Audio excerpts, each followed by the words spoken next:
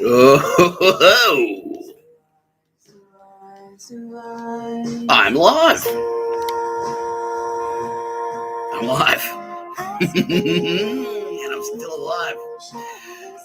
Still very live. Still very live. Live. That's the opposite of... So what's the opposite of live?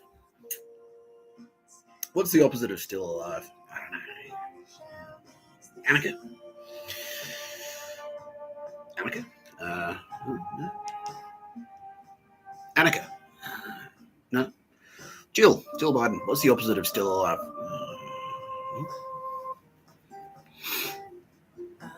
Kieran from yesterday's episode. Getting nothing.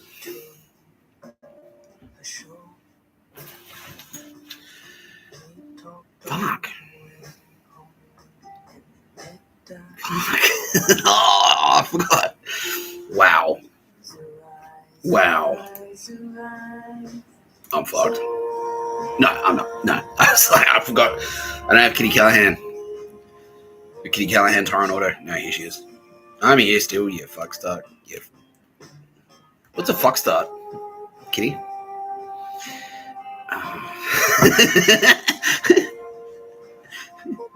And that's Tara Bennett.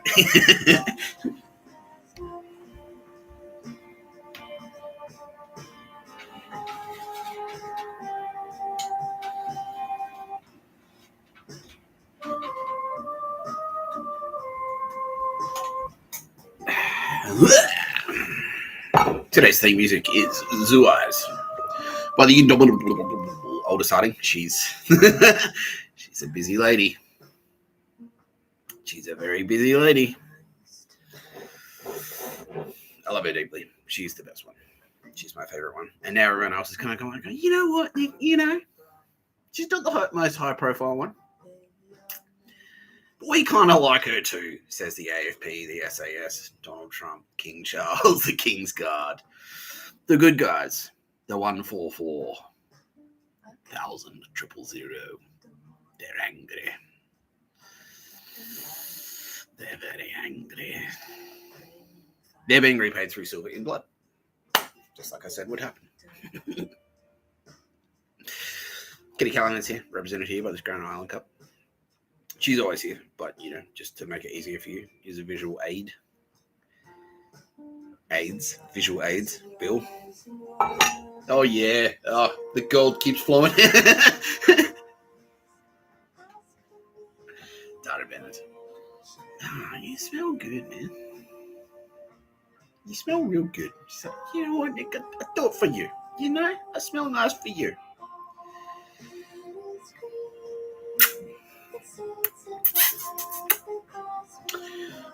You're watching No Pictures of a Bird, podcast by Mr. Tapscott. I'm Mr. Tapscott.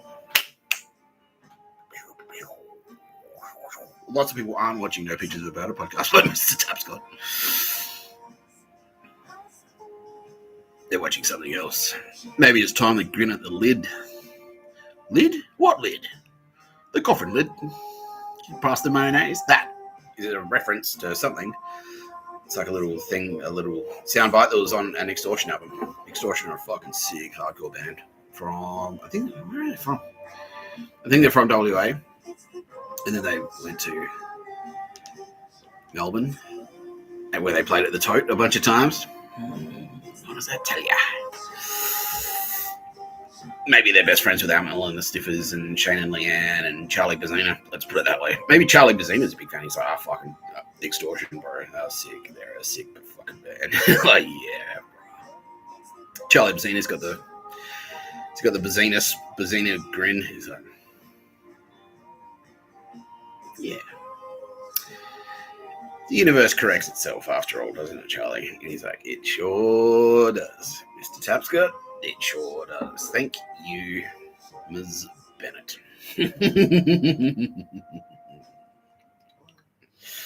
And all the Turbo Babes. So, you know, Kitty Callahan, yeah, you're in there, you know. Yeah, thanks. Thanks, Charlie. Thanks.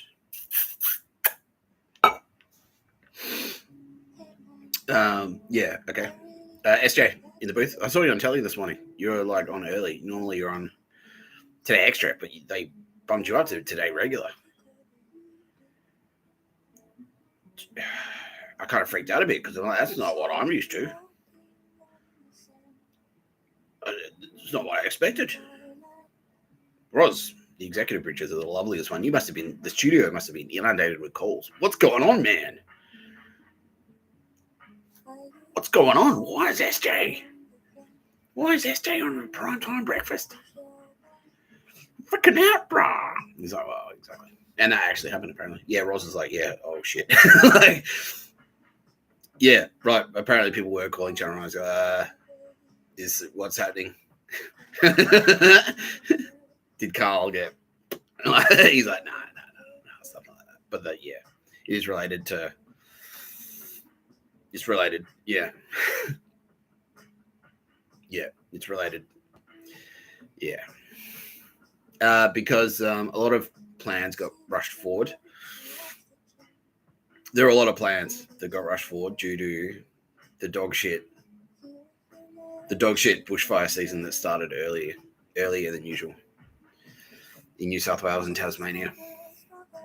And that was like one of the key inciting incidents which caused Mr. Tapscott. And we sort of anticipated this as if we were a fucking dog shit douchebag, undrungeter piece of shit from the inner west of Sydney, and we wanted to, what's the worst thing we could possibly do aside from just being pedos, you know, aside from being a murderous network of underground pedos that have taken over the government and every cultural institution and also local councils. Fuck you, Darcy Byrne. Oh, good. Anyway, no pictures of a bird where he went. No pictures of a bird where he went. Anyway, yeah, they're like, what's the worst thing we could possibly do?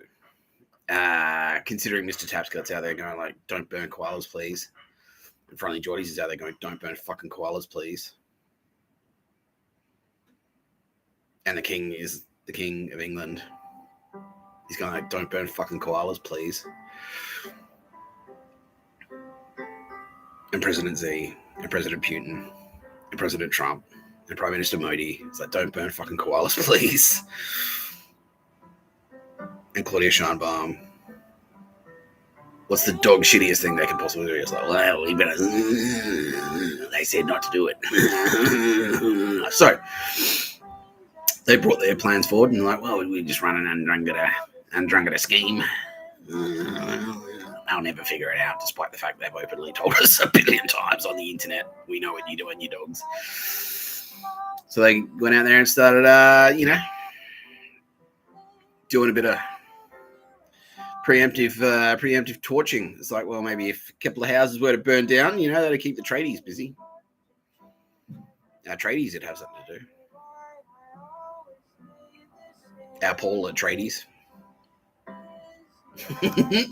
So today we're going to talk about Dune. I'm going to do like the deconstruction of Dune 1 and 2, Dune Part 1 and Dune Part 2 in the same way I did Star Wars, which is cool, because they're fun. They're fun episodes. They always rate pretty well. So they're good for me because it gives me an opportunity to promote my kickback scheme. Oh, Nick, bro, it's not a bedrock, bro. It's not a kickback. Oh, what? But it sounds cooler though, right? Like I'm a gangster, No, actually, I never thought of it that way. Yeah, okay, cool. Yeah, okay, fine, kickback. No, but that's what the dog shit. That's what the Nazis were doing. It's like, well, what's the difference between just like a kickback and just like getting paid to do a job? It's the same, right? So, I'm a politician. I'm allowed to monetize my position. Geordie knows all about it. He's like, yeah, well, fuck, pork. They call me Pork Barrelaro. Like John Barrelaro is just openly on TV going like, yeah, pork barreling. That's cool. That's what I do. That's the business I'm in. I'm quite good at it. Geordie's is like, you're not supposed to fucking brag about that, you spastic. You're not supposed to fucking brag about that. Where's John? Where is he? Where's John Barrel Arrow go? I don't know. Where's Gladys? Where'd Gladys go? I don't know. What is going on out there? Where are they?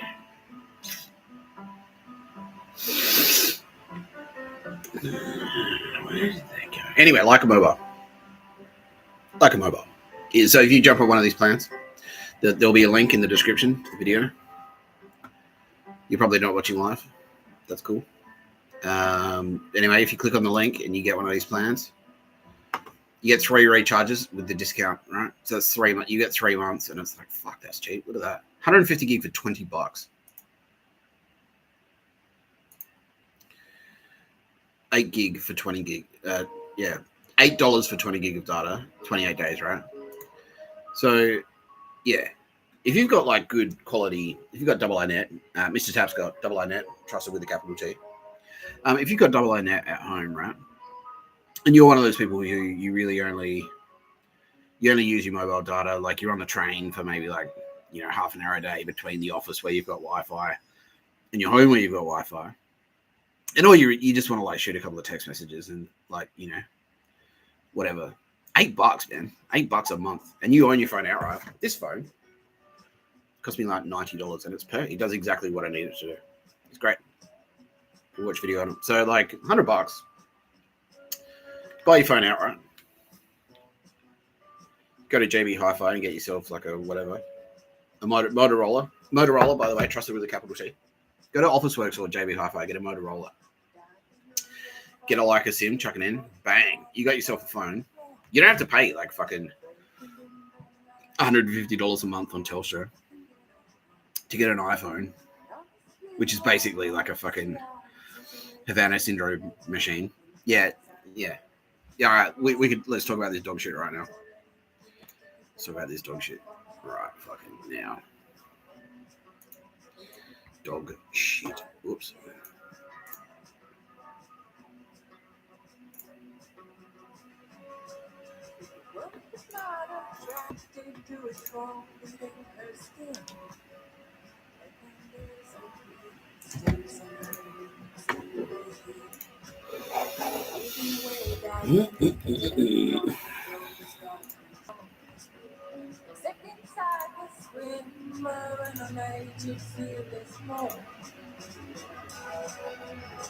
Yeah. Okay, you see that there?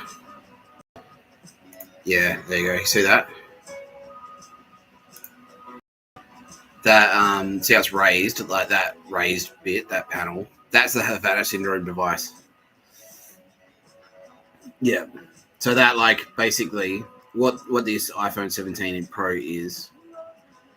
You don't need that because like look, I've got there you go, I've got cameras, but it's not like it's got a little bit of a raised bit, but like it's completely unnecessary. All that is that bump, that rectangle, that is the Havana syndrome fucking projector. So the idea is that using your iPhone 17 Pro, you might get an order. Also, I might say, just like, and it's got like hectic zoom on it, and then they sort of like cross fucking calculate the data and shit. They cross reference the data. You'd have your iPhone 17 Pro. You'd like get the camera out, zoom in on whoever, and then using fucking algorithms, using your location data and the subject's location data, that bump thing would start going whoa, whoa, whoa, whoa, and like make them feel like all nauseous and fucked up and shit. Yeah.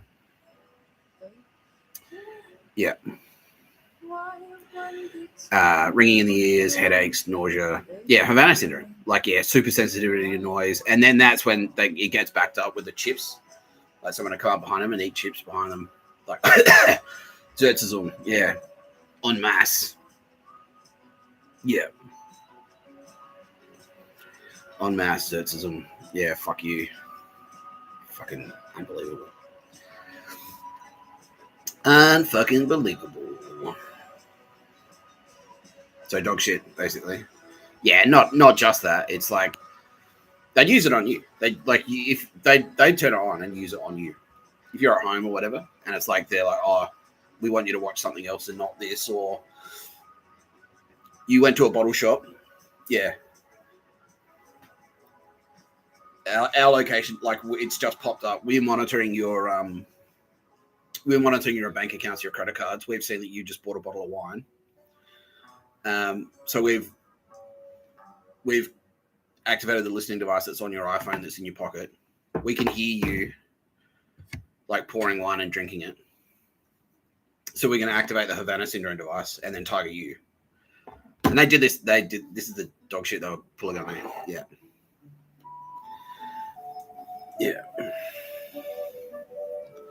Yeah. So when I was like working from home or working at, and constant construction was as well, when I was working at home, they'd send in work crews and stuff and they'd target me with the Zertzazung fucking Havana syndrome gear and then have like loud construction noise outside at the same time to piss me off when I was trying to write stuff. Fuck sticks, right? Oh, yeah, everyone's like, how can we get angry? Well, allow me to indulge you anyway. But the good news is we are being repaid through silver in blood. We are. Right, Albo. How you doing up there, champ? Fuck you, Mr. Tapscott.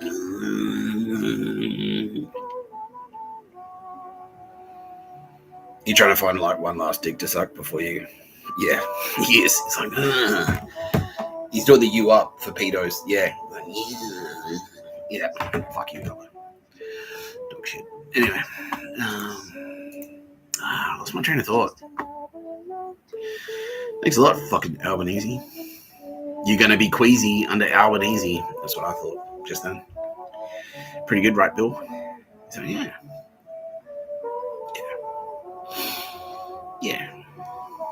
You know, I'm embracing the gay lifestyle. It's like it's good bull. That's good. It's good bowl. Bilbo.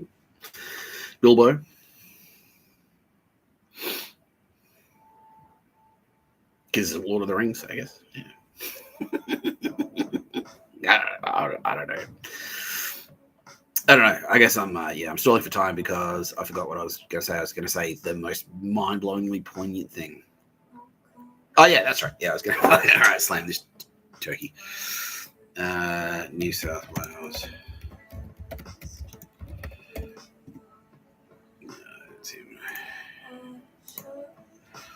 Nutty Daily. Nutty Dale's like, yeah, getting amazing feed from the Nutty Daily episode. She's like, yeah, sick. That's what you wanted. Yeah. Ooh. People are loving it. She's like, yeah, fucking, yeah. Thanks, Mr. Tapscott. Like, thank you, Nutty Daily. Now everyone knows I'm 7 times Chevy Dealer of the Year 7 times in a row. Anyway, look, I'm just going to throw 2 things out there. Actually, I'm going to throw a few things out there. Number one, many of our public institutions, such as Royal Life Saving, Surf Life Saving, Boy Scouts of Australia, the RSL, the ADF, have been infested from the inside by Andromeda Nazis and rotted out and are committing crimes on purpose for many reasons, up to it including eroding the rule of law and also suck money out of the public coffers by destroying things so they need to be rebuilt. So that's one fact.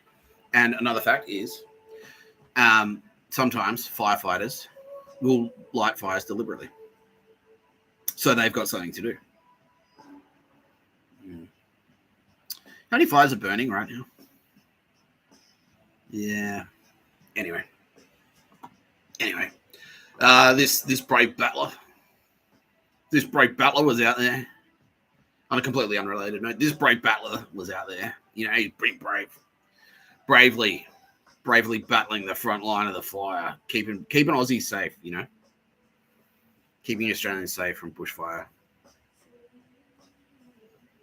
This guy, oh, gee, the universe has a sick sense of humor sometimes, doesn't it? Yeah, this brave battler. Yeah. Statistically, what are the odds that he would know a pedophile, right? Because if there are pedophile networks operating in daycare centers and stuff, or like it's the 6 degrees of separation thing. It's like, all right, so if you work in a daycare, like we've established quite clearly that within organizations like the church, obviously that's quite clear. The church has pedophiles. Fucking schools have pedophiles. Daycare centers have pedophiles. So what about like firefighters? Would they have pedophiles? Like, and I mean, it's like, you know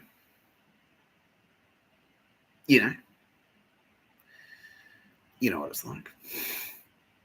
6 degrees of separation. You'd have to know. It was like the Nazi thing in Silicon Valley. It's like, yeah, you have to go through every single firefighter. Like, it's possible. You could do it. Like, Mossad could probably do it. You'd have to go through every single firefighter, right? And then cross-check. Okay, well, if he knows him and he knows him and he knows him, you could sort of like get a statistical likelihood that if you were an NPWS firefighter, whether or not you might know a pedophile personally, or even be one yourself. Like, I mean, I haven't looked into this guy personally. I don't know. So I can't say right now that he is or isn't a pedophile because I don't know. I don't know. I'm just throwing the two things out there. Like, it's not an impossibility. It's not an impossibility that pedophiles would work in as firefighters. That's not impossible, is it? No, it's not. It's not an impossibility. Yeah. That's not impossible. That's not an impossibility. What else isn't impossible? Okay, so yeah. So all right. So what we've just established then is that it's not impossible for firefighters to also be pedophiles. And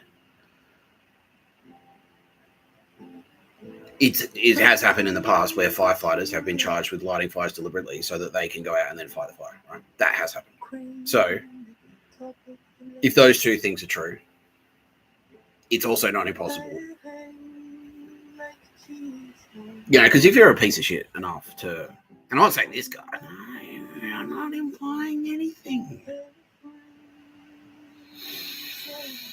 I don't know what you're talking about. But I'm just saying, it's not impossible. You could be like, because if you're that much of a piece of shit, that you would be like the type of aces goon who would like, just go and touch up some kids, Terry. Like, all right, that sounds like a good idea. That you would also be the type of piece of shit that was capable of lighting a bushfire on purpose and torching 30 or 40 homes in some kind of like government-backed undrungeter money laundering scheme. Because now the insurance companies, they're going to have to put out a premium. All the tradies we've got sitting around now, they're going to need something to do. Price of housing's going to go up because everyone's going to get busier,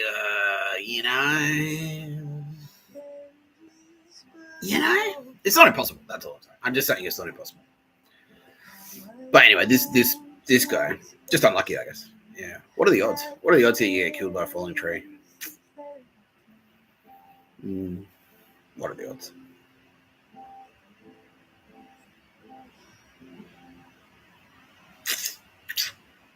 No pictures of a bird where he went. No pictures of a bird where he went.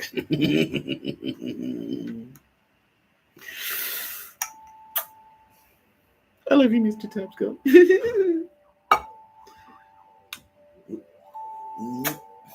I love you too, Mr. Tapscott. More and more every day, she says. Well, I couldn't love you anymore, baby. Yeah, I know.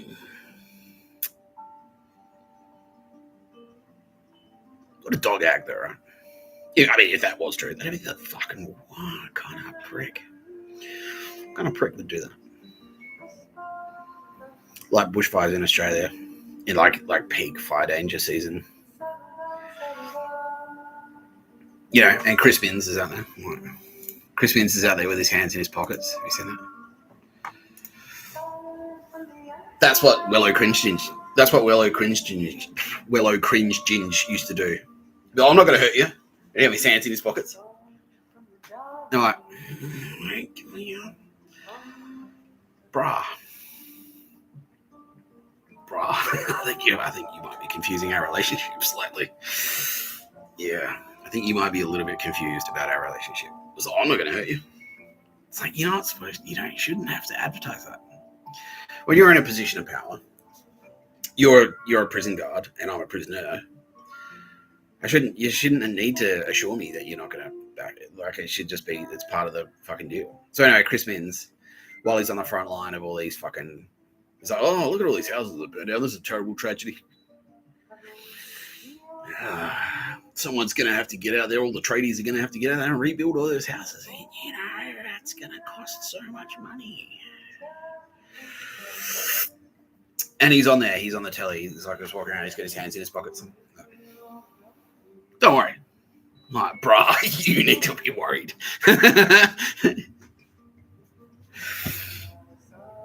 My hands aren't in my pockets. Kitty Callahan, where are your hands? She's definitely not in my pockets. Minns, you fucking dog cunt. Fuck you. Tara Bennett, where are your hands? She's like, not. Yeah. She's not. She'll let you guess where her hands are. But they're not in her pockets, Chris. None of our hands are not. The Turbo Babes. Mr. Tapscott, the Turbo Babes. Our SAS. No, their hands are not in their pockets, Chris. Their hands are not in their pockets. Australian Federal Police. Where are your hands? Not in their pockets. King Charles. Oh, no. All those world leaders are like, our hands are not in our pockets, Chris. They're not, mate. Our hands are not in our fucking pockets, bro. Like, yeah. Fuck you. You're watching No Pictures of Bird podcast by Mr. Tapscott. I'm Mr. Tapscott. Do we have more dog shit to slam? Someone's saying, like, oh, see if you can find a picture of it.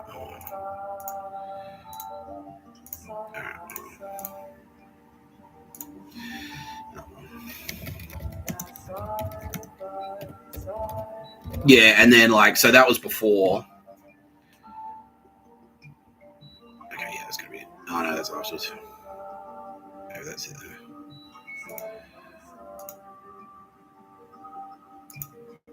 Ah, fuck off, stop it.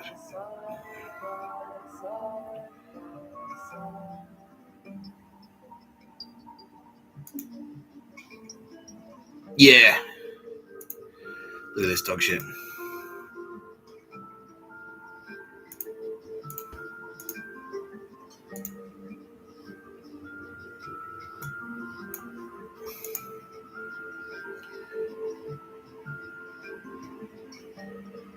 Yeah.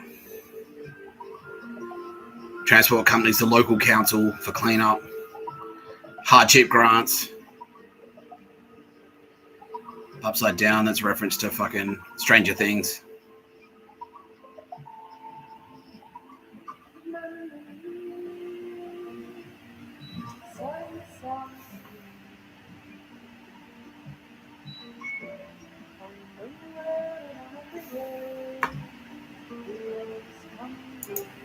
Yeah, but the statement that's like kind of like goes alongside that little statement there, the Facebook. While we continue to contain the fires that have impacted communities across New South Wales, our priority is also to support those people whose homes and livelihoods have been impacted. Yeah, support those. Yeah, support the livelihoods. That's what he's saying. We need the money in coordination with the federal government. So yeah, ALBO, LGAs. Yeah, the council. 6 local government areas. Yeah. Yeah. He's basically just like, yeah, this is an Andromeda scam, everyone. And then yeah, he's walking around on TV like with his hands in his pockets. Like, nothing to see here. It's just an Andromeda scam, everyone. All right, just yeah, we're all part of the same conspiracy. Yeah. And then today he was on telly. And then yesterday that firefighter got fucking clipped by Mother Nature, obviously. There it is. Yeah, you can see he's got his hands in his pockets.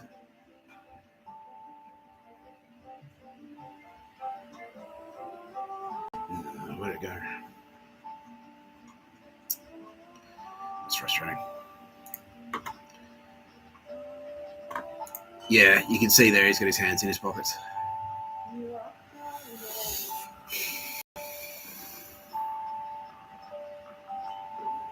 Get fucked from Nilligan, cunt. Like you fuck, yeah, oh, mate. Yeah. Okay. Now, yeah, King Charles is like, now's the perfect time. Look, martial law has been declared in New South Wales. The military's in control now, you fucking bitch. Because they report directly to the Governor General, who reports directly to the King. And you fucked it up that badly. If you're fucking on telly bragging, if you're on Facebook bragging about how, like, yeah. Look, I mean, Sandra, I'm gonna right. Your state government, your local council, and your federal government. Albo's from they're both from the inner west, the dogs. They're both from the inner west. Albo and Chris Means are both from the inner west. And Darcy Byrne. Yeah. Yeah, nothing to see here. It's just an Andromeda scheme. It's going to burn down a few homes to protect livelihoods, like transport networks. Andromeda controlled trucking. Andromeda controlled construction. Tradies. We need the tradies. We need the slaves. Fuck unions. Yeah. Yeah, martial law declared in New South Wales. That means like the military's just going to come and start shooting people. Well, continue to shoot people because it's been happening all night, mate. It's been happening all night. Like, yeah.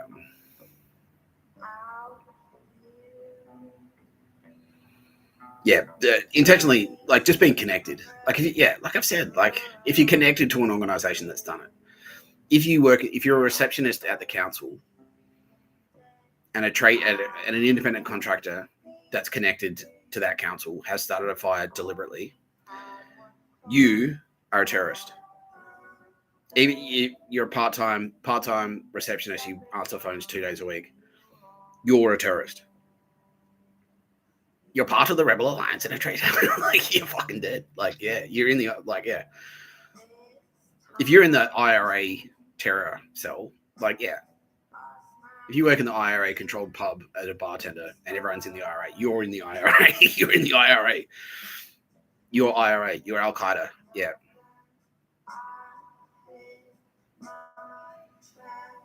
Yeah. You're fair game. Yeah. Donald Trump right now is like, we're fueling up the B2s. Don't worry about it. These fucking spastics. Yeah. Apache choppers, we've got them. Like, shoot you in the head. Shoot you in the head to an accuracy of like 5 millimeters from up to 2.5 kilometers away. You won't even hear the chopper. You might be able to just hear just like, what? Boom. And there, yeah. Yeah. Fuck you. Yeah. So that, yeah, Taraban got the ball rolling last night with the branch. So, oh, suck shit. Yeah. Anyway.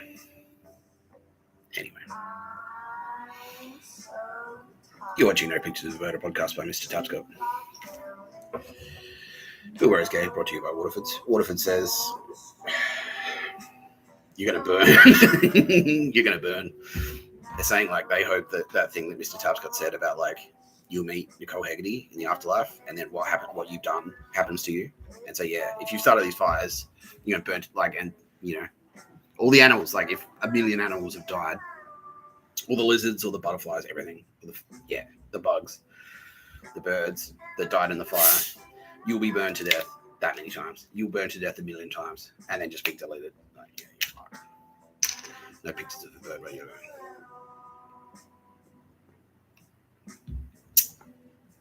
No pictures of a bird. There you go.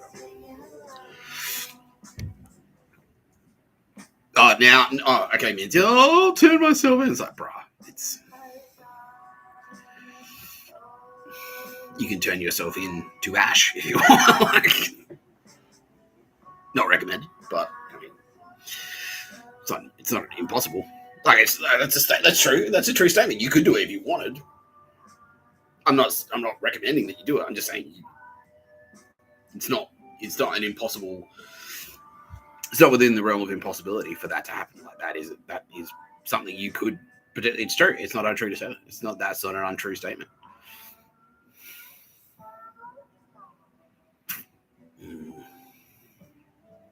You fucking scumbags. Yeah, no quarter, says His Majesty King Charles III. No quarter. I'm not going to fucking bother Googling that for you because fuck you, basically. Yeah.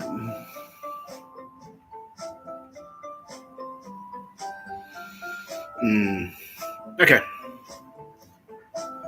Rose is like, do you want to just do some questions? Because they're a bit easier. But yeah, let's do that.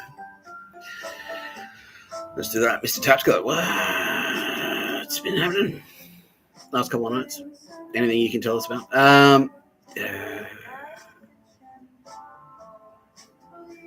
Yeah, so I can't go into too much detail specifically, but I can say that, like, you know, I've been making videos for like a couple of months now saying, like, look, you're either going to go to jail, you will either be arrested and go to jail forever, or there he goes. Okay, or you'll be shot dead by military or police, and that's basically happening worldwide. Yeah, pretty much. Yeah, so it's all coming true now. It's all popping off. And good riddance, you know. Do I feel bad about that? No.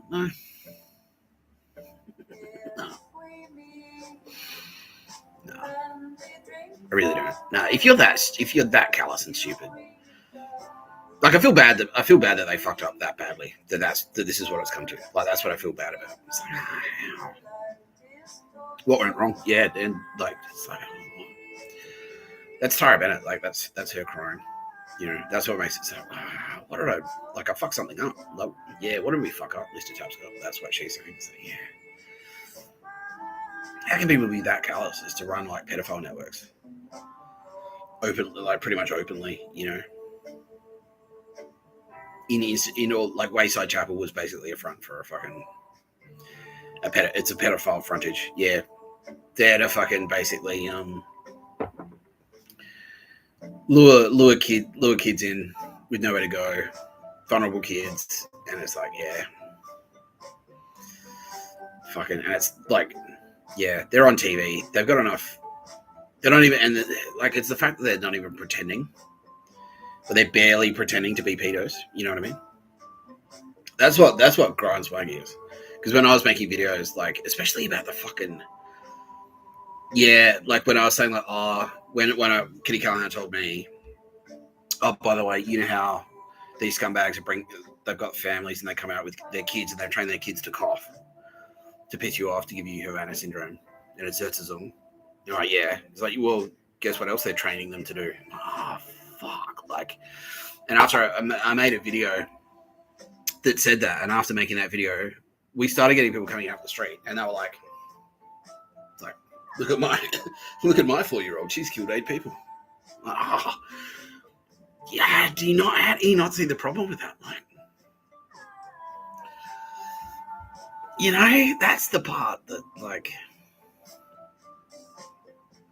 that's the part I feel bad about. It's like, I don't feel bad that they're no longer with us. Because no. So no. And no one should. No one should. Yeah. Now 99.99% of the world's like, oh, fuck it. Yeah, everyone's just like, oh, it's such a yeah. Like Chuck Norris, he's like, oh no, like this guy's gonna come down and go, despite of all the world's problems, he's gonna say, no, don't hurt each other. Yeah. And I'm like, nah. They're like, bruh, the opposite. Take action immediately. Don't fuck around. And he's like, oh, phew. Yeah. Because, yeah. There's only one way to deal with dog shit. Like, yeah. Obviously, Mr. Tapscott and the Turbo Babes were across the nuking of Japan. We're like, nah, like, we didn't feel bad about that. We didn't feel bad about that at all. Do we? No. No. After watching what happened on Iwo Jima and Okinawa, and it's just like the Imperial Army of Japan ordering civilians to commit suicide by throwing themselves off cliffs, like mothers, like throwing their toddlers off of cliffs, and then jumping off straight after them to avoid capture by the Allies. No. Yeah, and then they were prepping for the invasion of the main island, like of Japan itself. That's what they were prepping for. And then that's when we like, no, no. Instead of that, no one's. It just would, yeah. The shit that, yeah, if left unchecked, the shit that people are capable of is like, just, ugh. So no, I don't feel bad. I don't feel bad at all. I mean, yeah, just like, no. Kitty Callahan is saying right now, like, do you feel bad going to the supermarket and buying a can of fly spray if a rat has died in your wall and there's now blowflies everywhere? Do you feel bad going to the supermarket and getting a can of fly spray? Like, no, that's it. It's just like, no, don't feel bad. Don't feel bad at all. You fuck up that badly, like, yeah. Just the callous nature of it. It's like,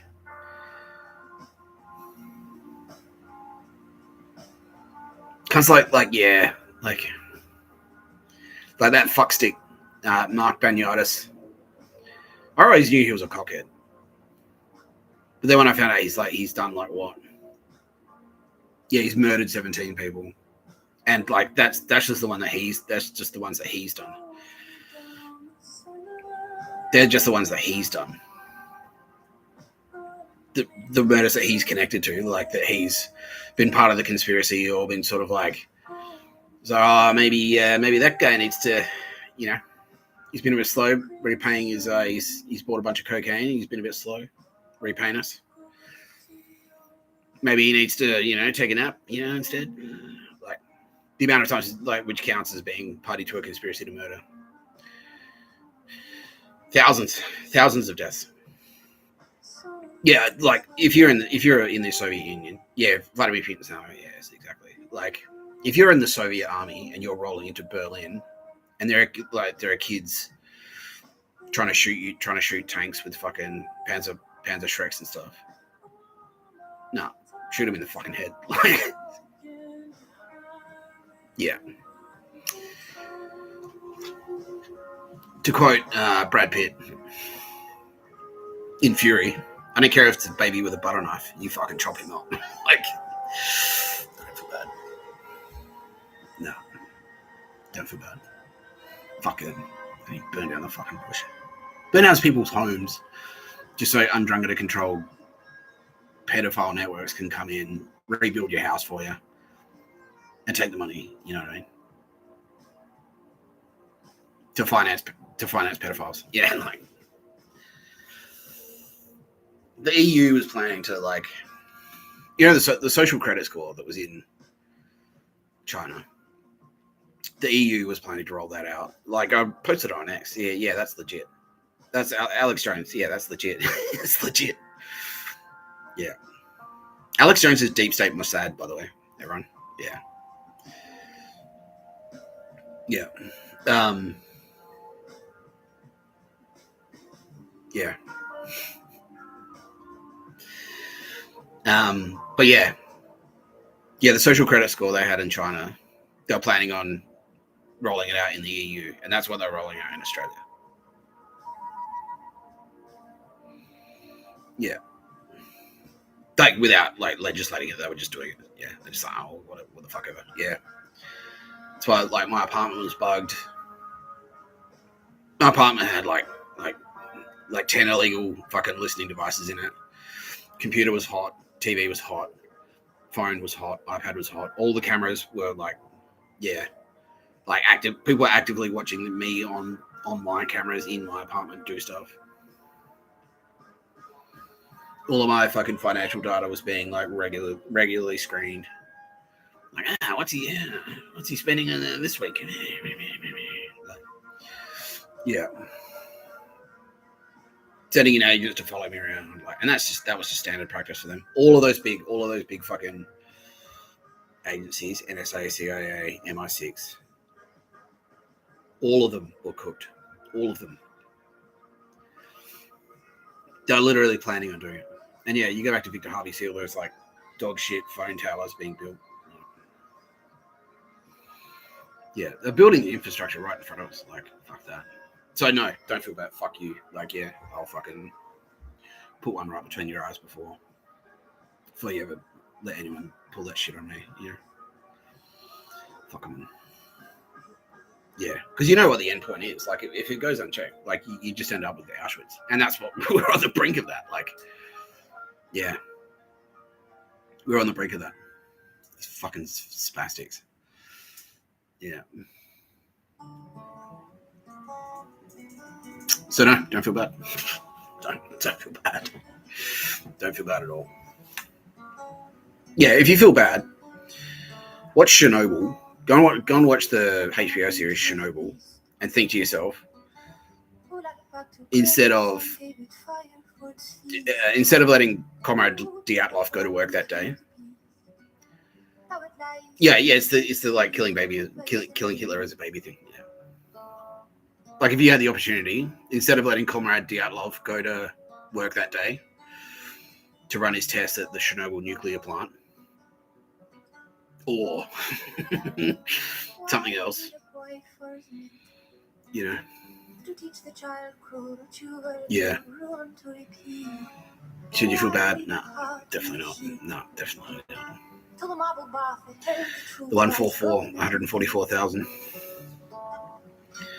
The white death dealers who are very angry. That's us. Yeah. The good guys. The good military and police who are very fucking angry. Yeah. Yeah.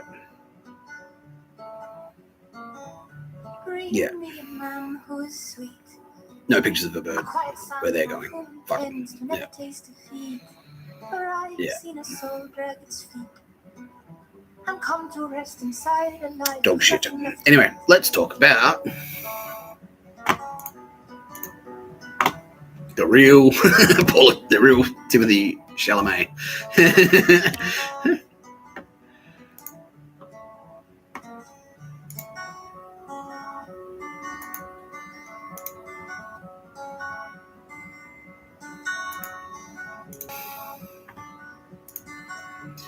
Yeah, let's talk about the real Timothy.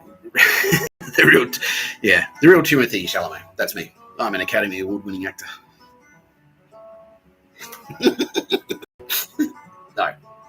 No. Tim's like, all right. He's gonna be, yeah. It's like that's the payback, Tim. Cracking jokes about you, mate. That's it. That's the punishment. I've said that before. It's like most sins have their own punishments built into them. Yeah. Well, let's check in on Mr. Chalamet. How are you going with your conversions, sir? Your pictures of the bird turnarounds? He's like, yeah, he's doing pretty well. Okay. You're up to 18. Well, you've only got 2 to go, and then you square. And it should be easy now because you can just say, like, yeah, pictures of the bird equals pedophiles, right? He's like, exactly. Yeah. Do you know many survivors? And he's like, yeah, it's fucking shocking, isn't it? Yeah, bruh. Yeah, that's why. That's why we're like, oh, Tim, no, come up, pal. No, wrong way, mate. Wrong way. Come on, pal. Wrong way. This way. Come back this way. Yeah. No, fucking. Like, yeah, bruh. Like, yeah. Yeah, nah. No good. No fucking good. Anyway, Kitty Callahan is saying, use the visual, use your visual pun or your props, Nick, your sight gags. Okay, cool. One moment, please.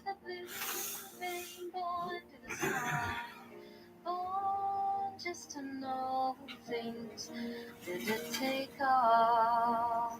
I'm gonna lie.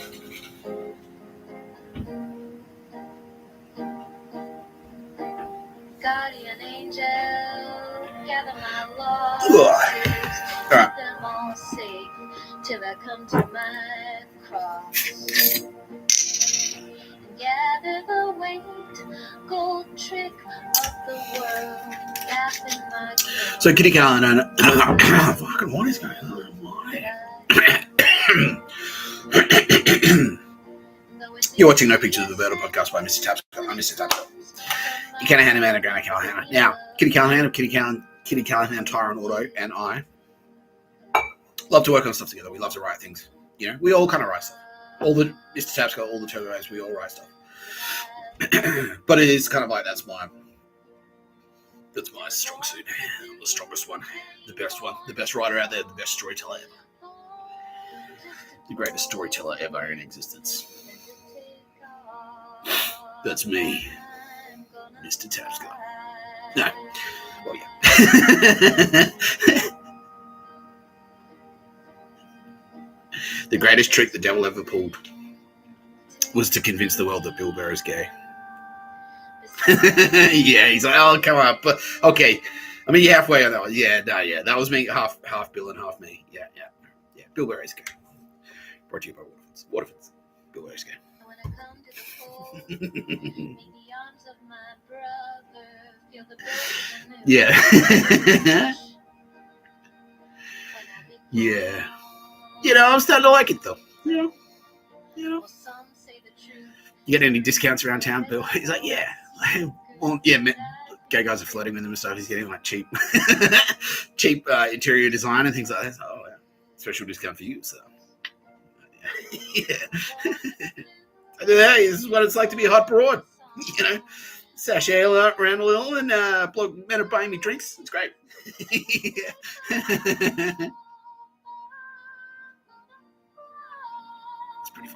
It's pretty funny, bro. Yeah.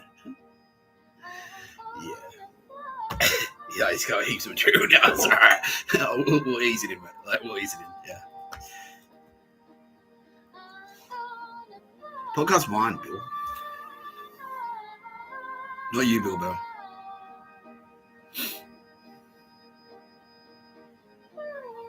Not you, Bill Bell.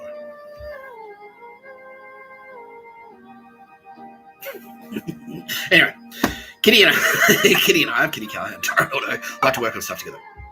We do. It's a thing. We do. I like to do stuff. I like to do stories and shit. So I did, me and Kitty did this one. It's all me. It's my idea. Kitty. She's like, you didn't write a book where I had to write, like, yeah, I've kind of written a thing, and now you have to go do it. Fuck.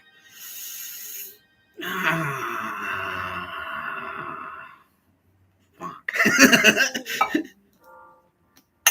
I hope you like olives or some shit. I don't know. What is this? I wrote it, sorry. The script's been written. I can't fix it now. You know. It's been signed off by the studio. Can't change it. Like, fuck. Water into wine. What the fuck is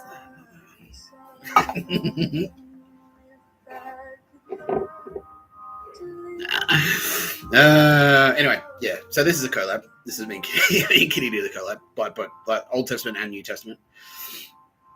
Ignore all the Paul the Apostle trash that's in there.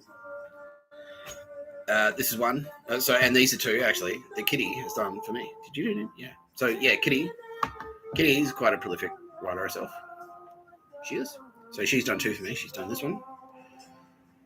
That's one. I will break this one down. Cooper's like, oh, sick. Like, yeah, yeah. That's a Kitty Callahan. Yeah, that's a Kitty Callahan, Cooper. And Tim Hodgson as well. So, oh, yeah, fuck yeah. Mark Giddings isn't saying anything because I can't hear anything. Here's Ashley Bracken. Where's Giddings? Where'd he go? I don't know. Last I heard he was talking about killing Kuris, and now I don't know.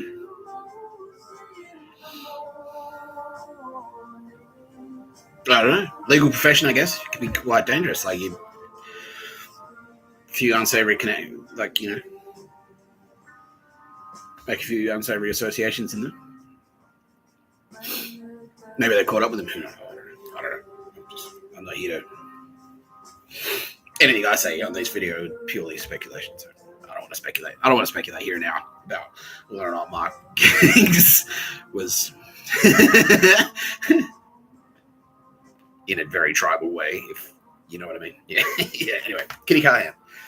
So Kitty Callahan Toronto has a side hustle, which is writing stuff. So this is one she did for us. Yeah. Mostly me. She did it for me.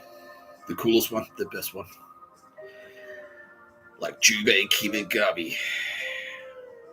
The Maverick Renegade Ronin Samurai. Answers to no man. Fastest blade in all of Japan. Yeah. Jeez, I regret it. I regret it so much. Let's go.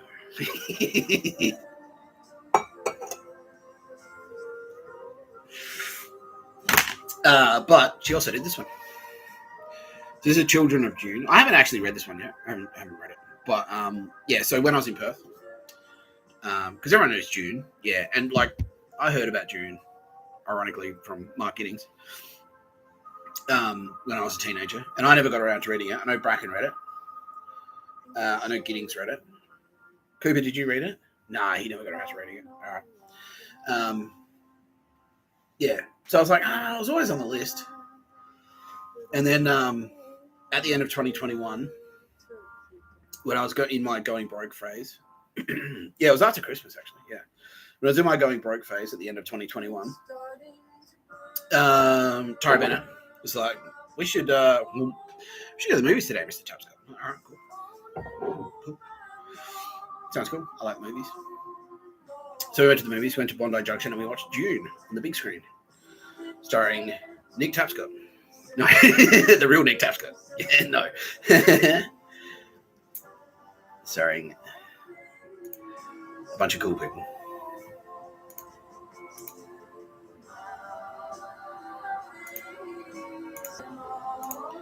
Yeah, starring a bunch of cool people. Directed by Denis Villeneuve, and he's a fucking awesome director, that guy. Because he directed Sicario, which is actually, that's a Mr. Tapscott, that one, Sicario.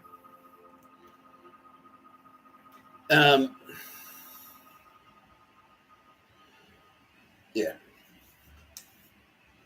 So we went to see this one at the end of 2021, which is cool. And, you know, I watched it at the time, and I thought, like, that was a really fucking cool movie. Because I had no idea. Like, I knew bits and pieces about the story. I was like, oh, there's going to be, like, there's a scene where he puts his hand in a box. I remember that much. I knew that much.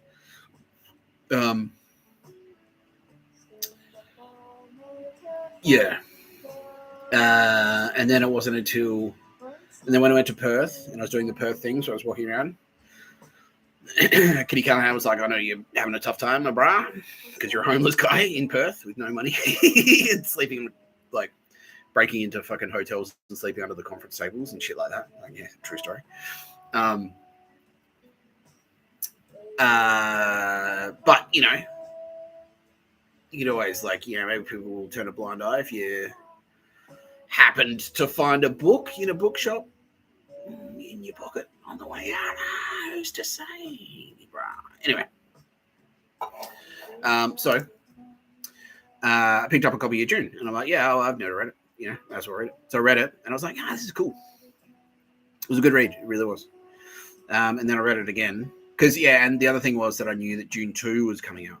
So I was like, all right, well, yeah, I'll get a head start. So I've seen Dune Part 1, but I haven't read the book. The book has Dune Part 1 and Part 2. So I'll just do that. And I did. And I knew as well. And like, because we'd established that certain things were about me. I didn't know the Bible was about me just yet, but I did know that, like, the Hassan Topal thing went, lots of stuff is about you.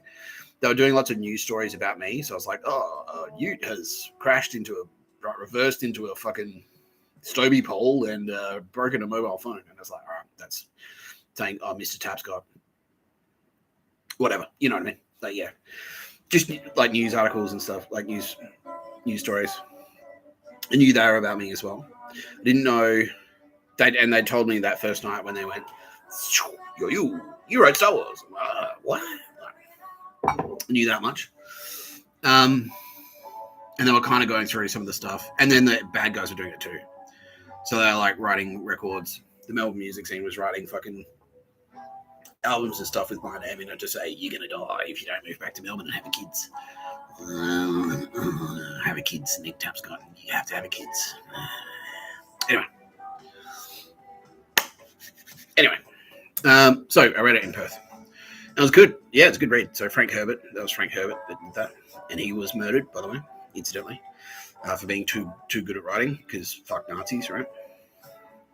Yeah. And it was like, fuck. Yeah.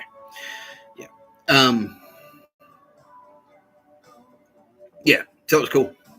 I really liked it. So this is the story. And then I kind of, and then Dune 2 came out when I came back to Sydney, and there was a period where I had the green. I come back from Perth, and I was fucking angry because I just landed, and it was like, all right, so they're like, cool, you've got your criminal record, and I'm like, all right, well, we're done then, so I can just go back to living in an apartment, right? It's like, oh fuck. So I was sleeping in the airport, and Dune 2 was out, and so I'd always just go and watch Dune 2, and then rewatch Dune 2, and just like sneak into the cinema and keep watching Dune 2. And then while I was in there, like I'd nap and stuff like that. And because it's like it's a pretty complex movie. Like there's a lot of like plot twists and turns in that. So it's pretty rich storytelling. So it's easily rewatchable. So I rewatched it like a billion times. And so it was half to like watch Dune 2, just to watch it for the sake of watching a cool movie, and half to just like, it was a cool place to go and hang out in the middle of the day if you needed somewhere to hide. That was like out of the sun, you know, in a nice air-conditioned cinema, I could go in there and just chill out and, you know, hang out with turbo babes without being distracted by fuckwits, pretty much. Because that's the thing, yeah. You wouldn't get, like, you'd still, that's the pop Mike's to Classer. That's where they'd do the popcorn eating thing on me in there. But it was, like, nowhere near as dog shit as being out on the street, which is constant Zertzazong and nerds following me around and goons and all that shit was fun. Anyway, so yeah, it was a great way to, and it went for nearly 3 hours, and so you could go in there, you could be there for 3 hours, take a nap on the fucking floor of the cinema if you needed to, and still have a pretty good time. Yeah. So that was that, and then when I went to jail, they had it on the tablet. They had Dune 1 and 2 on the tablet, and then that's when Kitty Callahan and Tara Bennett and all the Turbo Babes were in there with me in jail. And I hated jail, obviously, because it was shit. And yeah, it was just like, but I did have the tablet with the movie, so I was just watching movies constantly. Which is cool. Yeah, and then that's when Kitty Callahan was in there going, let's watch this one together, Mr. Tapscott. All right, cool. And she's like, that's you. That character's based on you. And this is the story of the time that you did this and this. I'm like, oh, yeah, right. And this is what's happening in America right now, Mr. Tapscott. Joe Biden is being a fuckstick. And he's just like, he's a motherfucker. Like, yeah, shit like that. Yeah. Yeah, or like imagine it was like, this is what's happening with Tara Bennett right now. Like, and it was Imaginary Friends. You know, I was like, oh, yeah, cool. And I watched that one. I enjoyed that just because it was like, oh, yeah, Tara. I love Tara.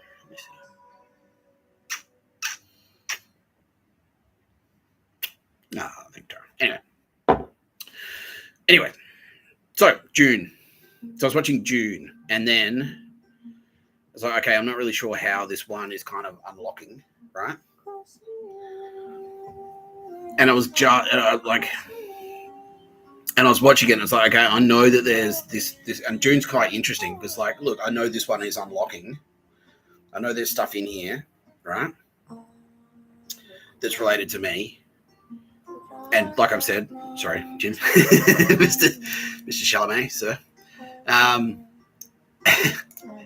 knew Paul Atreides was roughly based on me, but I wasn't sure like what each beat actually kind of meant.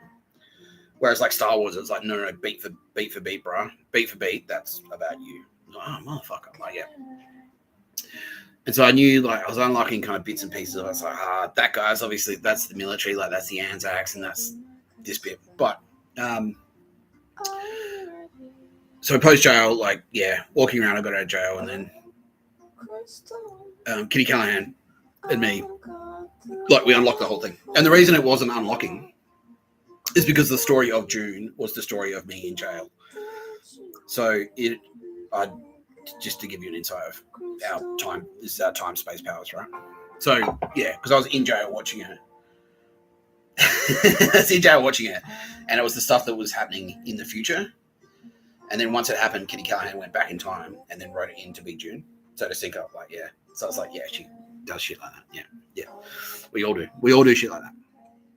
Yeah, and so that's why I kind of like, it didn't necessarily make sense until after like I got out of jail. And same with Alien, because Alien was me in Wellington, and Alien, I watched Alien when I was like that was released in like 1979 or something, right? Yeah, so yeah, that was Tyra Bennett that did Alien. She's like, oh, this is the story of you in Wellington, Mr. Tapscott. And then she did the same thing. So I was like, all right, yeah, well, you know, Alien. Like, yeah. So, well, beat for beat. This is what it is. Anyway, so this is the story of me and Dune.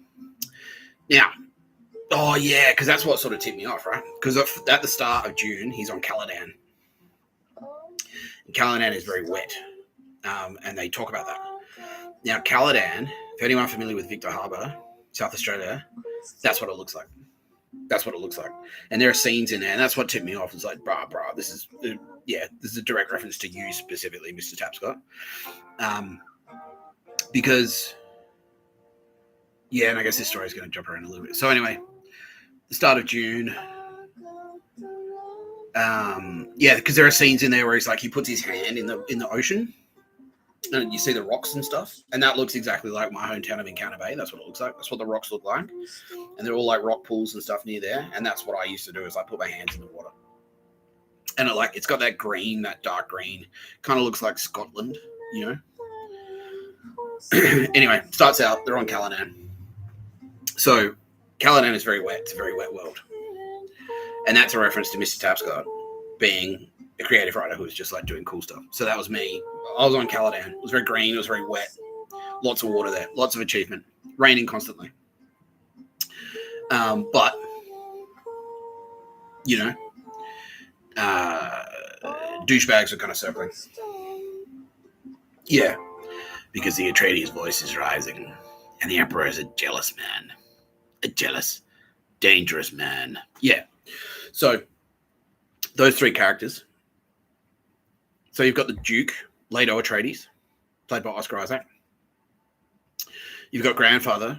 I can't remember what's his I can't remember his grandfather's name, but the grandfather Atreides, and you just see like a statue, like you just see his gravestone, like when Paul and Leto are walking along the hills, and it's like you see the graves, and that looks exactly like Victor Harbour as well. Yeah, and they're having the conversation, and he's like, Paul, like, you know. He shows him the ring. He's like, oh yeah, like, you're going to be Duke. You have to accept it. And he's like, oh, but I don't want to. You know, grandfather fought bulls for sport. And then Leto Atreides goes like, yeah, look where that got him. And he was in the ground. So that's all three of those characters are me. That's Mr. Tapscott. So I was the grandfather. So that's the Punisher. That was the Melbourne guy. Because that was me in Melbourne fighting bulls for sport. It's like, yeah, fuck you. Fighting the Andromeda. And then I died. Like, I fought bulls for sport, and then I died. And it doesn't really talk about it that much in the movie, but in the book, it's like, he was fighting bulls.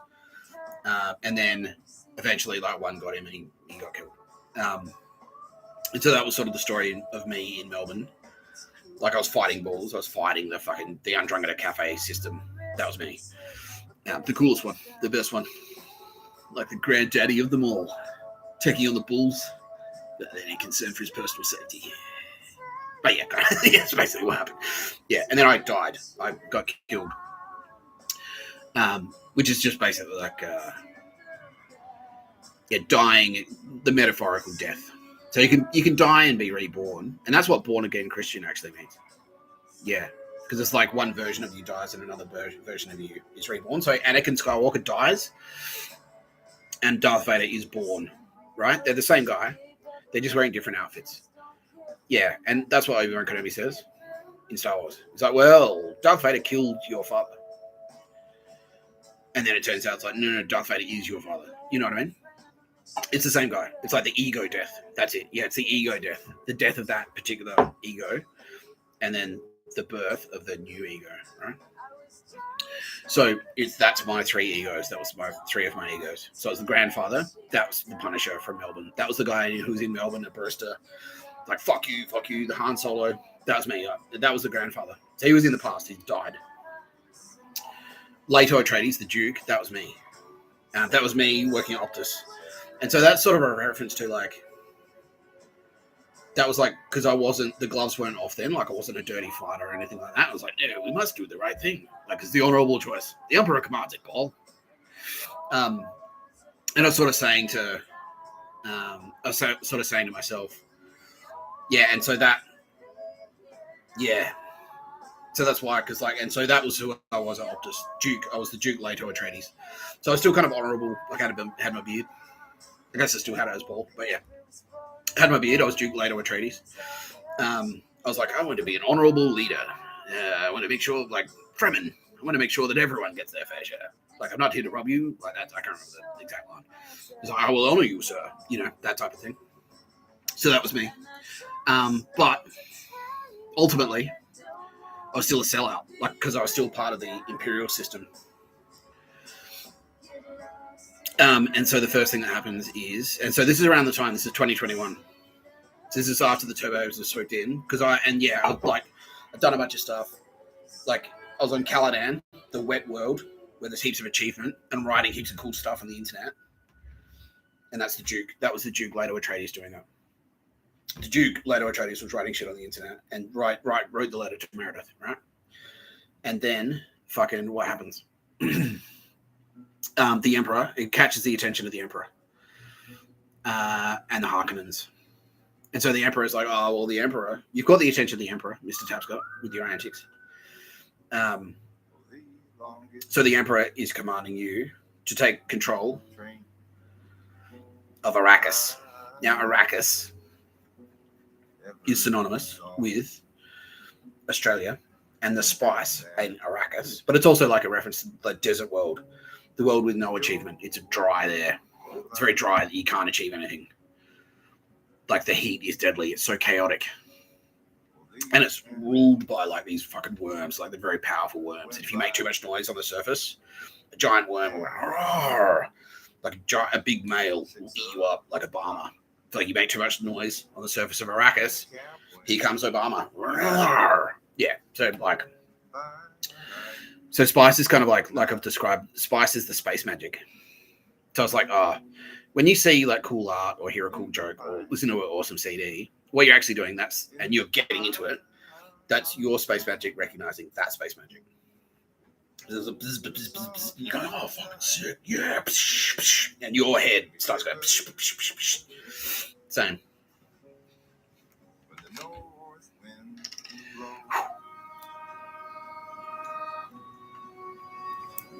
So, the Atreides, House Atreides, had caught the attention of the Emperor, who ordered them to take control of Arrakis.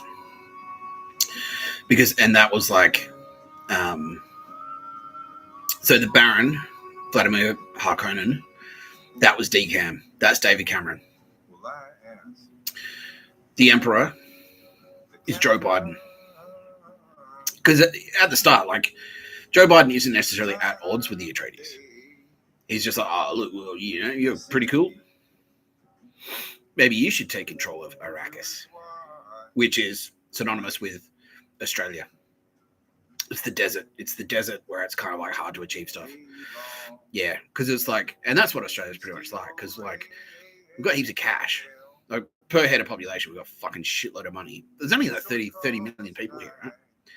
So, compared to other nations, that makes us one of the richest nations on earth, right? It's like the population of New York City, but the GDP, like, all this fucking land and real estate and stuff is worth trillions of dollars, you know, and minerals and fucking all that stuff. So yeah, so it's like, so Joe Biden's like, oh yeah, and he starts hearing about the space powers. Like, he hears the rumors about he's got space powers, Joe Biden, and so he orders Duke Leto Atreides, who is like the good version of myself, the light side version of myself, the pussy, the little bitch, the good guy, who's not really cut out, not really cut out for the deserts of Arrakis. If he wants to survive in Arrakis, he's going to have to learn how to fight with a knife. You know what I mean? Yeah. So, so the Emperor Joe Biden, he's on the phone secretly on the phone to DCAM, and they hatch a plot. It's like, well, yeah, we'll just tell him he's in charge. But actually, our plan is to kill him. Yeah. Where's Joe Biden? Where'd he go? Anyway.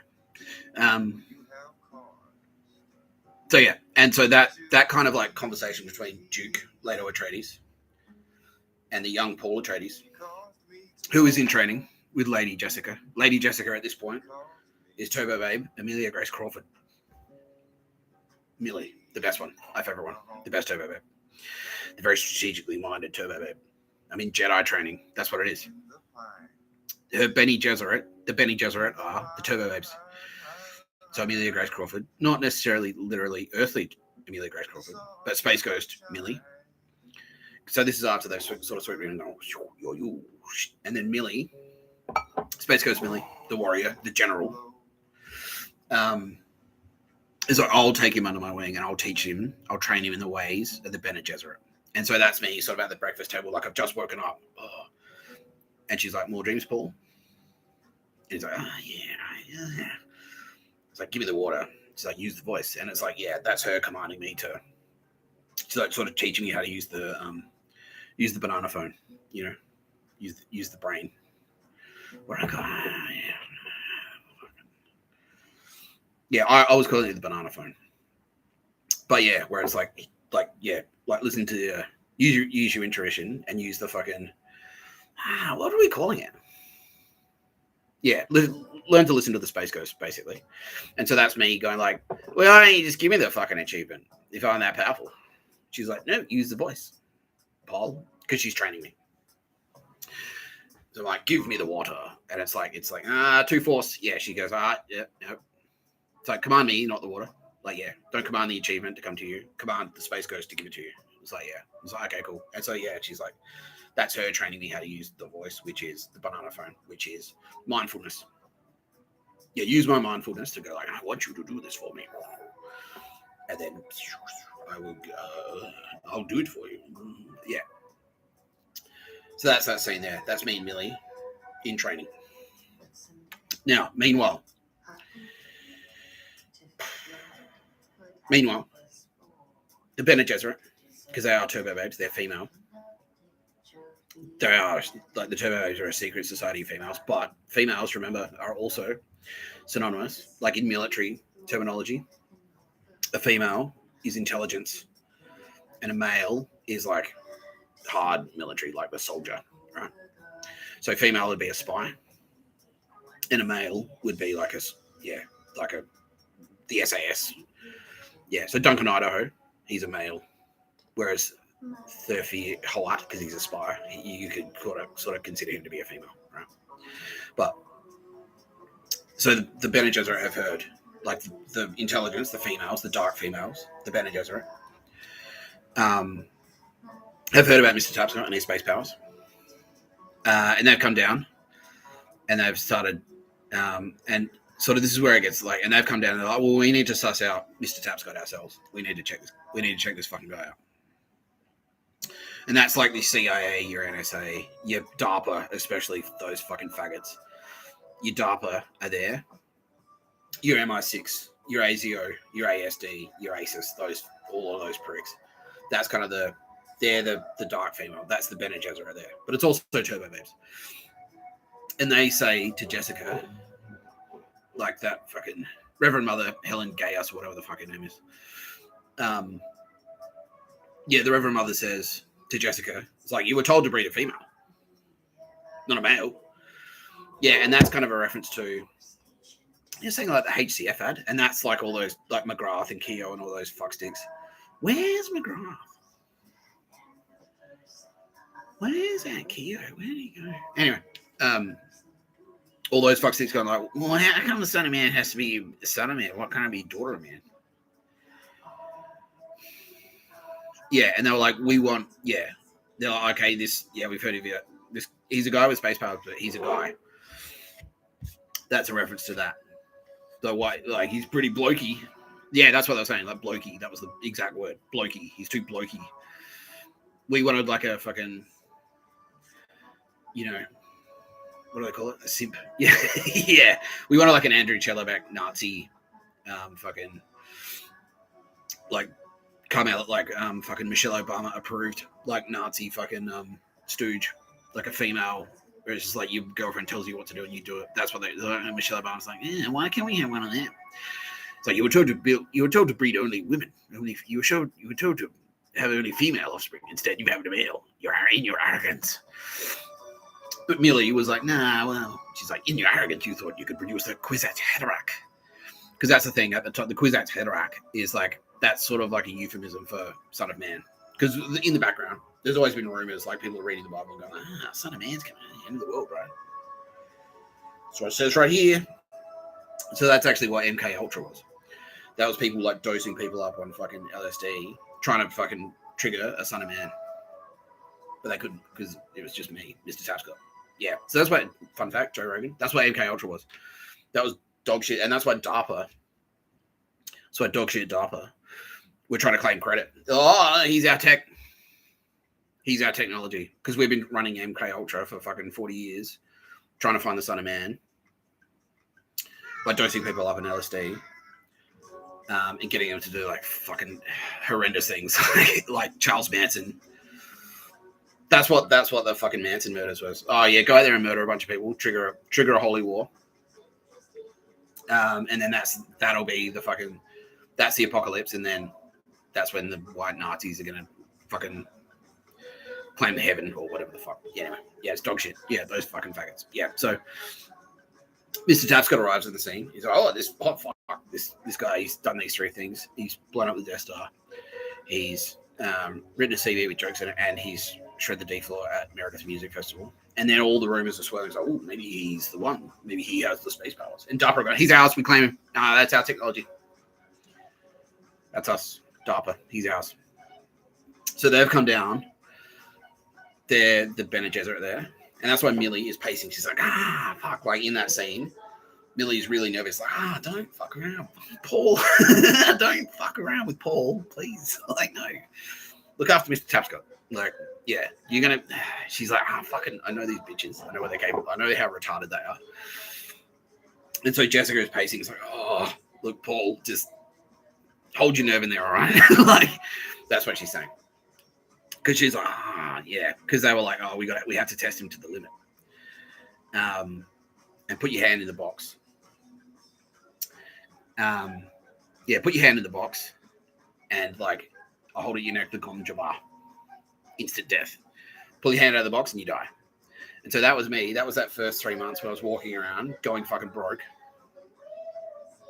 That was me doing, like, the SAS shit. It's like, well, yeah. It's like, okay, use his Son of Man powers. Like, use the fucking pictures of a bird.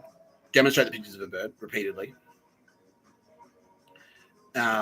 Use your pictures of a bird, space magic, mind tricks until you go broke. Like walk around, like stay awake for 3 days. You know, it's that shit. That was my hand in the box because all that was in there was pain.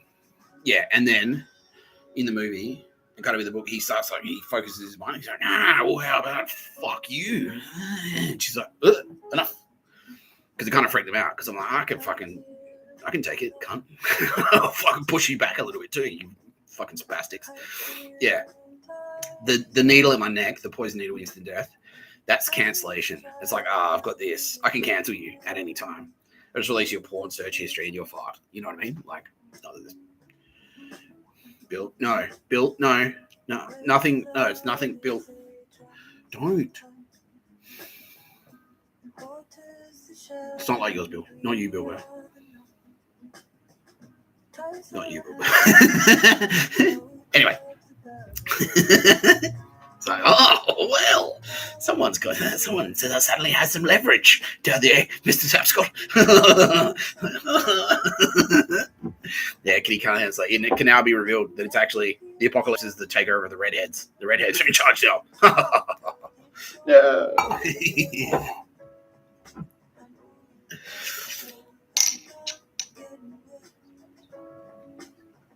So she's like, I'll hold this needle at your neck, which is I'll cancel the shit out of you in a heartbeat if you tell us pictures of a bird losers to fuck off and take your hand out of the box.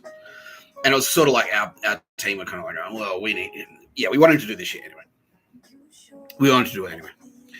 But they were literally planning to kill me. They're like, yeah, because Narahita, and there were the 7 assassination attempts from fucking Shinzo. Where's Shinzo? Where'd Shinzo go? Where is he? Anyway, do you know what? Yeah, nothing.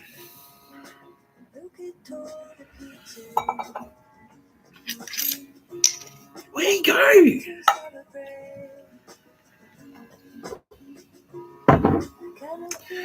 Where's Shinzo?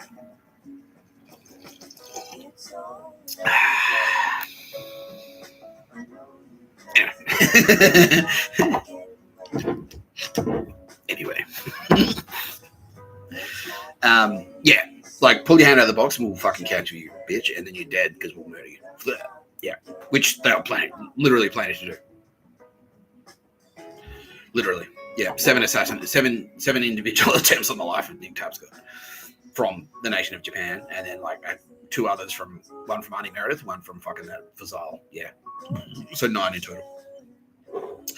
Anyway, so I survived the encounter with the Bene Gesserit, so the Reverend Mother, and then she goes back, like she's like, oh well, yeah, Jessica, and you're arrogant. She thought you could produce the Kwisatz Haderach.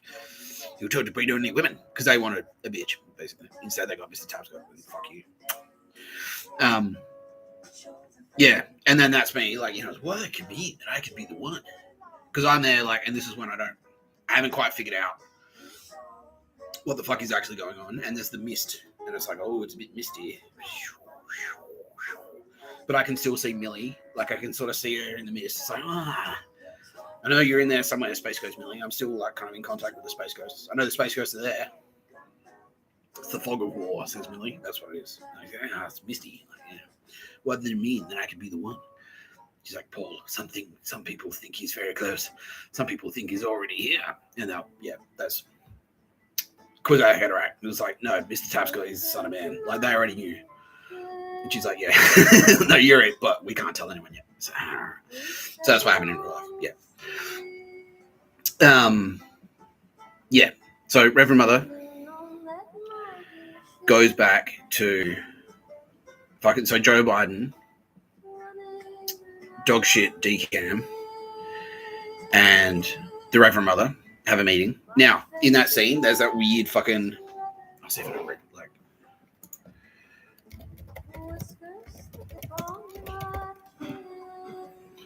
yeah, that's it.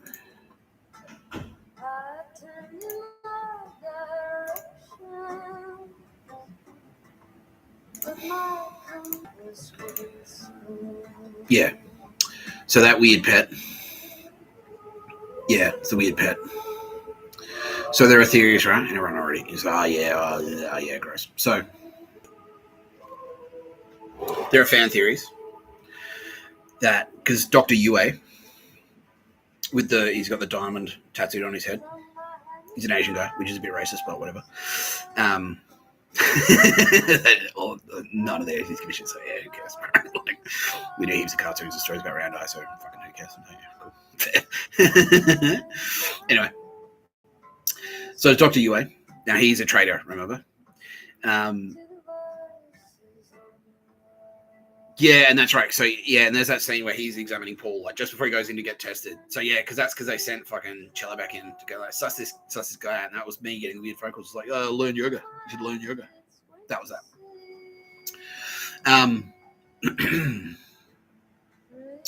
Yeah, so I went in there, and so that weird. So and he says later in the movie, and because Leto Atreides, who is also me, the coolest one.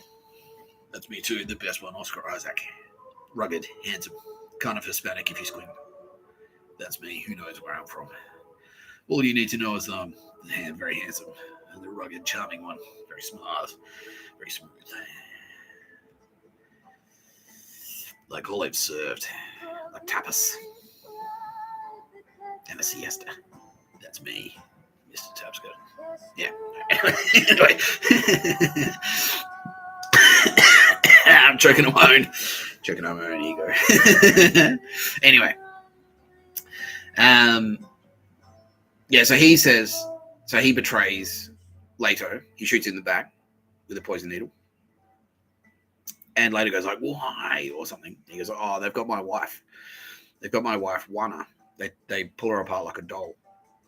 And there's a fan theory that weird spider alien is Wana. And that's actually true. Because that is Julia Retorto. She's the weird spider alien that they've bred. And like, Yue's wife, basically. They've turned her into that weird, ugly creature, which is Julia Retorto, because that's why she's here. Where's Julia? Anyway, yeah, because she's weird. She's a fucking bitch, like Nazi dog shit whore, pretty much. Yeah, yeah. That's a favorable. That representation of her is honestly, that's like a favorite. That's nowhere near as horrifying as she actually is in real life, basically, or was in real life, past tense. Anyway. Yeah, so that weird spider alien, that's her. That's Julia Retorto. And they have that meeting, and it's like Decam, who's the Baron. It's Decam, who's the Baron. It's fucking the Reverend Mother, and it's Pieta. So the Mentat Peter, he's there. That is Kamala Harris. So Kamala talking to Decam and talking to the Reverend Mother, who is sort of like basically DARPA, pretty much. Yeah, she's pretty much DARPA, but she's like, that's the intelligence. Like the Bene Gesserit are those like dog shit intelligence services, but in this scene, she's DARPA. And she tells that spider, it was like, get out. She understands, and then like the thing understands, and it like walks out. Yeah. And so that was her telling Julia Retorto to, like, that was DARPA going like, yeah, fuck off. Pretty much, like, yeah. And then Decam, yeah, because, apparently, so in the background, Julia Retorto's there going like, but here, Mr. Tapscott, I own him. I'm his Stasi comptroller. And then like, DARPA's like, no. And this is like representative of all those fucking losers fighting over each other, right? To get it was like, Mr. Tapscott, he's ours, he works for us. It's like, no, why don't you just ask Mr. Tapscott? Fuck. Anyway. Yeah, so that's Julia Retorto going like, I'm his Nazi comptroller. He reports to me. And then DARPA like, nah, fuck off. Like, this is our case now. You know, this is our brief. Like, we'll take it from here. You get out. So, the beast understands. The thing understands. And then it walks out. Yeah. So yeah, that's Julia Retorto. Anyway, they had that meeting.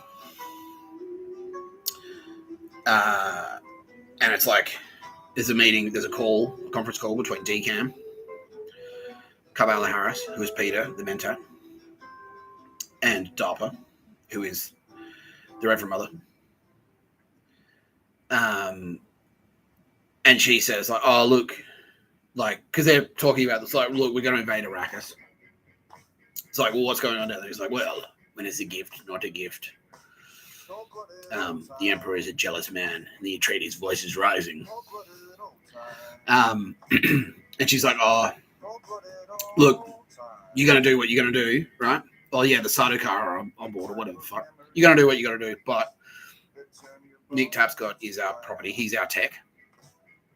So do what you got to do and take over, do your dog shit Nazi takeover of Australia. But just remember our tech, like, don't kill him specifically just yet, because we still want him to do assassinations for us. The boy and his mother. And that's a reference to Mr. Tapscott and Tara Bennett and his space pals. Yeah, because they're still clinging to the early. They think I'm just like, yeah, it's like Jesus Christ. So like, stop drinking.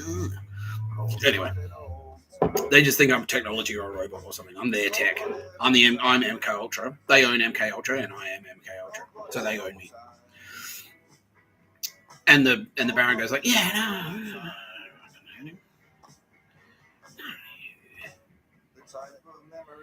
No, you'll be fine. Just don't worry about it, me, brah. Don't worry about it, me, brah. She's all right, cool. She accepts that. And she leaves. And then Peter goes like, oh, we might come in front of a truth teller. He's like, well,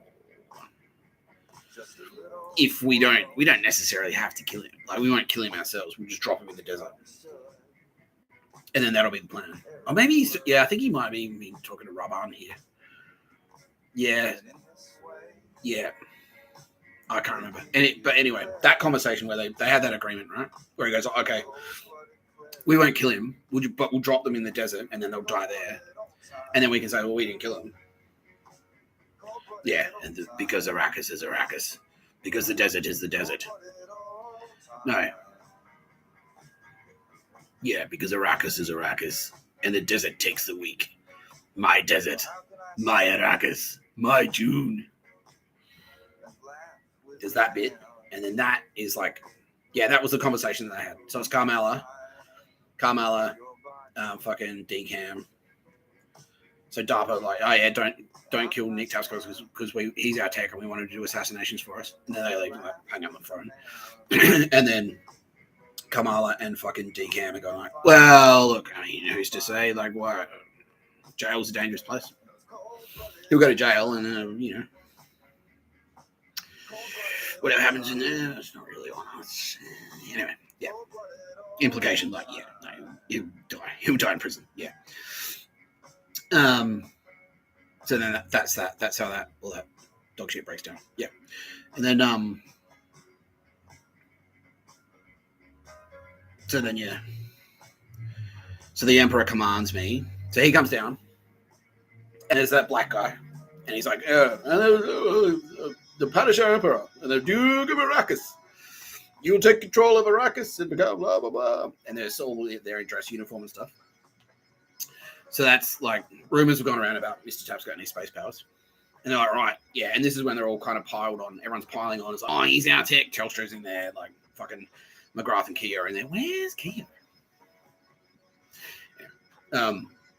McGrath and Kia are in there, and they're all like doing that. Like, oh, we got to make an ad that threatens Tarabin and like all that. That's all those fucksticks. I lost my train of thought.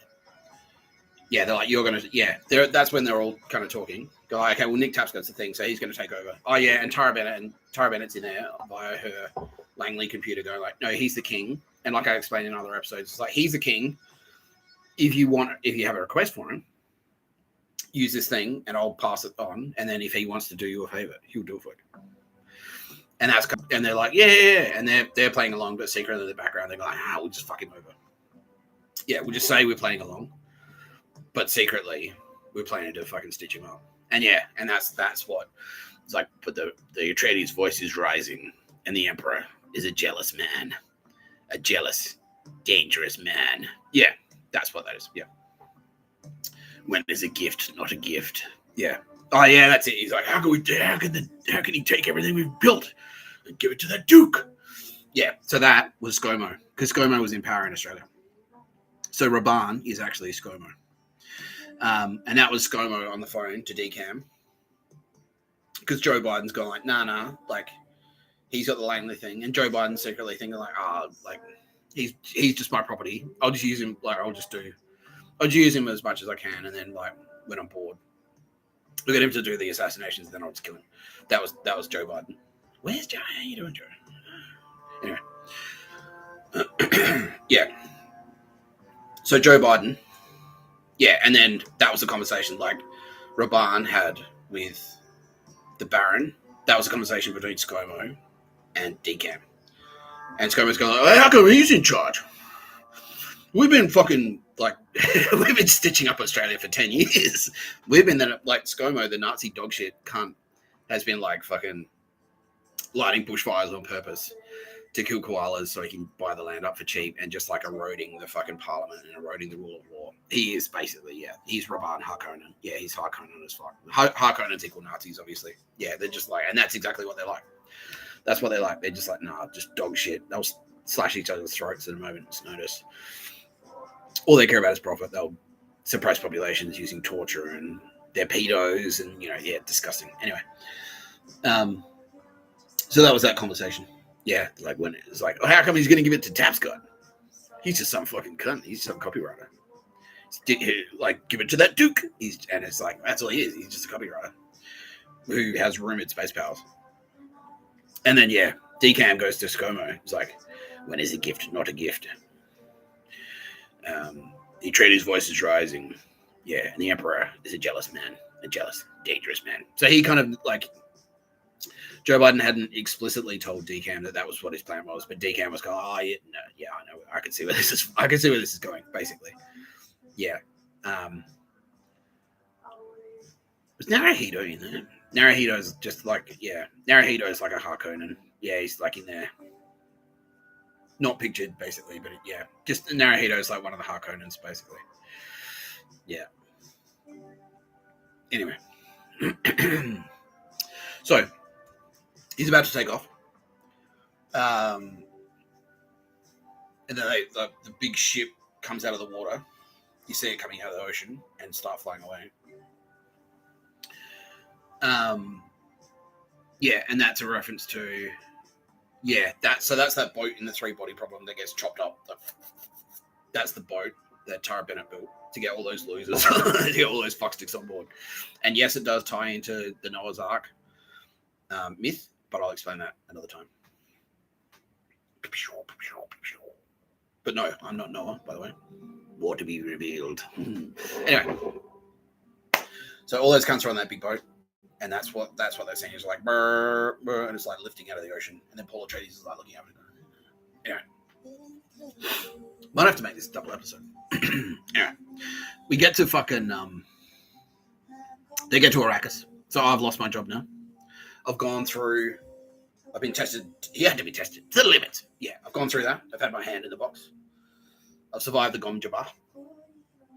I pushed it back a little bit, enough to like freak. It was like, what the fuck? Like, enough to freak him out a little bit by saying like, "Fuck you, pictures of a bird, you dog shit scumbag cunts. Fuck you. What is this shit? You're losers. Fuck you all." Yeah.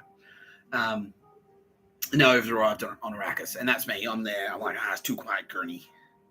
I don't like it. You know, we're vulnerable to attack, and that's so. In this scene, Gurney Halleck is like. Just no, it's a specific Anzac, isn't it? No. So Gurney Halleck is like an amalgamation here of the good military. Yeah, and meanwhile, back on Caladan, I'm training with Gurney Halleck. He's like, look, heads up, you gotta get ready to fight. You need to be ready to fight. You have to be ready to fight at a moment's notice, like, you know, bang, bang, like doing all that knife fighting stuff. That's all part of the like hand in the box thing.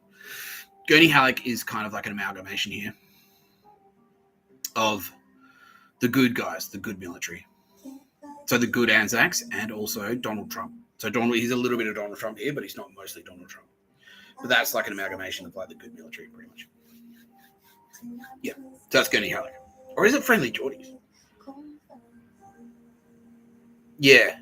Okay. Yeah. Friendly Geordies, you are Gurney Halleck. Is that right? Yeah, it is. Yeah. Yeah, Friendly Geordies, you are Gurney Halleck. Yeah, so that scene where he's like, not in the mood today, Gurney.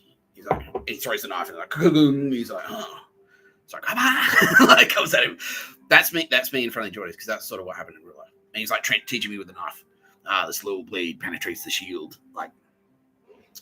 Because that's sort of what happened in real life. Because I reached out, I saw Friendly Geordies was doing stuff, and I kind of got behind, and I was like, yeah, friend. And I sort of had an epiphany when I was in my apartment.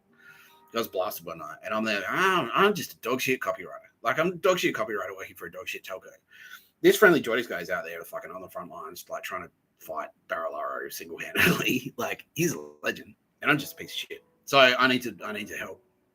I need to help Friendly Geordies. So I messaged Friendly Geordies. I sent him an email and said, like, brah, like, I can help you. Because I spotted a few things where it's like, yeah, the SEO strategy, and Geordies is what he's like, yeah. He's like, sorry. Like, no, that's what I was expecting. Like, yeah, and yeah, Friendly Geordies, because I know your style. I know who you are. And it's like, all right, if I send him an email, like, I'm reaching into the tiger cage trying to pat the tiger. If I lose the hand, it's like, well, what did I expect? You know what I mean? Because that's sort of what happened in real life. Like, I sent him a message going like, hey, Friendly Geordies, like, I really like your work.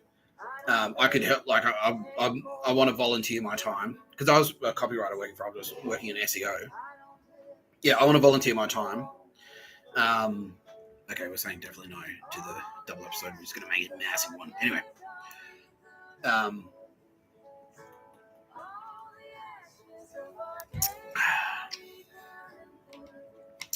yeah. I'm an SEO guy working for a big telco, big corporation. You're a battler. You know, obviously, you know stuff. But, like, I don't have any money, but I could work for you for free. Like, and like, if you want any help at the back end, like, I'd be happy to, like, support you.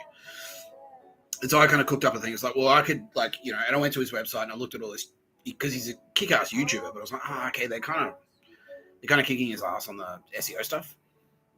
Because what happens if you Google friendly Geordies, and this is my job at Optus, it's like, all right, what happens if you do, because what you want to do with SEO, you want your company's result to be there.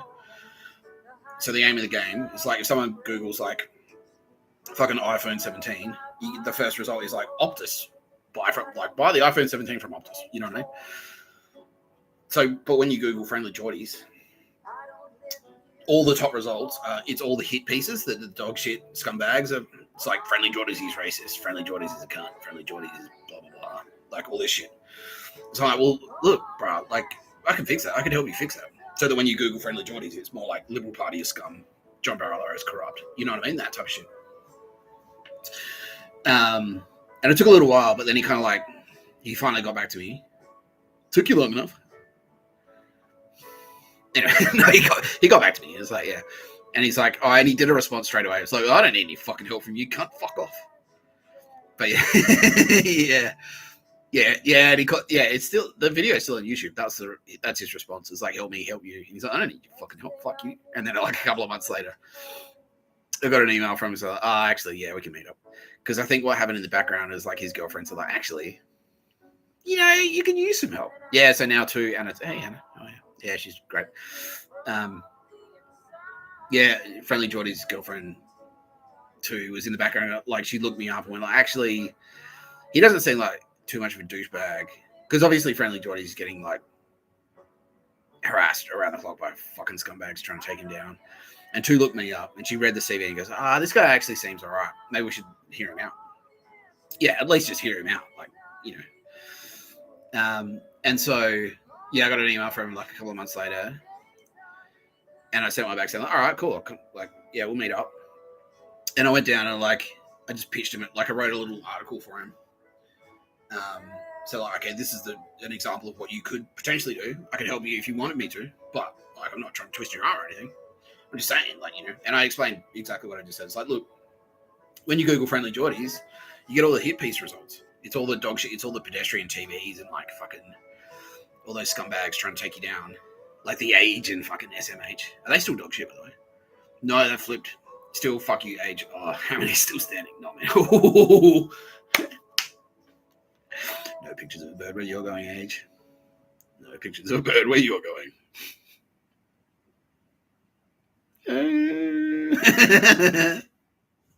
Well, I mean, what do you think? Anyway.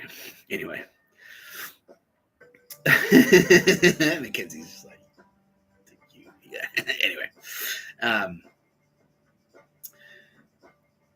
Fucking yeah. So I just did that. It's like, look, yeah.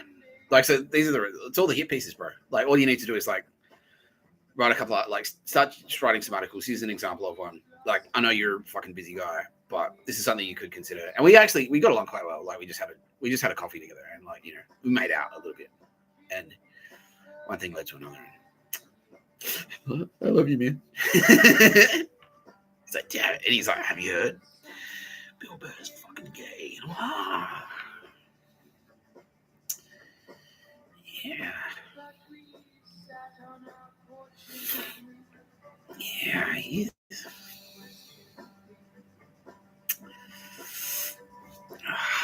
You're really gay.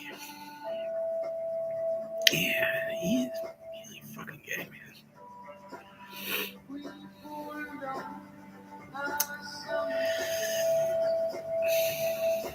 Bill Burr is really fucking gay.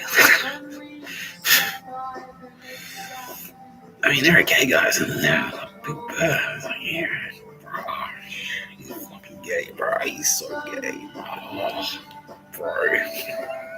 And then we made friends because of how gay Bill is. Like, yeah, all right, yeah. So that's the conspiracy, Bill. That's me and Friendly Geordies working against. It's Friendly Geordies, Bill.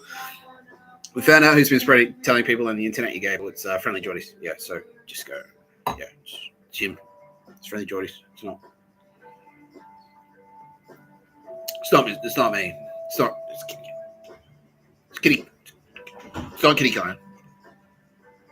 And Friendly Geordies. Not Mr. Tapscott.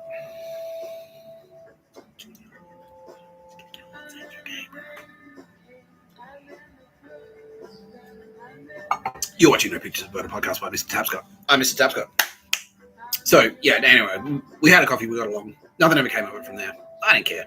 I was just like, I'll help the guy. Like, I want to help the guy out. And I said to him at the time, I was like, man, like, I explained my rationale. I was like, I'm a dog shit fucking corporate stooge. You're a hero on the front line. I'm just trying to, like, fucking, man, I'm just trying to launder my soul. I'm trying to launder my soul, basically, because I sold out and you're out there doing the real work, and then he's saying now in the background, it's like, yeah, they kind of looked at it, it's like, maybe, like, seems like a lot of work and not much payoff. But anyway, they appreciate it. They appreciate the sentiment. It's like, yeah, cool. Anyway, whatever. Yeah, cool. But no, like, we got along. Yeah, it was like, yeah, Friendly Geordies. Yeah, he's alright. Yeah. No, yeah, Tapscott. No, he's cool. Yeah, he's alright. Yeah. Yeah, and that would have been after the bushfires, though, right? Yeah, it was. Yeah, so that was after all this, like, koala killer, like, when he was going fucking hard as fuck on Berejiklian and Barillaro for being dog shit. Yeah. Anyway, yeah, so so Friendly Geordies is Gurney Halleck, and so that's him training me with a knife. So I'm watching Friendly Geordies videos, go like, oh, fuck, that's how you do it. That's how he's like, yeah, fuck you, Barillaro. Like, bang, bang. Yeah. The slow blade penetrates the shield. But yeah, it's like, yeah, that's actually sort of like a reference. So shields, right? Yeah, because your shield.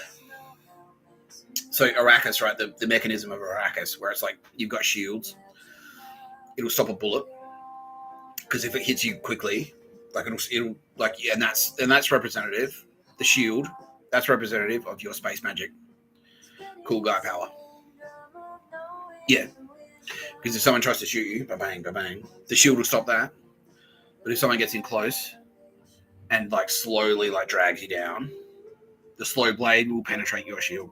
Yeah, that's what it means. And that's why on Arrakis, you can't use shields, because it drives the worms into a killing frenzy. Because what you're doing is, like, you're telegraphing, use a shield. If you openly say, like, no, you can't fuck with me, bro, because I've got fucking...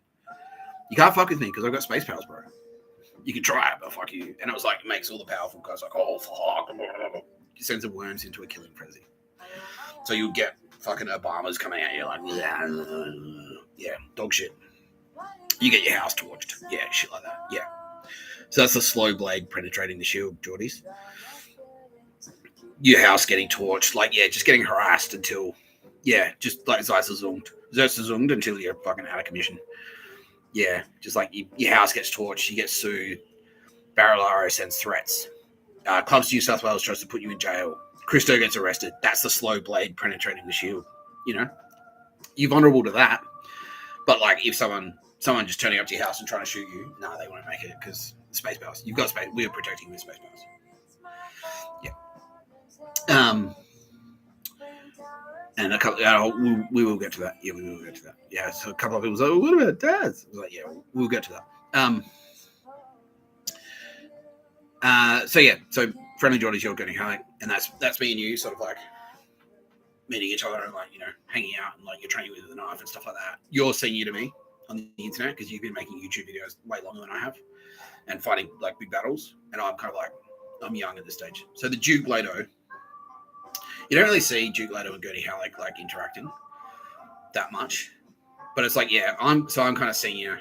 I was senior to you, like, it's more powerful, like, fucking, I made more money, or whatever. I don't know. I don't fucking know. Anyway, had more prestige. Like people say, oh, he's like, he's prestige. Yeah. Where you were kind of like a gutter trash. These are his words. He was like a gutter trash internet guy. Yeah, exactly. Yeah, exactly. And I was kind of higher up. That's it. That's perfect. Yeah, altitude. Duke later has more altitude than Geordie's. Geordie's is very close to the ground. Yeah, exactly. Yeah. And that's why, like, there are all these scenes, if you watch the movie, when Duke, there's all these shots where Duke Leto is like green and white. And that's a reference to he's green. So he's Kitty Callahan. He's down with Kitty Callahan, which is yellow. But also an achiever. So he's an achiever for Kitty Callahan, which makes him green. But he's in the air, which makes him white. So white and green. And that's Duke Leto. That was the old me. That was me working Optus. So that's that. And then they arrive on Arrakis. Yeah, smile, Gurney. I am smiling. Yeah, exactly. Because you were like, don't trust these dog shit fuck sticks. Yeah, exactly. Theofer Hullut. That is, yeah. So that's Anzacs. That's dog shit ADF Anzac. Even old school US military. Because he's smart, but he's also old and kind of portly. No offense to the actor. He's schlubby, to quote Mr. Tapscott. Yeah, he's watching. So yeah, he's schlubby. Yeah. So he's not that powerful. Like if he was to fight a Sardaukar 1-on-1, he'd get smushed. He'd die. Yeah. But he's got his own skills, right? And yeah, that's the thing. So he was sort of on my team. So that's a good guy military going like, okay, Mr. Tapscott's got some space powers. He's cool. Like I was on board. Like the AFP and the Anzacs, like they knew. Yeah. So that's representative there because they know who my family is. So Michael Shannon, not the actor, but Mike Shannon from Victor Harbor. He was the Vietnam tunnel rat. My grandfather, Lindsay Shannon, went to fight in Papua New Guinea. He was the Michael Jordan of killing Japs, basically. Tim Shannon was on submarines and did stuff, not to be trifled with. None of them are. Ben Shannon also had a reputation. And yeah, the Shannons, I'm a Shannon of Victor Harbor, basically. And everyone's like, okay, yeah. And so I was kind of already on a watch list. The Anzacs, they're basically the Thurfi who is the Anzacs, but also backed by US. So he's like, yeah, he's not the sharpest tool in the shed anymore. And we've established why that is on other videos. But he's still very skillful. Yeah. He's got a lot of wisdom, but he's not necessarily a very strong one-on-one fighter. Yeah, if he went to fight, fucking, yeah. Anyway, you see what happens. So we're in Arrakis. So I've lost my job at Optus, and I'm there, and I'm like, oh, what is this shit? What is this shit? And then that's the period when I'm on Arrakis. Duke Leto is still alive. That's the period where I was kind of like, I was still in my apartment, but I was flat broke, and I was trying to go out and get jobs. And I got like a hitch at Airtasker, and I got a hitch at Telstra, and I was still trying to like keep my career alive, basically. Yeah. So that's on Arrakis. That was Arrakis. So I landed there. I was like, all right. So and they're like, you're in charge. Like, yeah. The Emperor said like, oh, you're in charge of Arrakis. The Harkonnens. So Raban is, and that's ScoMo's going, who the fuck is this guy? And then fucking, yeah, Decam's like pulling strings. Like he's like, oh, look, I'm sure Joe Biden is going to stitch him up. Don't worry about it, ScoMo. Yeah. Because the Emperor is a jealous man. A jealous, dangerous man. Anyway. So, I'm there on Arrakis. They've left me all this equipment that keeps breaking. Now, the judge of the change here, that is fucking Cooksuck. That's Cooksuck. That's Daz. That's Liette Kynes. She's the judge of the change. And the SAS are now, because they're sniffing around me as well, because of my space powers and my pictures of a birding, I can do that thing. Didn't we have terminology for that? Yeah, and then it's like, you did, but you forgot it. Oh, well. Yeah. Yeah, my pictures of a birding, basically. My magic tricks, my space magic. Yeah, my walking around. I can walk around. I can do space magic and walk around and stuff. Anyway. So the SAS is sniffing around me because I've had my hand in the box. That was the SAS training. And so Duncan Idaho was like, yeah, my boy, yeah. And that's him hugging me. Like, you put on some muscle? Like, did I? Like, yeah. Yeah. And that's that scene where Paul goes like, well, can't I come with you? Like, let me come with you fucking Duncan Idaho. And that's what I was talking about. It's like, well, why can't I have a gun and get in the helicopter? I want a gun and ride in the helicopter. He's like, no, it's not for you. Because you're Mr. Tapscott. And that's they're like, nah, you can't. Not you, Nick. Not you, Nick Tapscott. Not you, Nick Tapscott. No.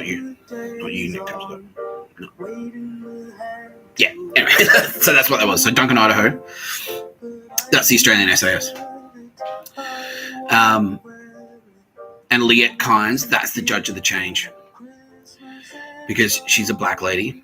In the book, she's a black dude. But in the movie, she's a black lady.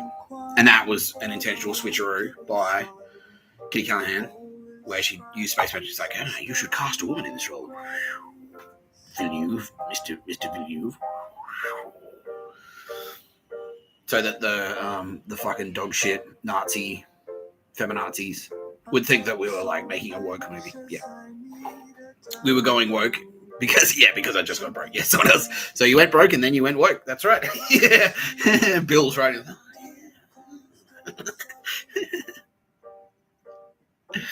Yeah. Yeah. So that's Duncan Idaho. So Duncan Idaho is the Australian SAS. Liette Kynes is Daz. That's Cook's up because he was sort of like a liaison. So he was kind of on both sides. So he was on Arrakis. Yeah, because the reason he's kind of like half in the Empire. Like he talks like he's Fremen. He's accepted at both. He is accepted at both Siege and Village, right? Because that's who he was. So he was in because Daryl Beveridge was actually like he was quite a highly paid tech dude. Like he was a software developer, and he made a lot of money that way. But he also had one foot in the creative scene, and that was like being Cooksuck, his alter ego Cooksuck, and also as the guitarist for Display Homes. So he was both Fremen and a servant of the Emperor. Yeah. So that's how that pays off. Yeah. Now.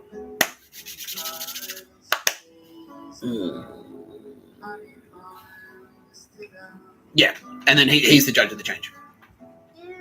And so I'm kind of there going like, what the fuck is this? And he's sort of like in the background. So he's going like, oh yeah, Mr. Tapscott. He reads the letter to Meredith.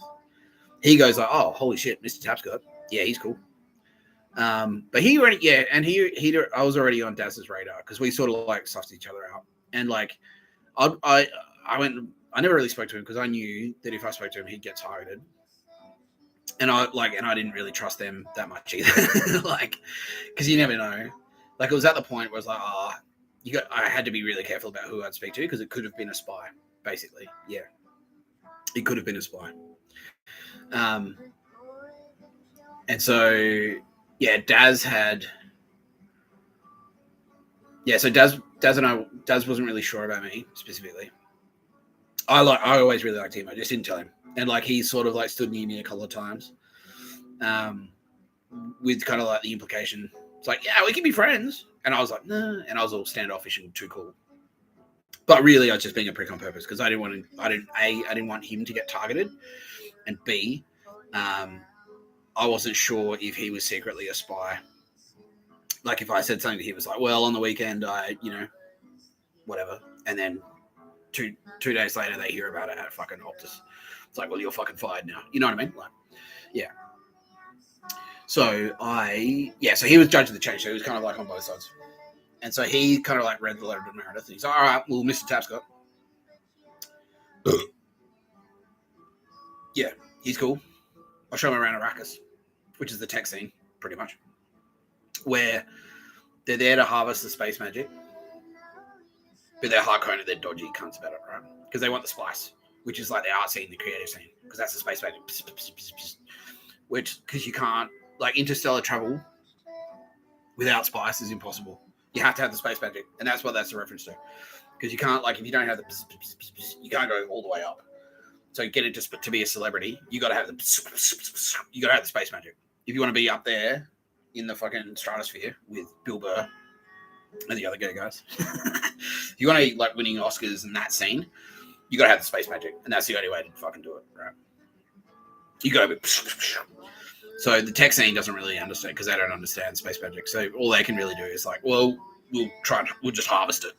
So we'll send in Harkonnens to just like rip it out of the ground. You know what I mean? Now the Fremen are kind of like the desert people who dwell in Arrakis, and they're all like they're addicted to the spice. So that's like the cool scenesters basically. So that's the brown cardigan of Fremen. My Uncle Mike is Fremen actually, and Stilgar is my Uncle Mike. That's my Uncle Mike because he's a Fremen. Because he's just like like he went to Vietnam. He was a tunnel rat. Obviously, he saw some shit. He came back from there, and he was like, I just want to go fishing and stuff, bro. Like I don't want to fucking be a corporal high flyer. I don't even fuck about that. I just want to have my kids and go fishing. Like I just want to live in a house next to the house I grew up in, and which is close to like the best fishing spots in South Australia. And that's just what I want to do. So he's like that Stilgar. He's like a very senior Fremen. Yeah, but he lives in the desert. He lives in Arrakis, which is the land of no achievement. And that's why they're so, it's like, oh, you got to save the water. Because they live in the desert where water is really precious because it's hard to achieve anything where he is. Because he's like, oh, they've locked it off. So to get water, they've made water super fucking scarce in Arrakis. And that's why they wear still suits and stuff. And the still suit is sort of representative. It's like, you got to pretend to be like someone else. But secretly behind closed doors, you're like, fuck these corporate cunts. But in public, you're like, hey, I love McDonald's. Apple Corporation is cool. You know, you have to be one of these spastics. You have to not call out dog shit and yell at pedos to their face and say like, oh, fucking, yeah, say stuff like that. You can't be the Joker or the Punisher. You have to pretend not to be them. Yeah. So that's Michael Mike. That's Stilgar. Very senior Fremen, right? Now, so Cooksuck is Judge of the Change. So he's in the tech scene. And he's kind of got like one foot on both sides. And he's actually is he in communication with the Emperor? He is, yeah. So, like, not directly, but so he's kind of hooked up. It's the woke scenesters, right? They're not woke scenesters. They're just pretending. It's like the Kamala Obamas, the Joe Biden, the Albanese, that fucking faggot, the Chris Minns, like the inner west lefties, the Darcy Burns, who are actually just like they pretend to be woke. But they're actually just fucking Undrungada. Yeah, they're actually just dog shit Undrungada. So he's actively talking to those guys. So he's sort of like, they know him. They know who he is because of Cooksuck and his other stuff. His brother's quite famous, Daryl Beveridge, because he's like on TV and stuff, and he's like a mainstream radio. He was on like Nova Radio and stuff like that, and works in the tech scene. He's working at startups. He does creative work for startups and stuff. So he's he's in the Empire. They know who he is, and he's talking to them. And they go like, do you know this Nick Tapscott guy? He's like, oh, yeah, no, I see him around. I was like, yeah, cool. Keep an eye on him for us or whatever the fuck. Not in a bad way. So no, that's Daz. So he's the judge of the change. Because what had happened was like he read the letter to Meredith. And he's like, oh, yeah, cool, Tapscott. Yeah, you're right. I get it. And because I was a bit standoffish to him. In real life, I was a bit standoffish to him. And then he read the letter and it says exactly why I'm like that. And he's like, well, that's why. Well, that makes sense because he has to deal with the same bullshit that I was doing. Which is like, kind of like, so last Tuesday I saw you had a Chico roll on Parramatta Road. He's like, how the fuck did you know that?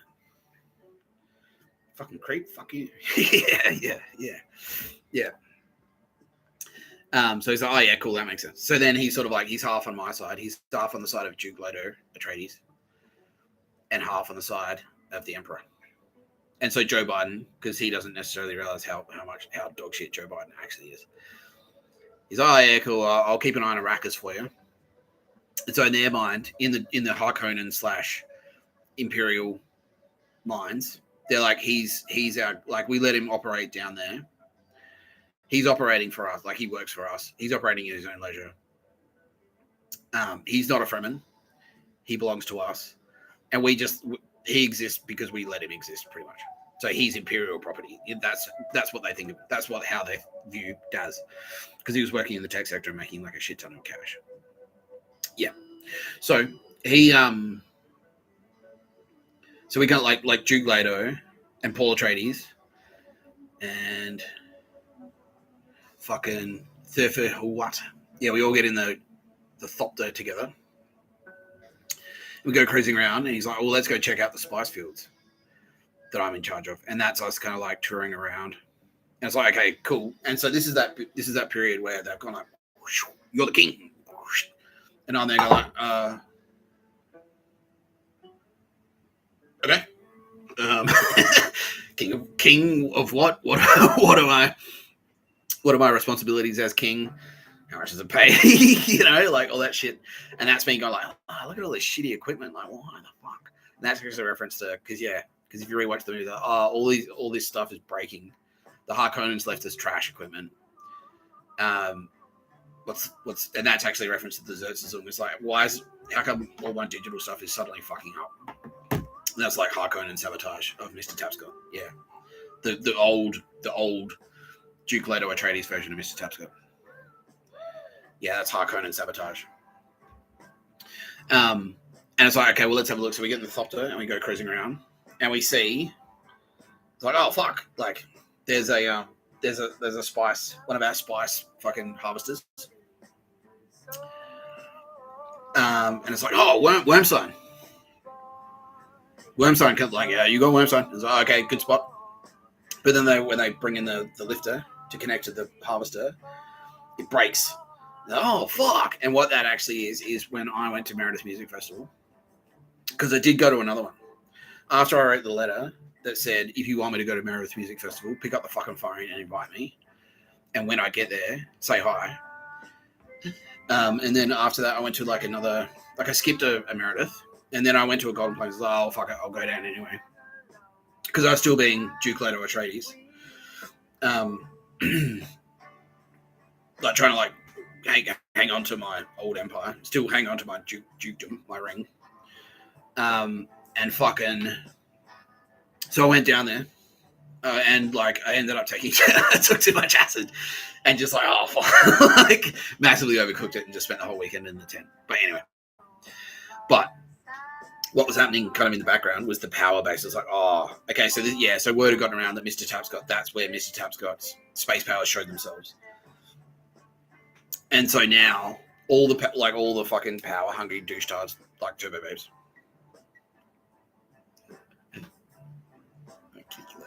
Turbo. All the power hungry douche tards. The worms. Meredith has made too much noise on the surface and it's harvesting the spice. That's the spice harvester, ripping up the space magic, like trying to suck up the space magic of the festival, the cool shit at the festival, all the mines going, the rave, the party, But the worms are coming. The power base, the Obamas, the dog shit, they're on their way. And then fucking, going, oh fuck, like, there's still cool people down there. I'm going to get them off the fucking harvester because I can see what's happening. I can see what's about to happen because that's what always happens. You have a cool little scene, a cool little party, and then some giant dog shit thing comes in. So even like the original rave scene in the UK, if you look at what happened there, hang on 1 second. 1 sec.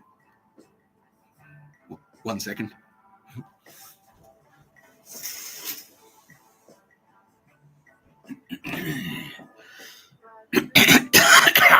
Yeah, if you look at what happened there, it was cool shit happening, and then the British Mafia, the gangsters, took over. It's like, well, you're dealing drugs here. These are illegal raves, and therefore we're going to come in and stand over you. And then it just like it killed the scene completely because it started out as being cool kids, like just like taking pingers and fucking dancing and stuff. And then the gangsters went in. It's like, well, we can sell cocaine here, can't we? Yeah, having a bath. Yeah, it's a right. He had half a bricknell up his nose. It's a right roll cockney barrel of monkeys, and that's what happened to the rave scene. All the gangsters kind of infiltrated, and then gangsters started fighting with each other, and then people started getting like fucking robbed at knife point in the rave and shit like that, and it killed the scene. So that's what happens. That's the perfect example. That is the spice harvester sucking up the spice, the rave, the cool shit happening in the rave, like the cool thinking and ideas, and then the worm comes in, the power. So like, eat it, you know. And that's what was happening to Meredith. It was turning into dog shit. Yeah. And so I'm kind of there flying above, going like, oh no, there's still cool people down there. We got to get them off the fucking thing.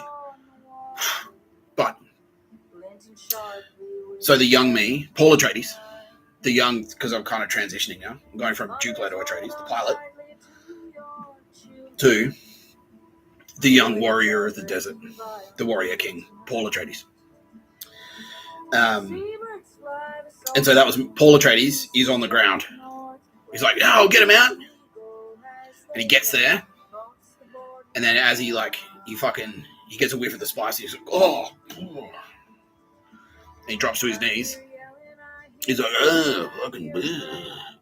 And then sort of like he kind of blacks out, and he hears like, "I recognize your footsteps, old man." And then like someone grabs him from behind his gurney, how like, "You gotta get out of here!" And pulls him out. And that's a reference to me. Kind of that festival is like, oh yeah, let's go down there. Like, okay, let's see what's happening at the festival. Maybe there's still some cool stuff happening at fucking Gold Plains. I get there, drop way too much acid, and that's me going, oh fuck. And then yeah, weird shit, dog shit was happening to me there. Like people following me around, approaching me from blind spots, just fuck sticks. Like yeah, like just being followed. Like you know, yeah, just heaps of dog shit was happening. Going, fuck this. And oh yeah, and yeah. Pictures of a bird. Yeah, they're trying to make me do pictures of a bird while I was there. And I was like, nah, fuck you. I got really fucking pissed off. Because I set the ground rules. I said, like, in the letter to Meredith. And that was me sort of testing them and going like, no, just come and fucking say hello, you stupid cunt. Like, fuck you. Like, don't send surrogates in, you bitch. Talk to me in person. Anyway, no pictures of the bird where she went. Well, anyway, that's redundant. But anyway. And she didn't do it. And I was there. I was like, well, I'm at your fucking festival. I've got people following me around. I've got nerds. Like, I've got getting pictures of a birded. Like, this dog shit. All of this dog shit. But you can't fucking just like, hello, I'm Arnie Meredith. Like, fuck you. Anyway. That was me. Like, and taking too much acid. It's like, fuck this. And I watched like 2 bands or something.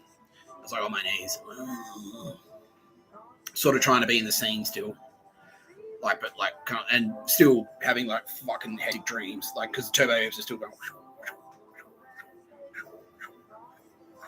We're still here, Mr. Tapscott.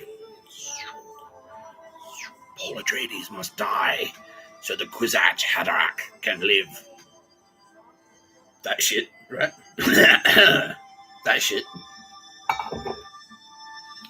So I'm still having hectic visions and shit. So yeah, I got pulled out from behind.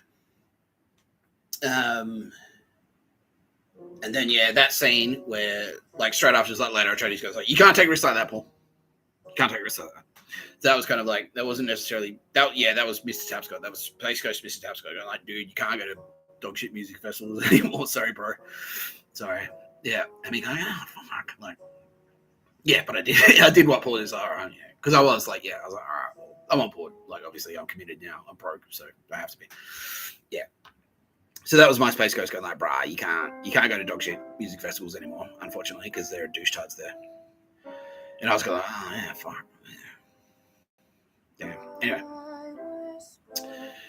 And then the power base, like, because now Meredith is now just 100% pure dog shit. Like, the entire music scene is 100% pure, like, not even pretending it's not dog shit anymore. Just straight up Nazi. So that was like the whole thing got swallowed by the worm. Yeah. Meanwhile, Paul Atreides. Yeah, so before that, Paul Atreides, he's in his room in Arrakis. He's in his quarters. And that his quarters, and he's reading stuff. He's like, the fucking something. Like, yeah, and he, like, the more deep the mouse. Like the Fremen. And he's like studying the Fremen. He's like, what is this shit? Like, reading about the Fremen. That he's hiding in the holographic grass.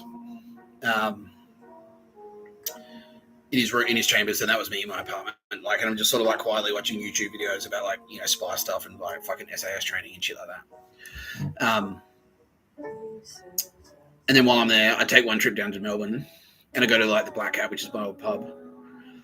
And I go like, where the fuck is everyone? Like, and they got really pissed off that I didn't. It's like, but they haven't been here for years. And I go like, yeah. And they got really butthurt because they're like, why isn't your highest priority? Why are you moving back to Melbourne? Oh, was that the same weekend? I think it was. Yeah, I went to the pub. Yeah, so I went to the pub down there. And they're like, yeah. And then while I was there at that fucking table, and I smelled it straight away, it's like some dumb bitch comes up and sits there across from me. And I can see what the fuck this is. Yeah. It's like, you're a fucking undrunken spy. Yeah, straight away. Feminazi, like Nazi. Yeah. Like Collingwood, feminist Nazi. Yeah. I'm the manager. And I'm like, oh, hey, how you going? I'm the manager. It's like, well, I'm a patron. Surely you should be kissing my ass, right? And isn't that how it works? So, what? And I smell it coming because I smell it. And like the other cunts at the table were kind of like, fucking something incel. Fucking even go dog shit. So I said really loudly at the table, it's like, oh yeah. He's like, oh yeah, well, Aussie hip hop, I'm a bit of an aficionado. So oh yeah, well, one of my favourite lines from Australian hip hop. Do you know the Fun Course? And I'm saying this at the Black Cat in Fitzroy. It's loud as fuck. It's not the first time I've done it. Loud as fuck. I'm sitting across the table like this distance away from this Nazi comptroller bitch, manager or whatever the fuck she wanted to call herself, and she's just straight up Nazi. Yeah, and now SAS is saying like, yeah, we know her. She's got like 13 kills under her belt or something. Yeah, so fuck her. Yeah, fuck that. Anyway, yes, something of I know an Australian hip hop outfit. And my favourite Australian hip hop outfit is the Fun Course. Do you know the Fun Course? And they're like, no. Nah. It's like, yeah, they've got that line. Broke into the underage rape victims' hostel, raped them again, and shot come up their nostril. And she's just like, oh. The whole table was just like, oh, just short circuiting. Like, smoke's coming out of their ears. I'm like, what? I ain't even talking about Aussie hip hop. What? What's wrong? Why are you nearly crying? I don't get it. I popped all their synapses basically. I blew their circuits, overloaded their circuits. It's like, nah, I know how to fucking tangle with you spastics. Fuck you. And it was all right. Well, see you around, faggots. And left. And then that's that scene because that was like, Paul Atreides catches hunter seekers like the heroes of old. It's like, yeah, because it's like, no, someone's, yeah, here we go. Like, yeah, and that was me spotting the fucking the hunter seeker. That's when Paul catches the hunter seeker. It's like, gotcha. Yeah, that's what that was. And yeah, friendly Geordie's. Apparently, did you hear it? He's like, yeah, he did hear it. Fuck no. Anyway, yeah, and so yeah, all the people is like, yeah. Anyway, I'm at the table because this is past. Like I've had my hand in the box, I'm taking it out. Now they're like, okay. Everyone's like, all right, Mr. Tapscott is Mr. Tapscott.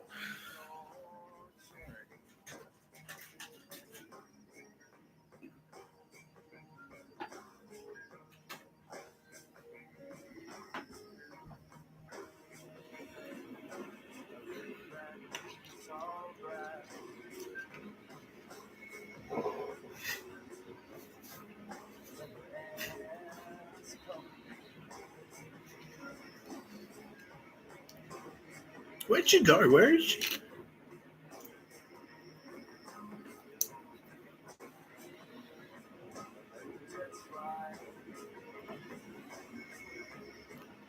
Where'd they go?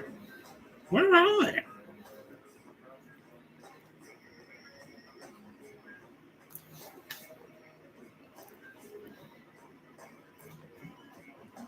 Anyway. Yeah. I can't believe you heard about that, Geordie. So, yeah, he did. Yeah, that's hilarious. Anyway. Then Duncan, Idaho, he's been hanging out with the Fremen. So that's the SAS kind of like infiltrating. That's the SAS. It's like, well, they've got pictures of a bird. Yeah, we're onto the pictures of a bird program, basically. That's the SAS. And so he's like, well, I'll go out there and we'll counter infiltrate pictures of a bird. So they've got like, it's like we know they've got like this secret like Stasi assassins and shit. This network of Stasi assassins in the Australian prison system. Corrections in New South Wales is dog shit. Absolutely cooked. Corrupt as hell. All local police forces are corrupt as hell.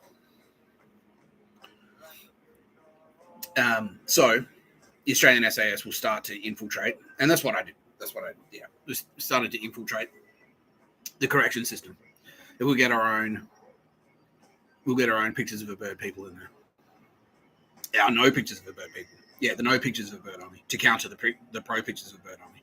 You're watching No Pictures of a Bird, a podcast by Mr. Tapscott. I'm Mr. Tapscott. So that's Duncan, Idaho. He flies off and he's like, oh, I've been hanging out with him. Hanging out with the Fremen. So he infiltrates the Fremen, susses out a few of the cool people, clears the way, does the groundwork for Mr. Tapscott. He's like, well, okay, no, look, we've done the research. We've got the intel. We know roughly where they are. We've spotted the safe parts, and this is where they're kind of like, this is them in the background going like, okay, we think that if Mr. Tapscott goes to Perth, he'll be able to do his walking around stuff without too many goons hassling him. Because in Sydney, it was too fucked. Like, it was way too hot, way too cooked. So they're like, well, we'll suss it out. Aaron Chelsea says that if Mr. Tapscott, like, here's a few cool places. Like, he can go to this library here. There's not too many douchebags here. He can shoplift food from this Woolies. He can sleep in this hotel strip. Like, they kind of like pre-picked all the areas. So that was Duncan, Idaho, the SAS doing that. So that was him like hanging out with the prisoners. Oh, they fight like demons. Yeah, because they're infiltrating the prison system and like spotting was like, fuck.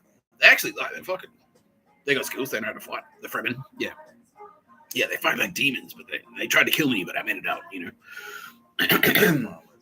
So that's a reference to. Anyway, we're kind of up to the 2.5 hour mark. I'm going to take a leak and then we're going to keep going. I'm just going to push through the whole thing. It's going to be a long one.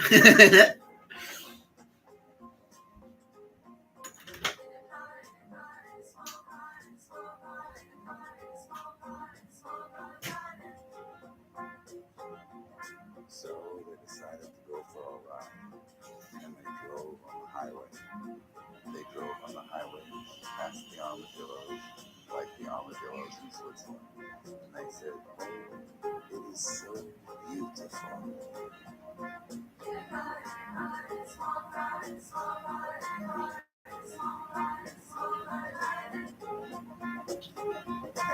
And as they drove, they looked from car to car, smiling at each other as they drove past each other, as they drove past each other. And they smiled and they said, hello, farmer. They said hello to each other. Hello, farmer. Hello, hello, farmer. Hello, farmer.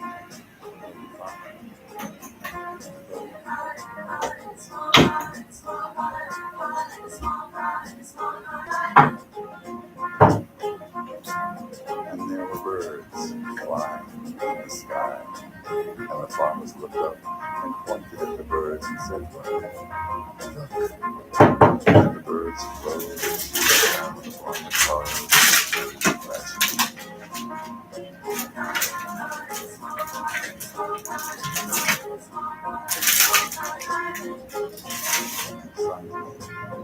The farmers reached a place where the people were much bigger than they were.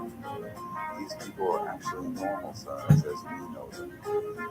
They did not make their cars out of cans, but they made their cars out of metal, and they used cans as cans. And these people were giants to the farmers, and they had some fear. But they were strong and noble, these farmers, and they decided that they did not belong here. This was not a good place for them.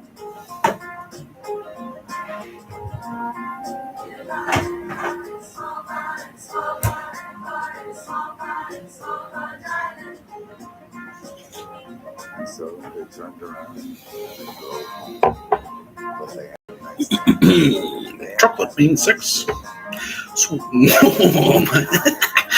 Bust.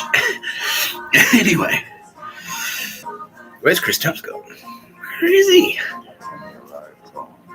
They got out Where of you the go? car, and the husbands and the wives smiled at each other. No pictures of where he went. And the children played in the yard. But they still, to this day, they remember. No pictures of a bird. Where he went.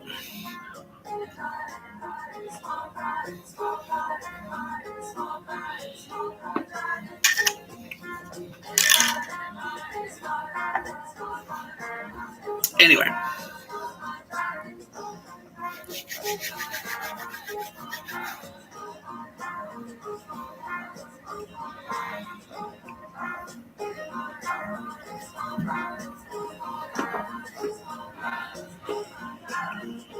Just plastic.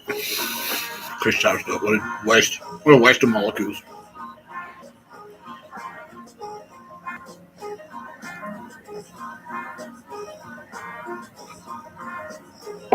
Anyway.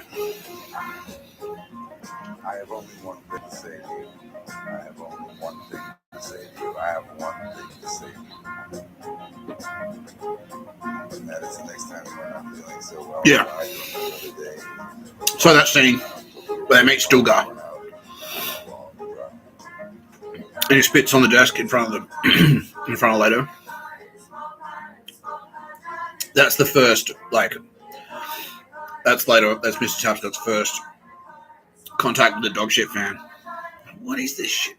Yeah. He's like, yeah. Something bread, my bra. Like, what?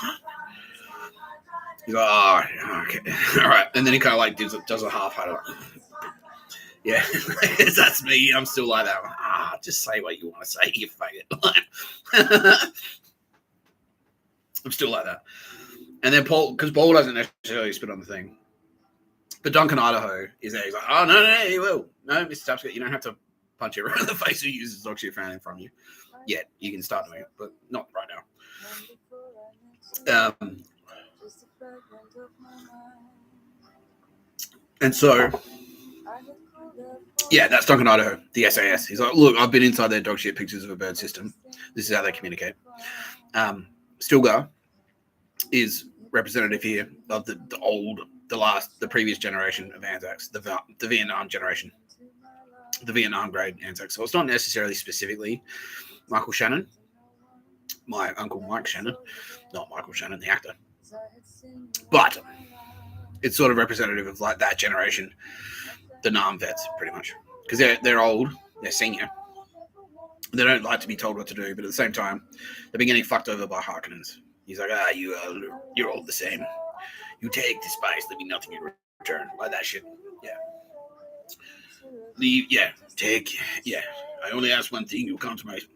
Take what you need, come to the desert, take your spice, and then leave. Leave us alone. Leave our sieges alone. Yeah. So that's Aussies. The original Anzacs going like, look, you can fuck around in the cities if you want, you faggots. Have your hipster dog shit cafes in Melbourne and stuff. And Sydney. And have your gentrified fucking suburbs and stuff. But stay the fuck away from, like, regional Australia, basically. We'll have the country towns. Stay the fuck out of Victoria. But leave your dog shit in this. Leave your inner city dog shit in the inner city. Don't bring it here. That's basically what he's saying. Yeah.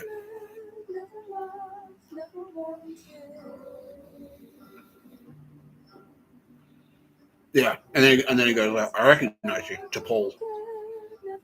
He goes, I recognize you. So that's actually a reference to the Son of Man. Because secretly, in that scene, in the Anzac scene, because they're all like, yeah, because Mr. Tapscott has always been in there with the diggers. Kitty Callahan, yeah. All the diggers done. Right now. Yeah, right. Space Ghost is in there, in the trench with you. Like, yeah. Nice little symmetry here. I told you about that, Mr. Chalamet, sir. Yeah, how Mr. Tapscott helped out Henry V. Because I'm going to throw my support. Mr. Tapscott is going to throw his support behind Henry V at the Battle of Agincourt. And so, like, it was like, Henry, they're fucking arrogant, bro. Just put your army here. Yeah.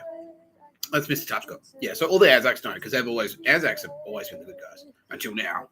Because they got infected by dog shit, and it's the worst crime. Through silver and blood. Trenches of Gallipoli. Oh, no, they're... I don't know. Yeah. Fighting the Nazis in the Somme in France. Gallipoli, no. So don't worry. Take it. Okay, yeah. We get it. We get what you're trying to say. Yeah. Vietnam, Mr. Tapscott and Kitty Callahan have always been in there to back the honourable warriors, And so that's what still goes sort of say, I recognise you, because they've been reading the Bible. Oh, the Son of Man is coming. They know, like, there's a dude coming. They've been reading it, Mr. Tapscott was particularly, like, the soldiers in Kokoda knew Mr. Tapscott very well, because Mr. Tapscott was like, no, fuck the Japs. Fuck these Japanese pricks. There's 100 billion% on the side of Anzacs there in that conflict. Because Mr. Tapscott and Kitty Callahan could see what was happening in, like, the fucking, like, the death marches and the death camps and, like, the way the Japanese treated their prisoners of war. Like, oh, no, we're against that shit. Fuck you. Yeah, so the Anzacs knew about that. But, oh, no. They're very familiar. They know Mr. Tapscott quite well. They know Mr. Tapscott very well. Yeah. Anyway. So that's what he's like. I recognise you. He says that to Paul. And that's what they're sort of saying. Oh, Mr. Tapscott, Son of Man. Fine. Yeah. Anyway. That's when... Yeah, so that's around the time my mother died. And so that was UA. So Dr. UA. It's a quiet night, right?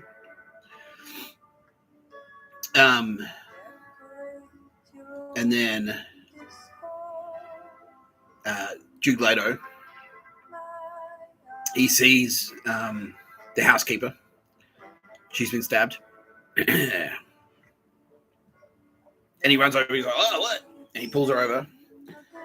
She's got a knife in her. He's like, oh. And then puts a big white handprint on his shoulder. And then the dart, he gets hit in the back with the dart. Yeah, and it fucks him up. That's a reference to Dr. UA, because Dr. UA is Andrew Chelovek. And that was Andrew Chelovek secretly providing intelligence to pictures of the bird Nazis, like McGrath and fucking Keogh and Biden and those faggots. The Baron. He betrayed, like, on behalf of the Baron. Yeah, fucking MI6, right? Because Retorto... Dogshit Retorto, Julia Retorto, not to be confused with Daniel Retorto, who's really cool. Dogshit Retorto was providing intelligence via Andrew Chelovek to the Baron Harkonnen to help him invade Arrakis, which is the cool people scene in Sydney, Australia, especially King's Cross. Yeah. So that's UA the traitor. But he goes, oh, well, look, I'll give you this poison tooth. You can take him the fuck out. And that's actually a reference to, like, because I was friends with Andrew for ages, and this is what really kind of grabs my ears. I was friends with Andrew for ages, and he did sort of teach me how to be a cunt and say, like, really mean things. So that's sort of what that's a reference to. I'll give you this tooth when the time is right. Yeah, when the time is right, you can use it and kill the Baron. Is that what it is, Kitty?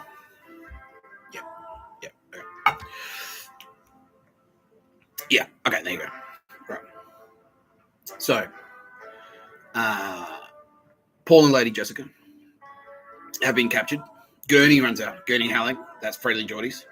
He's like, we're under attack. Fuck, Harkonnens. Because he's there on the street. And this is when all that scene where it's like, blah, blah, blah. That's your house getting firebombed, Geordie. And there's all these explosions and people falling around. Like, oh, fuck. Like, yeah, that's you. And you're running out like, we got to fight him. Like, House Atreides. We gotta fucking fight him, bruh. You're running out. running out there. You'll get your knives and stuff. You've got the shields on. There's shit blowing up. Fireballs. That's the fireballs. Is your house getting firebombed. This is when fucking Mahmoud Fazal is out there like trying to assassinate people. Trying to shoot fucking John Ibrahim. And you've got the House of Atreides. So it's all like nomads, Freddie Geordies, John Ibrahim, Justin Hams, the cool people, Mads and Lana, Brown Cardigan. Like, we gotta fight him. And they're like, bang, bang, bang, bang, invading. It's like, the Harkonnens, fuck. And you're like trying to fight them off. And then you realize, because you always thought that you were, that Joe Biden and Kamala Harris and Obama and DCAM and fucking Boris Johnson, the spastic. Where's Boris? Anyway, we're on your side. And it was actually you fighting them. Like, they were there to fight Harkonnens. But then you're there. You're trying to hold them off. You're trying to fight the Harkonnens. Like, yeah, cool. Wait, Sardaukar are here. And then you get stabbed in the back by the Sardaukar. Sardaukar! Fuck. So you're like, bang, you're going to fight your way out. Meanwhile, the SAS has seen what's going on. And that's Duncan Idaho. He's like, oh, fuck you. Like, come like, knifing his way out. Like, fuck you. Like, yeah. Jumps in the Thopter, escapes. Like shit's coming at him. Like, they're shooting at him and stuff. Fuck you. Yeah, but he still gets away.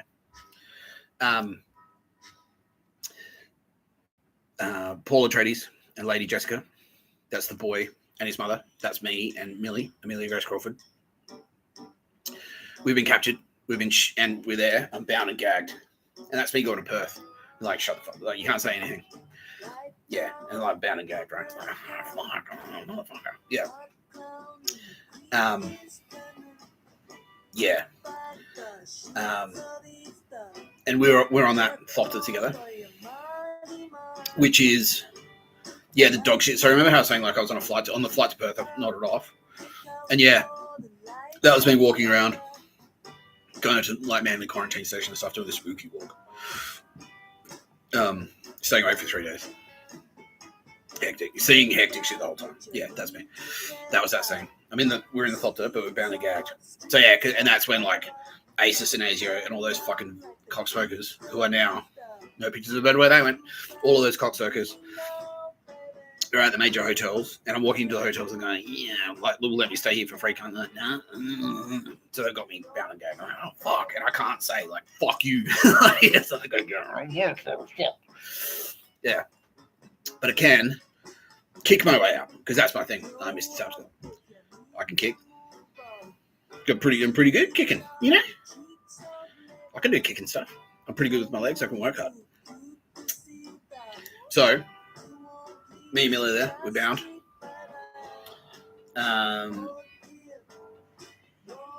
Millie's gagged.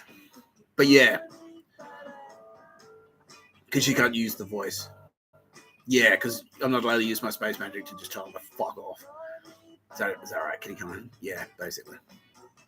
Yeah, I'm not allowed to use my space magic to just tell them to fuck off.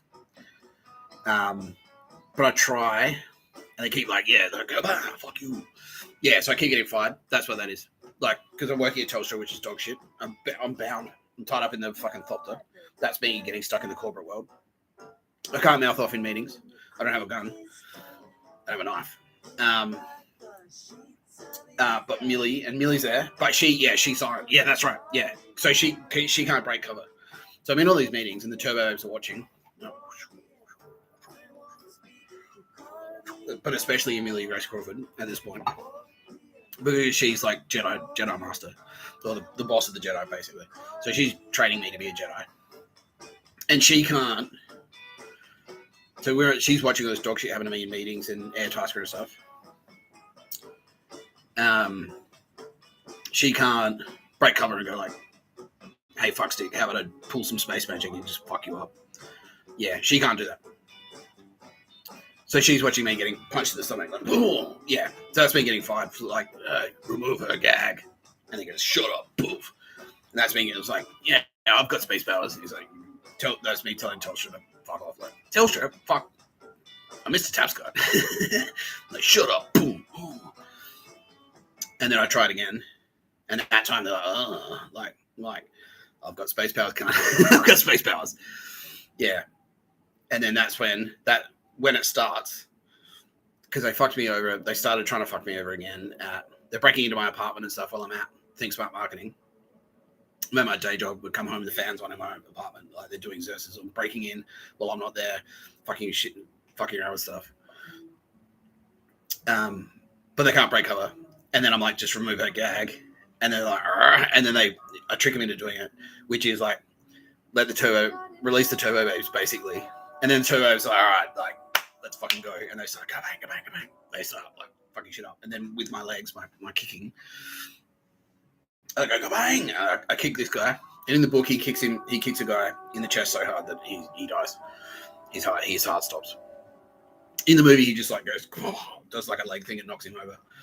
And then Millie like gets her knife out, like gets him to kill each other. So yeah, that's me going like, yeah. So that's what I was saying the other day. I was like, hurry the fuck up. Like, you know, you keep telling me I'm the king and I've got space powers and all this shit. Where the fuck are they? Use them. Like, that's me saying to Ace, like, yeah, either fucking deliver something or go fuck yourselves. And goading them into it. And that's me saying, like, remove her gag. Yeah. It's because I goaded them into making a move and unleashing the turbo babes. Because like, well, if they have a go at Mr. Tapscott, we'll unleash ourselves and destroy them. So yeah, it's like, yeah, exactly. You don't know shit about aliens. You don't know anything. Fuck you. Yeah, that's that. That's me saying remove your gag. No, I will fuck with you harder. And then when they did that, that's me like, all right, cool. Now we have just cause. Like, yeah, fuck you. But anyway, we're stuck. And we're stuck in the middle of the desert. And that's Perth. So it's me and Millie in the middle of Perth. I've landed there. And we find the tent. We're in Perth. So that's me finding the fucking, UA's like steel suits and like, is that significant? Kind of, but not really. All right, anyway. The friend kit. There's a friend kit in the Thopter. Yeah, because they disabled the Thopter because they realised like, I'm going to kick my way out. Yeah, because we were onto their scam. They're like, why don't we just kill him? It's like, because we could face a truth. We could face a truth, sir. So we're just going to like drop them in the desert and they'll die. They'll die in the desert. Yeah, so that's what we'll do. We'll just cut them off and then we didn't kill them. They died in the desert. Yeah. I find the friend kit.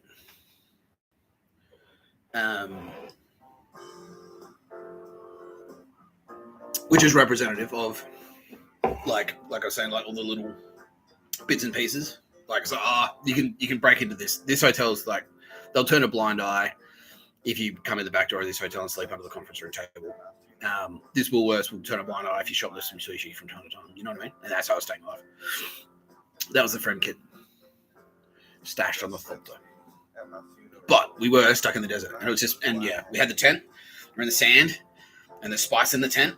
There's space magic in the tent, and that's me in Perth walking around, and still like I have to do like fucking pictures of a bird stuff and doing the thing where I like, okay, so that scene where I kick, where Paul Atreides like kicks the Harkonnen, and then like, you know, Lady Jessica comes in and fucking stabs him. That was that scene. That's in real life where I snatched that bitch's fucking phone, and then they followed me out, and then I I threw the phone, like fucking legged it, and they chased after me. Like a big shoulder the cunt. Yeah, that was that kick. Like, I've got kicks, bitch. Like, I can fuck you up. Yeah, I might look skinny, but I've still got some kicks. Got legs. Yeah. Anyway. Where is she? Anyway. Yeah, so I'm fucking. So we're in the tent. There's spice in the tent. Because we're in a spice field. We're in the desert. We're in Arrakis. We can't make any noise because of the worms, but we can survive in the steel tent. And the steel tent is just like me using the internet. I've got a very small amount of internet. Like, I shoplifted a pair of headphones from like a JB Hi-Fi or Woolies or something. And then I was going into like hotels and public libraries and using the internet there to listen to music and watch YouTube videos and stuff like that. And that's what I was doing. Now, And so that's the spice in the tent. And then when I'm in there, like I have another vision. It's like, a war in my father's name. Yeah. That's, and then it's like, get off of me. You Bene Gesserit made me a freak. That's me getting angry in Perth. I'm like, what is this shit? I'm a fucking homeless guy. Like, the most powerful entity in the world, Mr. Tapscott. I'm fucking homeless. Why am I broken homeless? Fuck you. Yeah. And the Turbo Babes hate it. They hate to see me unhappy. Especially Tara. She's like, oh, fuck. Like, she hates it. Yeah. That's why she'll. Yeah, if you go anywhere to fuck around with Mr. Tapscott, Tara will take very swift and decisive action. She'll fuck you up. Yeah, you don't fuck around with Mr. Tapscott. Yeah, anyway. You gotta go, oh, I'm sorry. Yeah, but yeah. A war in my father's name. Yeah. And then that were the visions that I was having. So, yeah, and people worshipping in my father's grave, and it's like Leto's skull is there, and all these Fremen are like worshipping it, having the vision of it, and it's like, but Leto was dead.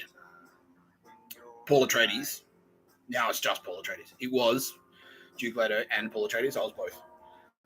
But here, I'm just Paul Atreides. Now I'm just Paul Atreides. In the desert, in Perth. I'm just on the street in Perth. I'm a homeless guy in Perth. No money, shoplifting to survive. Using the internet. Getting up to fucking, like, fighting Harkonnens, literally. Like, hip and shouldering my way out of situations and fucking bolting and stuff. Getting arrested in the fucking airport. Going to jail, spending the night in the lockup. Still getting targeted by douchetards. Yeah. Anyway. Yeah, and they're like, a war in my father's name. And they're worshipping the shrine with Duke Leto, and that's the dead. They're worshipping the old me. They're worshipping Mr. Tapscott, like the old Nick Tapscott. Internet famous Nick Tapscott. That's who they're worshipping. Yeah, they're worshipping that guy. But he's dead. Duke Leto is dead. My father is dead. And he says that. Yeah, he goes, my father is dead. And that's when, I realized, that's when I realized, fuck, my old life is gone. That guy's gone. Yeah. That office dude is gone. That guy who has like a high paying job and has an apartment in Potts Point and drives BMW. And is kind of pretty nice, like, and honorable, and like tries to be nice to everyone and tries to be diplomatic all the time, and like gets fucked over. Ends up getting betrayed by UA, the doctor. He's gone. He's dead. And Paul Atreides realizes that. And that's me in Perth going, what is this shit? Fucking homeless. I'm broke as shit. Like, my debt now is like I've got 3 maxed out credit cards. There's no way I'm coming back for this. There's no way. My car, like, I got a car loan, a $15,000 car loan to buy a BMW, and abandoned it. It's like, that's not coming back. Threw my phone into the Swan River. And so that's me going, I'm dead, aren't I? I'm dead, aren't I? Like, yeah, pretty much. Yeah. Fuck. You Bene Gesserit made me a freak. And that's me going like, I've got space powers, but like, what's good as space powers if I still have to stick fucking sushi to my pants to survive and shit? You know what I mean? And then the Turbo Babes go like, but at the same time, harden the fuck up, bitch. Yeah, especially Kitty Callie. She's going, no, pussy. It's just a little bit of poverty. You know? Man the fuck up. Yeah, so we're in there because we realize, like, look, you still got to try and survive, you know. Can't sit here crying and all that shit. Yeah, anyway. But that's that scene in that tent. That's what that was. Because every time I get the spice, I get the visions like, listen to I Hate God, like, fucking cool. Like, the spice, like, has I have a vision and have trances. That's me. That's my eyes. The eyes of Paul Atreides, the blue eyes of Paul Atreides, can recognize space magic, can see space magic. It's, cool. But that's my eyes kind of kicking in. Yeah. Ironically, now I need glasses.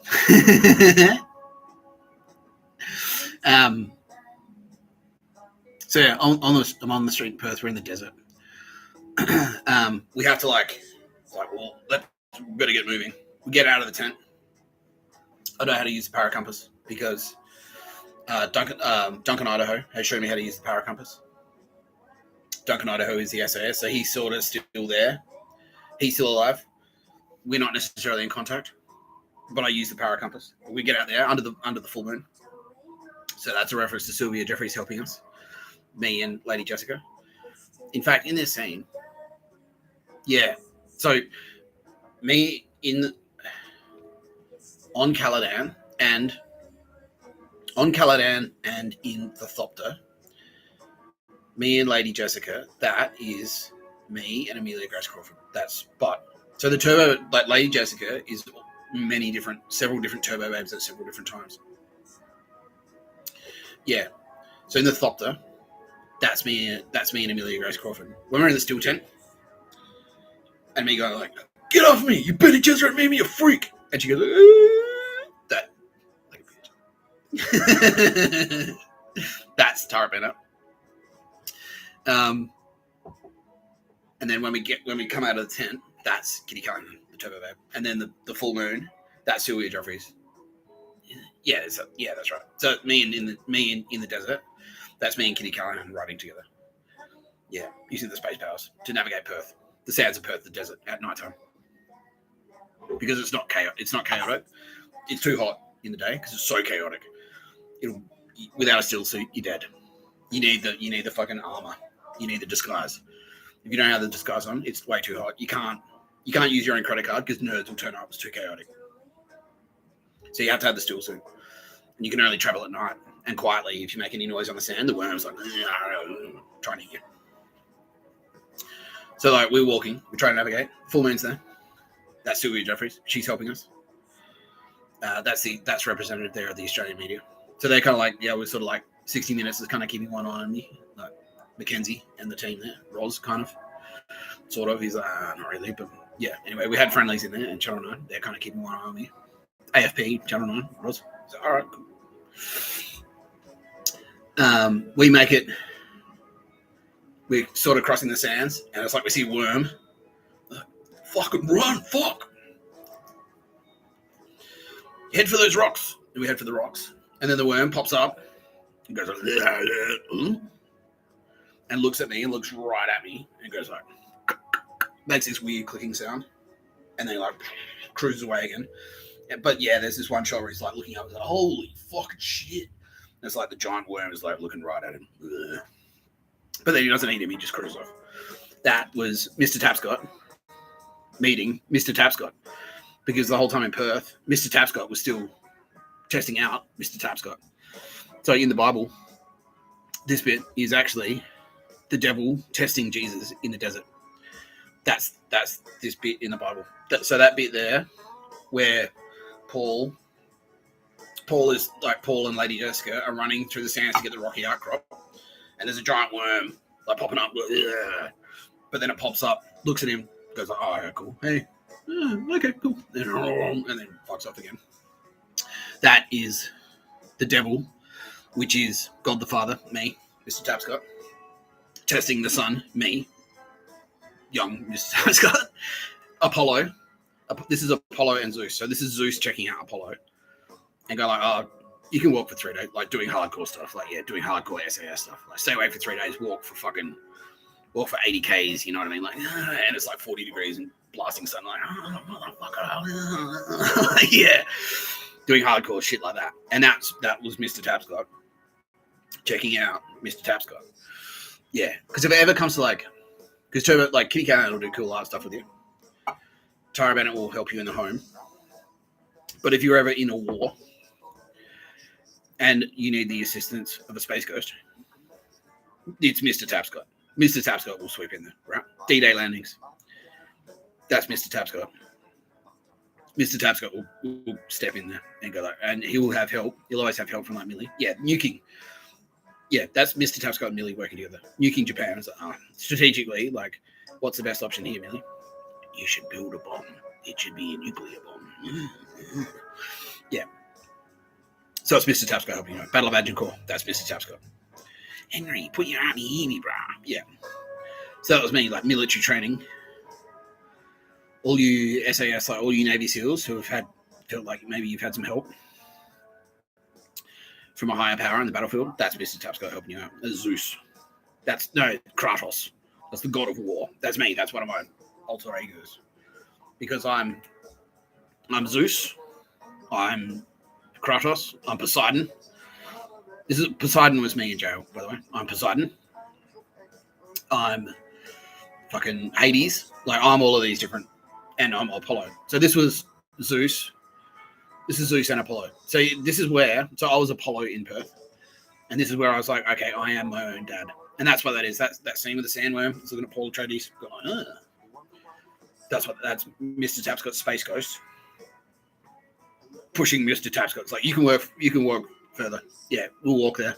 Like, but I haven't slept in 3 days. So I don't give a shit. Bitch. The enemy doesn't care. Neither should you. Yeah. And he's like, just run in there and like fucking snatch this bitch's phone and then blast you out and fucking smash her and shit. Like, yeah. So that's Mr. Tapscott. He's like, yeah, do it. Yeah. So you ever feel like you've got like divine intervention? And it's like, I don't know what came over me. I just felt like I had to just fucking pull the pin on the grade and throw it in, and it somehow went in the slot and blew up the fucking tank. That's Mr. Tapscott helping you out. That's Mr. Tapscott. That's Kratos, the god of war. Yeah. Anyway. Kitty Callahan gets in there as well. And Haggerty, she likes to help. But yeah, like soldiers, warfare, feels warriors. And all the turbos, we're all warriors. But if you need like, yeah. If you feel like you know, if you're on the Kokoda track and it's like, if I don't keep moving, I'm going to die. That's Mr. Tapscott's voice in your head. It's like, you got to keep moving, bro. You got to keep going. That's Mr. Tapscott. Yeah. You got to keep marching. Yeah. Anyway.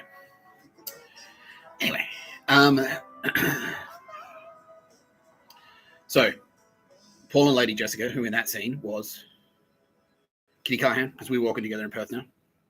We've been checked out by the giant worm and survived. Giant worm looks at Paul and goes, okay, cool. Yeah. Cruises off. We bang into some rocks.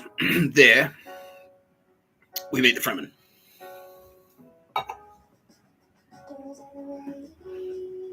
That's where we meet the Fremen. Yeah. Do not run. You will only waste your body's water. And then, my instinct kicks in. Paul Atreides' instinct kicks in. He goes like, oh, fuck this. Kabang! Hip and shoulders the cunt. Gets out of the way. Runs up. Snatches the gun off him. Takes the high position. Like, points the gun down. It's like, fuck you. Yeah. Oh, yeah, and I'll backtrack a little bit here. So in the still tent as well, when he has a vision, he's like, a war in my father's name. And he's having visions of Chani. She's got a red hand. It's covered in blood, right? And she's like, and he's like, oh, Chani. And he like, I keep having dreams about the same girl. That's what Paul says. And then she's like, she stabs him in the belly. And like he hears all the voices like, Paul Atreides must die so that the Kwisatz Haderach can rise. That's Chani. That's Chani stabbed him. He's like, and then she's got the blood hand. She's wearing the white robe. And she's smiling. She's like, look. And he comes over the crest. And he looks down and he sees the battlefield. And it's the Fremen. They're all fighting the Sardaukar. They're all stabbing each other and shit. And then it's like the helmet goes, and he sees the blue eyes. And that is, that stab. That is, in that scene, Chani is Tara Bennett. Right? And she's the one wearing the white thing. And she's got the blood all over her hand. And she stabs him in the belly. So that's synonymous with Tara Bennett. So being stabbed in the stomach, but it's in the side. So remember Jesus Christ when he's on the cross, he gets speared in the stomach, in the side. If you spear yourself like directly in front, you're dead. But if you spear yourself in the side, it's like, you're wounded, but you'll live. That's what that means. So I got wounded. And that's like stabbing someone in the belly. You're removing their removing their ability to eat. So it just basically means like cutting off the food supply. You're cutting off their food supply. That's what that means. Yeah. So I'm there in the vision. I meet Chani. He's like, hey, it's Chani. And she goes, come on. And then you quit out of my eyes. Sees the battle. That's Tara Bennett saying, giving me the vision. This is when I'm perfect. Like, look, I'll guide you, Mr. Tapscott. Boom. We'll walk together. I'm going to cut you off. I'm going to cut off your income. You're going to be broken homeless. But the end goal is Lady Jessica and Mr. Tapscott and Charney.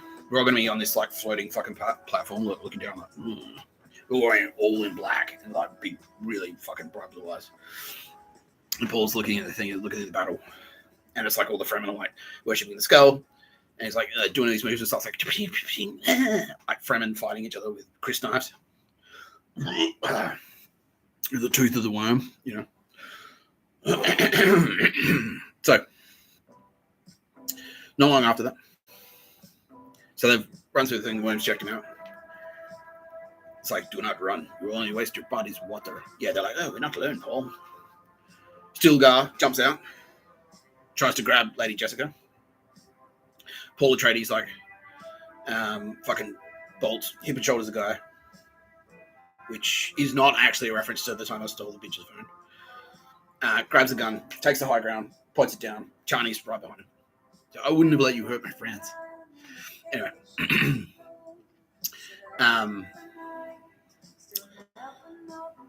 Stilgar tries to grab Lady Jessica. Lady Jessica's like,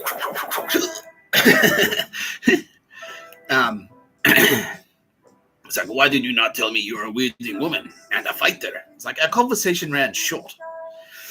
She's got the knife to his neck. Because she's like, she's got him fucking, yeah. So, because it's Millie again. So now it's switched back to being Amelia Grace Crawford. Amelia Grace Crawford is a psycho. And she's like, no, I'm always one step ahead of you cunts. And it's Stilgar. So this is the military. So this is the military kind of like, okay, so Mr. Tapscott, we'll take you under our wing. This is like ADF, and they turn out to be dog shit. But in this scene, they're still good guys. This is the Anzacs, basically. Because they're like they're keeping, the military is sort of keeping an eye on what I'm doing. They're like watching Mr. Tapscott and Tarbin like walk around, do pictures of a bird, all that dog shit. Yeah, so it's pictures of a bird, dog shit. And me pulling the gun out, it's like, oh, fuck you. Like, and pointing it at them. And then Charney's behind me and she goes, I wouldn't have let you hurt my friends. That's me going like, fucking pictures of a bird is gay as fuck. Fuck you. CIA guys were gay, all that shit. So that's me with the gun, pointing the gun at them. Like, oh yeah, fucking pieces of fuck you. Yeah. And Charney in that scene is representative of the intelligence services. The ASIO ACIS, Australian Civils Directorate. Those fucking faggot spastics. Anyway. That's why Charney at the end, spoiler. At the end, Charney like he's like, nah. He just dumps her, basically. He's like, no, I don't like you.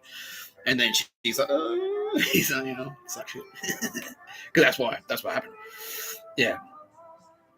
So, yeah. Yeah, I wouldn't let you hurt my friends. So that's like, yeah. She's like, oh, the pictures of the crowd are my friends. You're pointing a gun at them by going into their shops and going like, fuck you. Like, yeah, pictures of birds, fucking gay. You're a faggot. Fuck off. And singing songs and go like, you know, pictures of a bird. That is what we are. Smash your big TV. Throw away your car.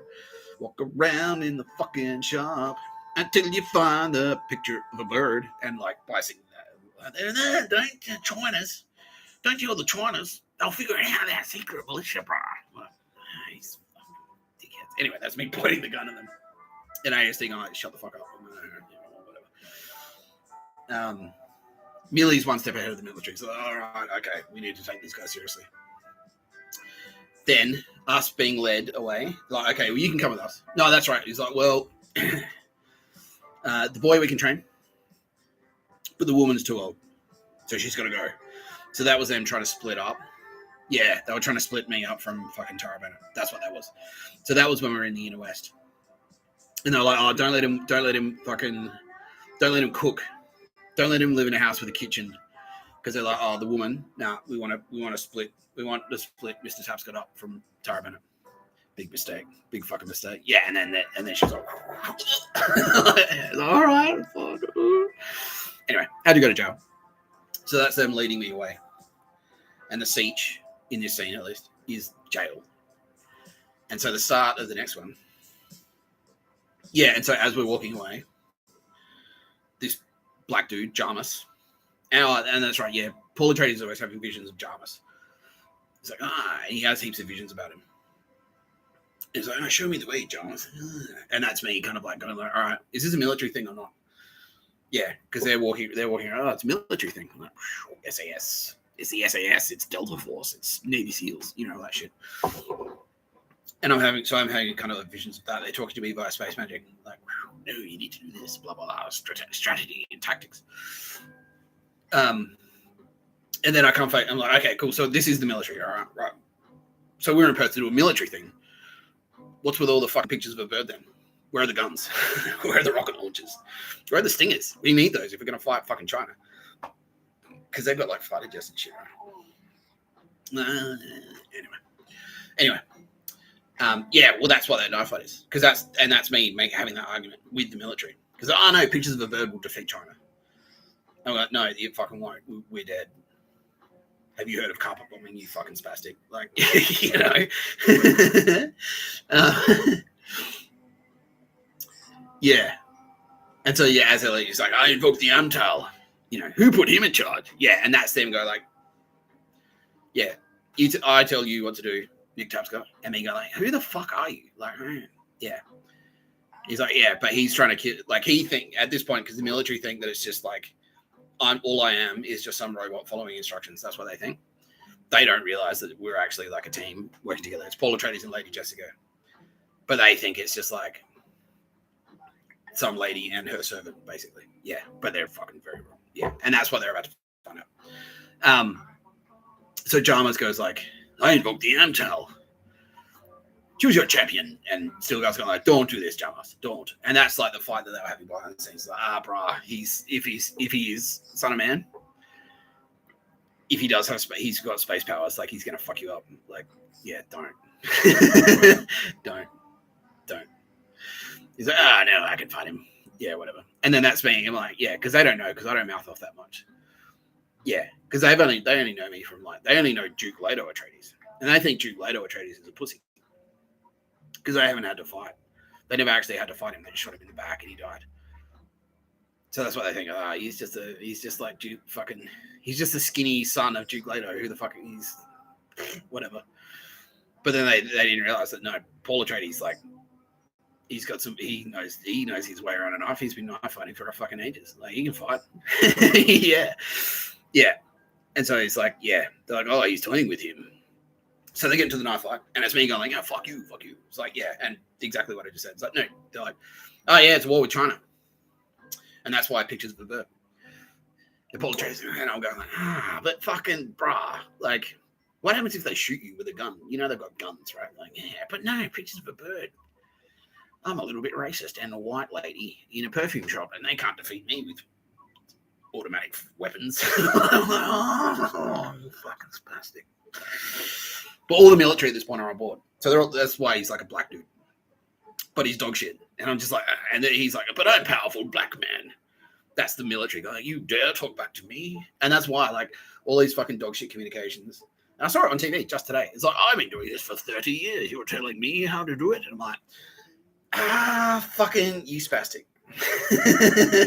You fucking spastic. Like, it's going to take them 2 seconds to figure out the dog shit fan. And once they figure it out, they're just going to go around. Like, the Telstra worker thing, like, one Maya employee attacks a Chinese soldier. They're just going to they'll just, like, set demo charges and, like, bang. Like, anyone that's in there is fucking dead. Yeah, basically. Anyway, you've heard the material. But that was me having the knife fight with Jarmus. And that's what he did. Yeah. Because I'm like, no, fuck you. And they're like, oh, but yeah. And that's right. The Chinese are like, oh, he won't let you suffer. You'll die quickly. Don't worry about it. But because that's the intelligence agencies, like, they didn't know who I was either. Yeah. And because it, like, still goes like, I'll look after him.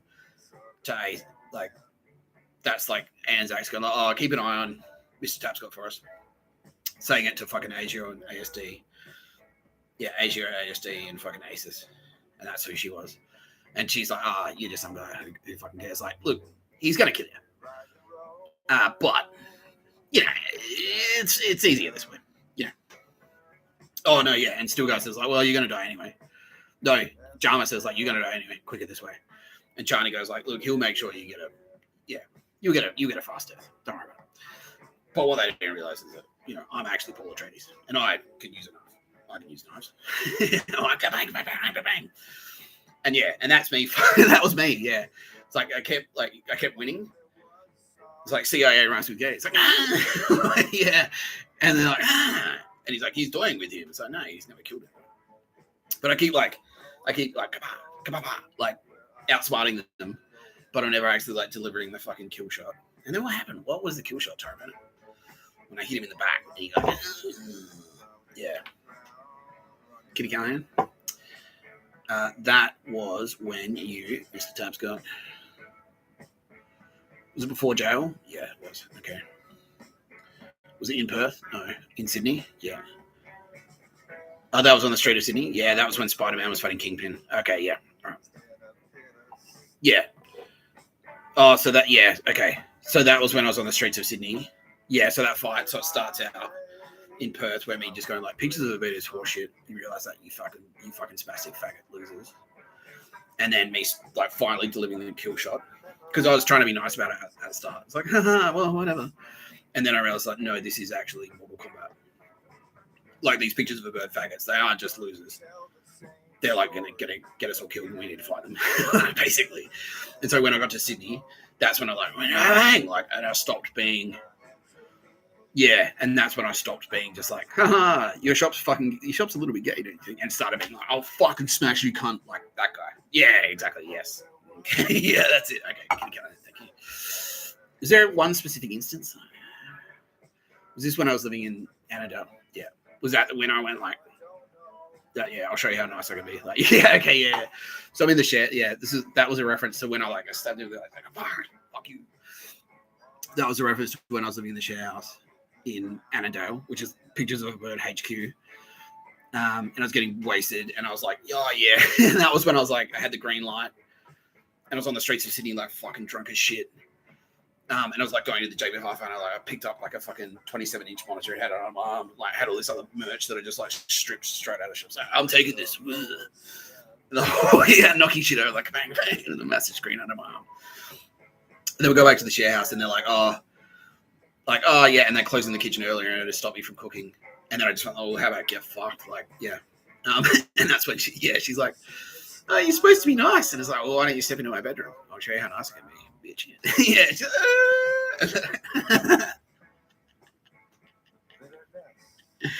Yeah. So that was that. And that was me finally like, he's toying with you. And then I'm like, nah, you can do it, Paul.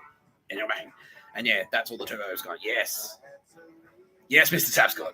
They're fucksticks and you have to fight them. You got to kill them. Like, all right, done. Done. Yeah.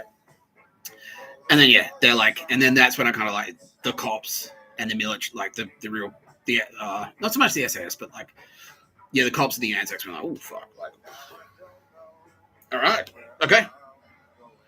We got a live one here. He's not just Duke Leto Atreides after all. He is actually Paul Atreides. He can kill people. He's a killer. He's a killer. Yeah. Cool. Yeah. And so I bye, you stupid bitch. Yeah. Anyway. Yeah. Where'd she go? I don't know. Where's Shinzo? Anyway. Yeah. So I went into yeah, so that was just before I got thrown into jail. I had to go to jail on purpose. And that's when I pulled the knife on the lady that dropped his hand. I got thrown into jail. And that's them leading me into the siege. And so that's the end of Dune Part 1. Yeah. Dune Part 2. Stay tuned, because I'm going to do the whole fucking thing. Yeah. Considering Dune Part 1 took 3.5 hours, it's going to be a long fucking episode. But here we go. Here we fucking go. All right, here we go. Dune Part 2. So it starts out. Yeah, they're wrapping up Jamis's body. Paul Atreides is like, oh, he'll carry him because he sort of felt a little bit guilty. And I did a little bit. I was like, should I feel bad? And like, no fucking way. She was a bitch. Fuck her. Like, yeah. Anyway, where's she? Anyway.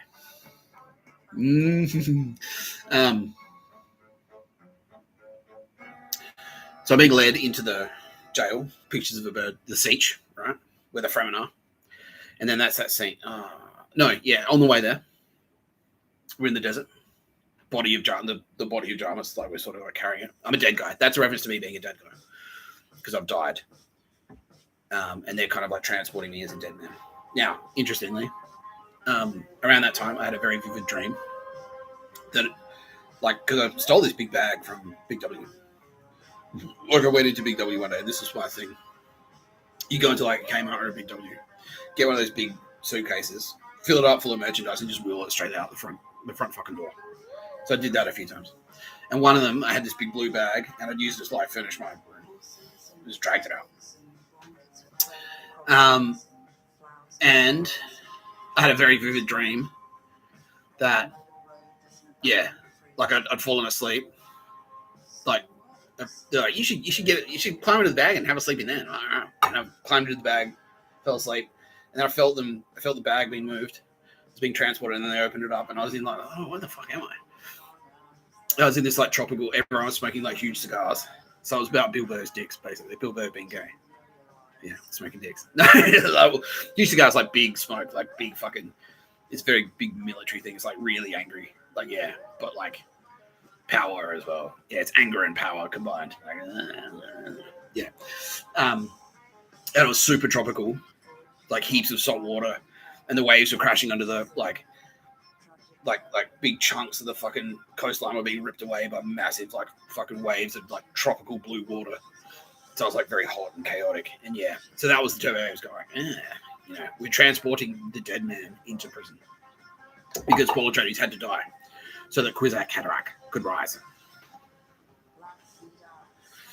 And that's why Chani, because Chani killed me, she stabbed me. That was terrible. It's like, I'm going to stab you and you're going to die, and then you will rise as Kwisatz Haderach. You know. Anyway. So they're there in the sands. This is the very start of Dune. And the Harkonnens. They're looking for me. Yeah, we're trying to keep it as quiet as possible. Because we know that the Harkonnens are looking for Paul Atreides and the boy and the mother. The boy and his mother. And Scott Morrison is like, well, their chopper went into a Coriolis storm. Nothing can, like winds of 800 kilometers an hour. Nothing can survive such a storm. Oh, I missed that whole thing. Fuck. All right, I missed the whole chapter of Dune Part 1. But anyway. So Paul Atreides, yeah, they go to the Siege. They end up in the Siege where Kynes, yeah. How do they get to the Siege somehow. Oh, Duncan spots them. So the SAS, so in Perth, yeah. So the big worm checks me out. That's Mr. Tapscott. Zeus checking out Apollo. And then after that, they meet up with Duncan, the SAS. And the SAS, like, Duncan takes them to a Siege where they meet up with Kynes. And the SAS are there in the Siege. And then the Sardaukar attack. Yeah. So that's the Imperial forces. That's the Joe Bidens. That's the Joe Biden pictures of a bird. The Joe Biden pictures of a bird Nazis. That's the Sardaukar. And they attack the Siege. And Duncan, Idaho, like, so, oh, fuck. Like, it's like, get in there, Paul and Jessica. And Kynes is there. And they have that conversation. And I'm like, and I'm like, this pictures of a bird thing is fucking dog shit. When I find out who's responsible for me being a homeless guy in Perth, I'm going to fucking kill them. Like, I'm going to fuck them up. Seriously. And she's like, you're a lost boy hiding in a hole. You're going to play for the crown? And I'm like, or die trying. I don't give a fuck. Yeah. Your father didn't believe in revenge, Paul. So, well, I do. Yeah. Yeah, fuck you. Yeah, I don't want to be a fucking lost boy hiding in a hole. I want to be a duke. I want to be a rich duke with a household and a wonderful kitchen, my cousin. Yeah, that shit. That's what I want. Yeah, I want that shit. Yeah. Yeah. I have skinny Paul Atreides. No offense, Timothy. He's like, okay, I'm starting to see why I'm not the real Nick Tapscott. Yeah. Anyway. Yeah. Yeah, so we're in there. Sardaukar attack. Because they're like, they're closing in on Perth. Because they've heard about the boy and his mother. So they're like, Imperial forces. The SAS are like, they're like, oh, quick in here. They've guided me in. And then they're like, oh, fuck. Close the door behind them. It's like, we'll fight them off. That's Duncan, Idaho. That's the SAS. Fucking hold him up. Come back. And he's like, the SAS now have been tipped off. It's like, wait. So SAS, because they were on board. SAS were on board with pictures of it because we thought we were going to fight China. We thought the enemy, because they knew that SAS knew we had an enemy. They thought the same thing everyone else thought. That I thought is what I thought, that the enemy was China, Iran, and Russia. When in actual fact, it was the emperor. It was Joe Biden and his Sardaukar. It wasn't exclusively Harkonnens. It was the Sardaukar. It was the emperor. And so that's Duncan. The SAS is like, we've been fucked over. And mostly to Tara Bennett, like the mother to Jessica, is like, we've been fucked over, like they've stitched us up. Yeah, this is a stitch up. They're trying to kill us. They're trying to kill us all. This is a fucking Nazi takeover, basically. And we're like, oh shit. And he's like, all right, well, anyway, we'll play along. This is the SAS. We'll play along. We'll hide out in the siege for now, and then when the time is right, we'll fucking polar traders will rise and destroy them. Yeah. So we're in the siege. Duncan Idaho's like, lock the door behind him. I'm like, no, SAS, I still want to be a soldier. He's like, no, fuck that. That's not for you, you skinny bitch. And they're trying to blast their way in with las guns and stuff. They're trying to cut their way in with power. And Duncan Idaho's like holding on, like, oh, fuck you. And they think they've killed him, but they haven't. And he goes like, pulls the sword out of him, like, and then they get him, and then he dies. Yeah. But it gives us enough time to escape. So me and Tara Bennett go one way. And that was clients, that was cooks up. Saying to Mr. Tapscott, or Nick Tapscott, you think, like, you want to take on Joe Biden and fucking Obama and DCAM? Are you serious? And I'm like, well, yeah, yeah, I am. Yeah. He's like, oh, you're a lost boy hiding in a hole. Like, I mean, you're broke, you're in Perth. How the fuck are you going to take those faggots on? I was like, well, let's just get a few tricks up my sleeve. You know, I had the Paul Atreides, like, nah, like, I'm angry enough to, yeah. Don't worry, Mr. Tapscott, basically. Yeah. Mr. Tapscott. We split up. And it kind of jumps around here time-wise a little bit, and the timelines jump around a little bit. But we split up. That's when we sort of split up. So there, where we go one way, we're on our way to Perth. Or, like, jail, basically. Yeah. Me and Lady Jessica, we go one way to a helicopter. We're on our way to jail. Daz, a.k.a. Cooksup, a.k.a. Liet Kynes, goes another way. But the Sardaukar catch up with him, and he thinks he's getting away, and he's trying to call in the big power. So he puts a thumper down to call in the big worm to get him the fuck out of there. He's about to ride the worm because he knows how to do that. Unfortunately for him, in real life, he didn't realize that he was going to be betrayed by the Sardaukar. And they say, like, you betrayed the Emperor Kai. It's like, yeah. And then once he realizes he's been betrayed, he's like, nah, fuck you. Yeah. And he's like, I only serve one master, and that's Shahud. Boom, boom. And then what happens? Like, yeah. And then the big worm appears, like, and eats them all. And so that is fucking Kitty Callahan, especially. You killed Cooksuck, you fucking spastics. Fuck. And then chopping them up.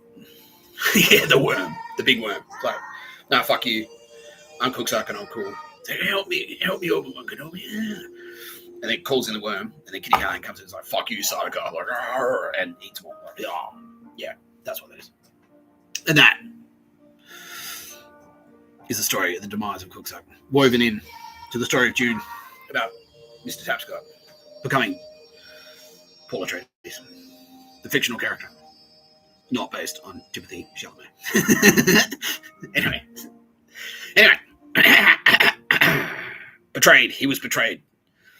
Because he kind of had one foot in both worlds, and then they betrayed him. They were like, well, he's saying holy moly shit on the internet. Sardaukar. Yeah. So.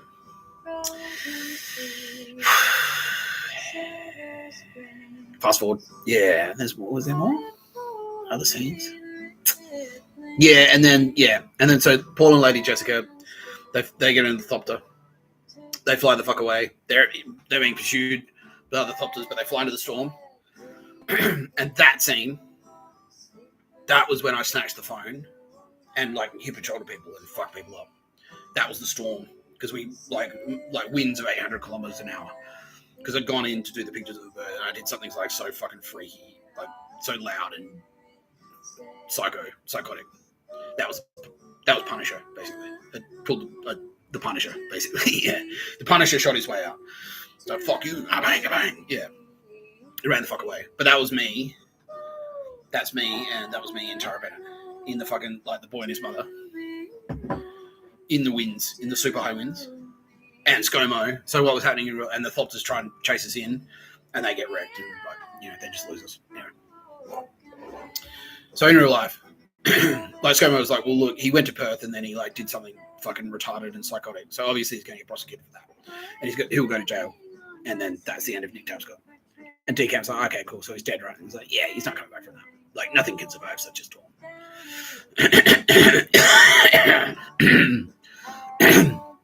Yeah, because he's like the boy and his mother are dead. It's like, okay. And so yeah, Harco, like the Baron went good. And then just like, yeah, from there he's like, all right, cool. So get down there and start chopping the shit up. Yeah, he's like, I only have one income. Yeah. Only have one need. Income. And then that's when the Harkonnens started doing like in real life, the Nazis started doing like really dog shit. The Undrungener started doing like the really dog shit stuff, like starting bushfires specifically to burn down houses so that they can get paid to come in and rebuild them. Like all that dog shit construction, the real dog shit started. Yeah. That's when the Harkonnens were like, the invasion. And Geordie's is there, but he's had to go to ground because it's so hectic now. Yeah. The nerds everywhere, like, Zeitzism and all that shit. And I'm there, like, trying to survive in the desert by shoplifting. I'm still getting harassed on the street constantly. I'm getting, like, harassed to do pictures of a bird. I'm getting, like, the baby's got, like, following me around. I'm getting fucking angry. Yeah, and then I had that dream where it's like I was in a bag that I stole. Like, they put me in it and dragged me out, and then opened it up. So, chaos. Like, yeah, I'm in the tropics. It's very hot water. Anyway, that was a dream about the turbo babes. Like, don't worry, we're transporting you. Like, you go to jail. It's part of the journey. Don't worry about it. Right. Went to jail. No. Yeah, so that was that kind of that scene. So we're in the desert, and they're transporting my dead body. Because after that storm, they're like, oh, he's dead. And so you see they're pulling Jarmus's body out. But I'm also being guided by AFP and Anzacs and a handful of like good moral insiders in the in ACIS and ASD, like the people who aren't the dumbest spastics in the universe, basically. So Chinese kind of like good intelligence people are helping me out. Chinese helping me out. Still guys helping me out. The other Fremen, after witnessing me win a knife fight against Jarmus, they're helping me out. They're like, okay, you're okay. Yeah, you're okay. So that's that scene where like, oh fuck, it's the super red sands. We're in the red sands of the deep desert. The Australian desert, yeah. The red sands. Like, yeah, that's where the men are. The manly men. Yeah. Yeah. Chaos and anger. That's where we are. Kitty Callahan and Mr. Tapscott territory. Big time. No water there. Filthy water. But it is good for something. Yeah, he says like, yeah, like they kill all the Harkonnens and suck their water. So that's all the dog shit. That's all the Harkonnens trying to track me down while I'm in the desert. And then one by one they're getting picked off. Like, by and they're all the bodies are falling. Yeah. That's like secretly like picking them off. Like there are a couple of like high profile prosecutions. That's like, yeah. There's like a couple of high profile prosecutions. Oh, this guy touched up this fucking loser touched up kids at the daycare center. This is Brett Button. You know, the Harkonnens, like, you know, they can't like just like come in and carpet bomb all of them. They can't just wipe them out with a machine gun. They have to like selectively like and like take them out one at a time. And then one of them spots me, and this is where Jessica's like, never turn your back on your people. And I'm there like, and I like run up, grab one of the knives, like, ching, ching, ching, ching, and that was like, kind of, yeah. So that was me getting to fucking, that was me fucking facing off against pictures of a bird cocksuckers in Sydney. Yeah. So being on the and doing the thing that I was saying is like, yeah, well, you haven't paid your fucking invoice, cunt. Like, I'm not doing any pictures of a bird until you fucking pay me a single red cent, you fucking spastic. That was that. So that was me having a knife fight, bang, bang, with Harkonnens on the streets of Sydney. Bondi Junction, that shit. That was that shit. Ironically, or coincidentally, I was watching Dune 2, which had that scene in it at Bondi Junction while I was doing. So while I was doing that, like, yeah, fuck you, like the scene in the movie. While I was doing the scene that scene in the movie is based on, I was like going to watch that movie, watch the scene in the movie that I was doing then, because Kitty Callahan was using her space powers. So like, okay, we'll see it, and then I'll go back in time and I'll write it in. Like, yeah, cool, interesting. Yeah. Anyway, you getting tired, Mr. Tapscott? Says Ross. I'm like, yeah, but I've got the steam up, mate. I'm just gonna plow ahead. These are the kicks of Paul Atreides, my friend. Powerful kicks, strong enough to stop a man's heart. Anyway, yeah. So that was that. That was that scene, and then after that, yeah, and it's like, yeah, still goes like, oh, filthy water, but it's like it's good enough for our fucking, yeah, and then Tyra Bennett's like, the dog shit. It's like, oh, the dog shit. These fucking spastics are fucking spastics, and she throws up. She's like, oh, and she's pregnant, by the way, because that's her next. That's representative of Space Coast Tyra Bennett, quietly in the background, nurturing earthly Tyra Bennett. So she's pregnant. That's what that's referenced to. And she throws up. She's like, this is fucking disgusting. These nerds are fucking nerds. Yeah, they're pedos. They're training their children to murder people with contact poison. They're fucking, yeah, they're disgusting. They're inhuman. They're so bad, they're inhuman, basically. And yes, this is, filthy water, like, yeah. Stilgar says that, and like Tyra Bennett says, oh, don't let it out. Don't let it out. Aye, Kalush. Yeah.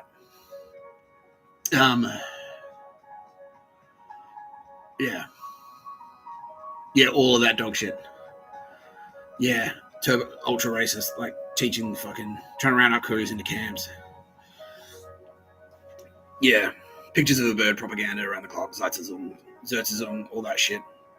Yeah, it's a Tyra Bennett's watching this, like, you unbelievable, fucking disgusting, you fucking spastics, I can't believe it.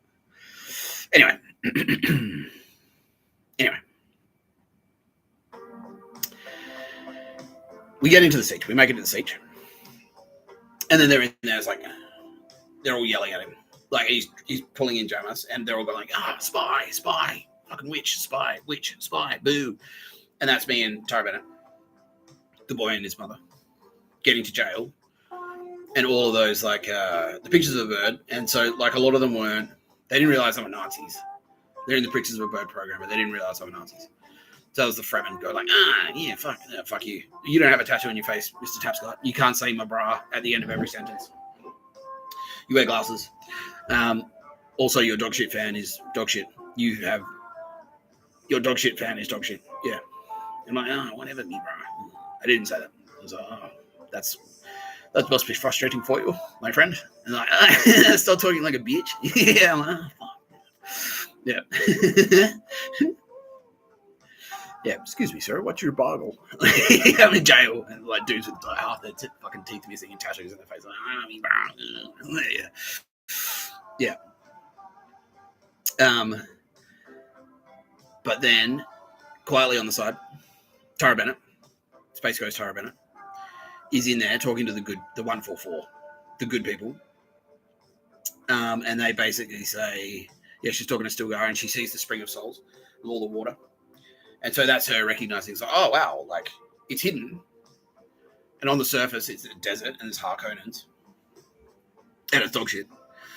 But here in this siege, at the very least, there is a spring of souls. Like, there is some good, clean water here. So, okay, I don't have to, like, nuke the entire planet, basically. Yeah. And Stilgar says, like, look, you can be our Reverend Mother, or that's it. You can die, basically. And so that was them saying, like, look, we know you're a bit of a weird nerd, Mr. Tapscott, but we also know that you've got space powers. So you can remain in the siege as long as you do space powers, like you do pictures of a bird magic tricks, basically, and tell tell Stabby Steve that he shouldn't feel bad for cheating on his girlfriend in year 8 or some dog shit. Anyway, yeah. So that's basically what happened. Yeah.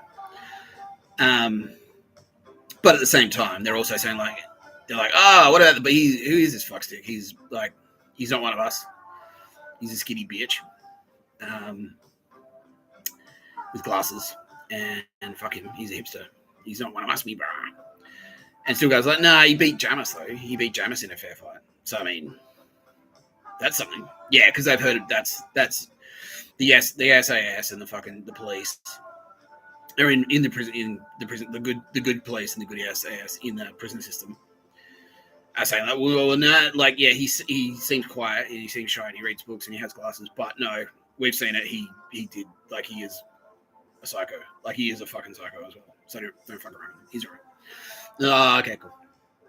Yeah, and then I started training and stuff in there. All right, yeah, and so that's sort of like Chinese there, and they're kind of like they're laughing at me, and like, I'm too spicy for the foreigner. Like, but I kind of find my feet in there in jail, and I make a few friends, and I've got a bit of help from Space Magic, and I started doing push-ups and chin-ups and shit. Oh, look how tough you are. And I have a couple of adventures in there where that guy screamed in my face. I'm like, fuck. Like, I just went like, I'm not going to talk to you if you speak to me like that. I'm not going to respond if you speak to me like that. And I stared him down, and he's like, oh, okay, yeah. Was that a scene? Can you go in? Yeah, okay. Nope. All right. Anyway. So we're in there. We're in jail. We're in the siege. We're hiding out. Harkonnens are chasing us.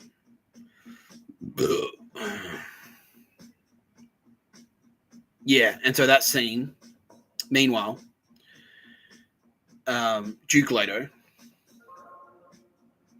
Now this kind of jumps around. I think the timeline sort of jumps around a little bit here. But Duke Leto, he's not dead. He's only been paralyzed. And he's at that big table, and the Baron's there, and he's eating. He's like, you have a wonderful kitchen, cousin. And he's a big fat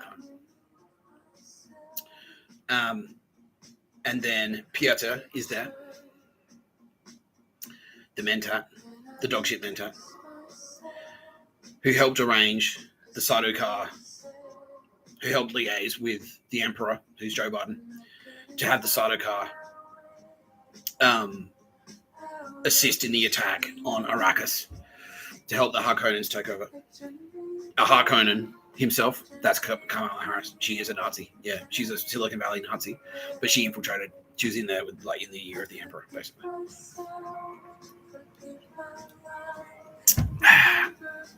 So he's like, you have a wonderful kitchen, cousin. And then I'm like, he's like, what did you say? And he comes over. Baron comes over. And then that's me. That scene is me in jail going like, I fucking said no pictures of a bird. Yeah, and that's me going like, well, using a bit of dog shit fan. I got this mate. All he ever wants to do is play fucking golf. I fucking said. That's all he ever wants to do. This time, I paid for it. Next time, yeah, it's like, no, I don't want to play golf. We're going for a power walk instead. So I drove us to the national park. There were 3 of us in the car. Park entry was $35 each. Park entry was $35 each. And I'm like, look, I'll pay for it this time. Next time, someone else is paying for it. And then that was me biting the tooth, like, and blasting out the poison. And everyone in the room died. It was like, except the Baron. So Joe Biden survived. Because he was so high up, he like, the altitude. But everyone in that reporting line, that is like, did you hear he said that? Fuck. Yeah, yeah, they all got wrecked. Yeah. Including Kamala. No pictures of the bird where she went, yeah, all right, suck shit, bitch. Yeah. Yeah. And then there were a couple, and that was combined with a couple of other things where I was like walking around in jail going like, what's fragging? Do you know what fragging is? What's fragging? Like fracking. Like, no, fragging. Do you know what fragging is? No, okay. No, what? Fuck. Yeah, because it's like, are you threatening to frag us? I'm like, yeah. Yeah, pretty much. Yeah. And then that went up the chain. It's like, holy shit, is he threatening us? Like, fuck. Like, psycho. Anyway. The best one, the toughest one, the craziest one, Mr. Tapscott. Yeah. Yeah. So that was that scene. That's Duke. That was the final act of the Duke. That was the final act of Duke Leto Atreides, like trying to negotiate. And then from there, Duke Leto Atreides is dead. And then from there, Paul Atreides. It was exclusively Paul Atreides on his way to becoming the Kwisatz Haderach. Yeah. So finally in the siege, Lady Jessica has been told, you'll either be our Reverend Mother or you'll be killed. Paul Atreides is finding his feet amongst the Fremen. And they do a couple of things together. And then Stilgar goes like, well, you're actually like, the Anzacs are like, you're actually a bit of he's all right. He's all right. Yeah, he's all right. Yeah, and that was me at Mid-North Coast pretty much. Yeah.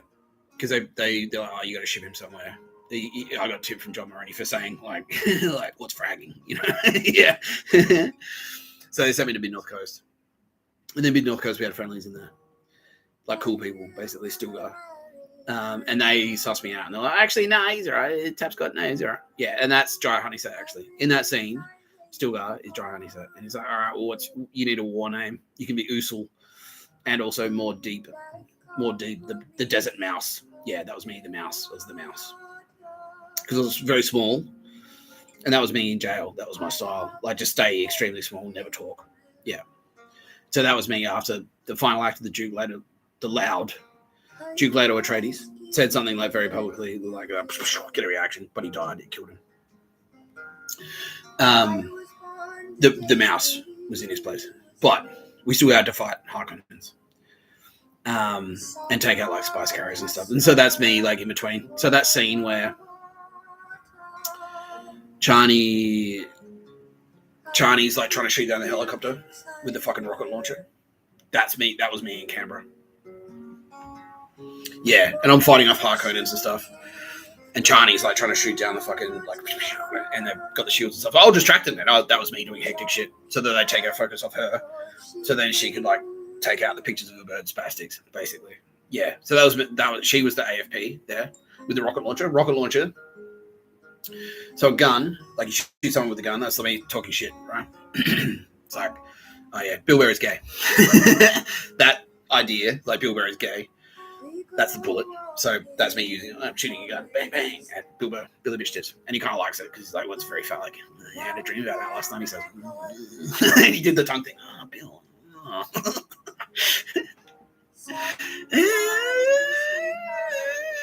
Anyway, a rocket launcher, however, is legal action. So that's like police charging you with something, that's firing a rocket launcher at you.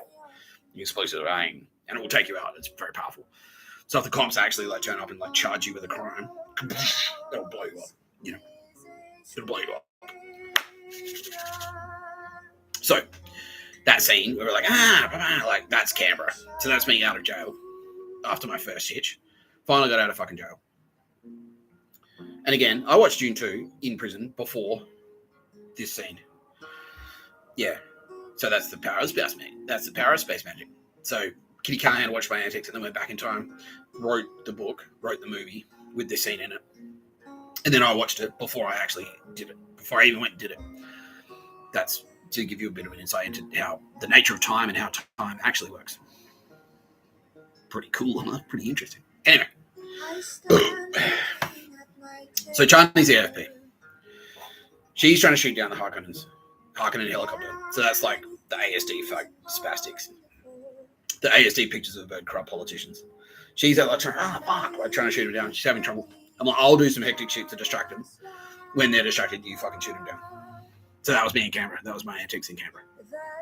That was that scene. And then after that, I went back to jail. But I was a hero. Like amongst the Fremen. They're like, yeah, woo, my team, woo, you're the best, bro. Yeah, that shit.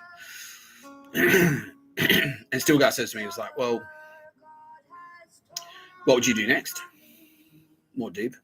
And I'm like, well, I'll just do I want to fight him. That's like whatever we need to do to kill them, pretty much. Yeah, he's like, well, I'll go. What would you do, Stilgar? He's like, well, I'd go further north. So, well, that's what I'd do. Yeah, okay, let's do it. Yeah. He's like, I've been fighting like And then, yeah, Paul Atreides says, like, oh, you've been fighting Harkonnens for decades. My family's been fighting them for centuries. So that's actually a reference to me saying, like, no, I'm, like, yeah, I'm from a long line of Anzacs. Like, you guys, like, yeah. Hang in there, Billy. Maybe one day you'll be as experienced and cool as handsome and rugged and all-round legendary like me. Like the mythical hero of old Achilles. Chiseled abs. Yeah, that's basically what I say. It's like, yeah, look. Like, yeah. I mean, you are more experienced, like, right now, but my family has, like, I've been literally fighting these Nazi fucking spastics for thousands of years. And especially, like, with Space Ghosts there. They're like, yeah, dude, this is the fight we've always been fighting. Kitty Callahan's like, I've been fighting these fucking spastics for like 2,000 years. Like, my family, as in Mr. Tapscott and the Turbo Babes, we've been fighting them since time began. You know what I mean? Like, forever. Yeah.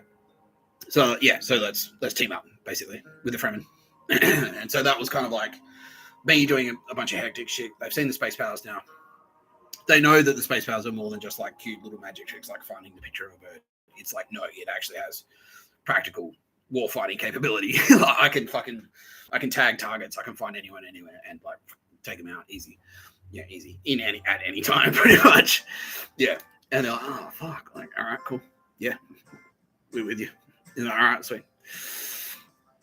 In the meantime, Tara Bennett's in there on the ground. She's now Reverend Mother. Oh, she drinks the water of life. Yeah, you must drink the water of life. You must drink the worms. Yeah. And so, yeah, so what was that, Tara? Was that's not earthly Tara Bennett? No. Okay, so that was Space Ghost. Yeah, okay, cool. Yeah. So, yeah, that was Tara Bennett getting in there. What was that a specific instance? Like, yeah. Was that camera? No. Okay, so you drinking the water of life, right? Was that me that did it? Like, yeah. Okay, so that was me. All right. Yeah, so you must drink the worm's piss. You must drink the water of life. You had to catch the baby worm and then extract the spice, the worm's piss, the water of life, and then drink it and then black out. Oh, okay. So that was like the fucking knife, right? Yeah. Yeah, okay. Right. Yeah. Okay, so yeah. Yeah, so that was like, yeah, that's when the pictures of the bird turned dark. Yeah. So that, drinking the worm's piss, that was like, because before that was just pictures of the bird. It's like, turn up to my shop, find a picture of a bird. I'll say, I'll help you and open a door. And you'll go, thank you. Can I me? Or some dog shit. When in actual fact, I was like, fuck you. This is dog shit. Fuck you. And anyway, that was me. I had to capture the baby worm, which is me, which is Mr. Tapscott. I had to capture myself. I had to wrangle myself. Like, you got to wrangle yourself, brah. You got to like, get that power juice out of you, and then drink it. And you're going to black out. It's going to fuck you up. Like, you're going to have heaps of fucking weird visions and shit. All of us. You know, that shit. Yeah. And they're like, she's pregnant. And then that's when they kind of went like, oh, fuck. Like, this is just the start. Like, yeah, this isn't peak Mr. Tapscott. They're like, holy shit. Like, yeah, because I pulled the knife and the lady's like, oh, fuck you. And they're like, oh, what is this? What is this? Yeah. She's like, she's pregnant. Now, this is where it gets a little bit terrifying. And this is why it's Star Wars for grown-ups, because this is a grown-up story for grown-ups. Right? Because at this point, at this stage, Lady Jessica is pregnant. But she's not pregnant with baby Tara Bennett anymore. She's not pregnant with baby Yoda. She's pregnant with baby Alien. She's pregnant with Aldous Harding because Alia, as in St. Alia of the knife, that's Aldous Harding. Tara Bennett is pregnant with Aldous Harding. And then she drinks the water of life. And then, yeah, all the senior intelligence, like, people was like, he's just a cute, doing pictures of a bird magic trick. And it's like, well, instead of that, how about, give me your fucking handbag, cunt. Like, fuck. This is much darker. That's what happened, yeah. Yeah, so she drinks the water of life, blacks out. And then she becomes a Reverend Mother. And that's why she's got writing on her face, right?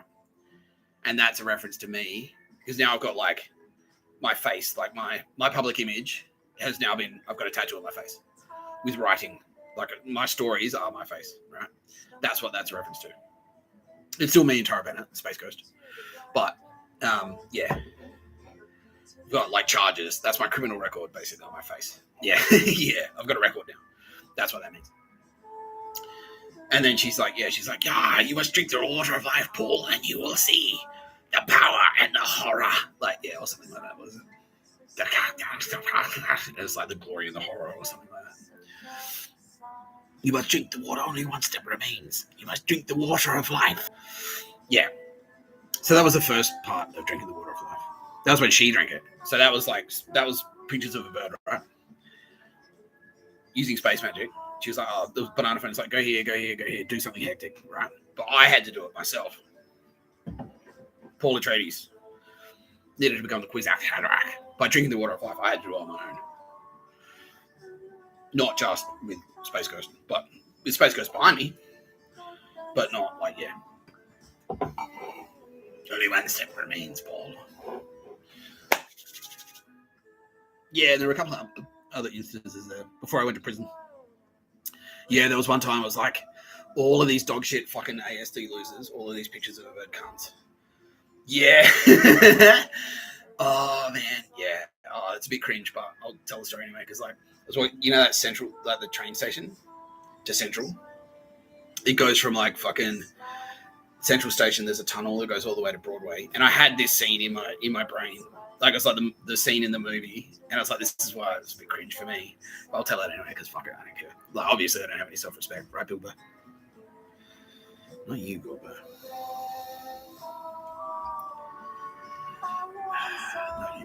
Anyway.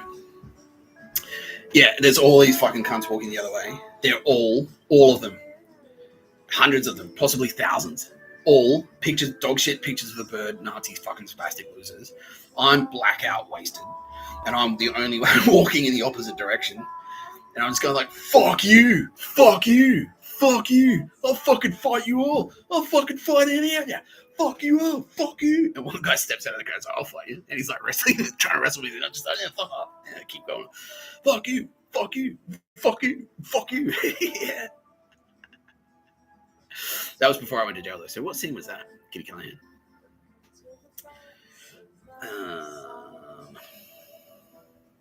Did that make it in? Yeah, it did. Yeah. I don't know, because it was before I went to jail. So it must have been, like I was taking a crowd, like I was fighting like a group of people, right?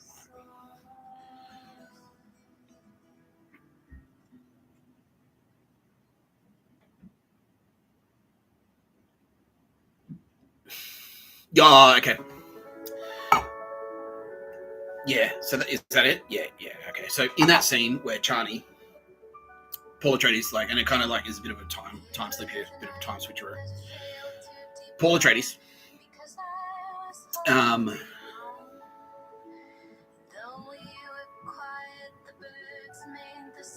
yeah, so Paul Atreides, like, they attack the spice harvester, and then Chani shoots down the fucking thopter, and she's like, running away. Yeah, that was me in Canberra. But then that very next shot, you see a shot, they pop out of the sand and go, and shoot the harvester with lasers, like, and it explodes. Like, that was that.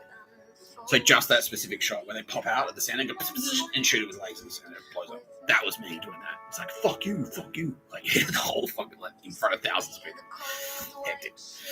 Hectic. Yeah. Oh, cringe, but anyway, whatever. Anyway.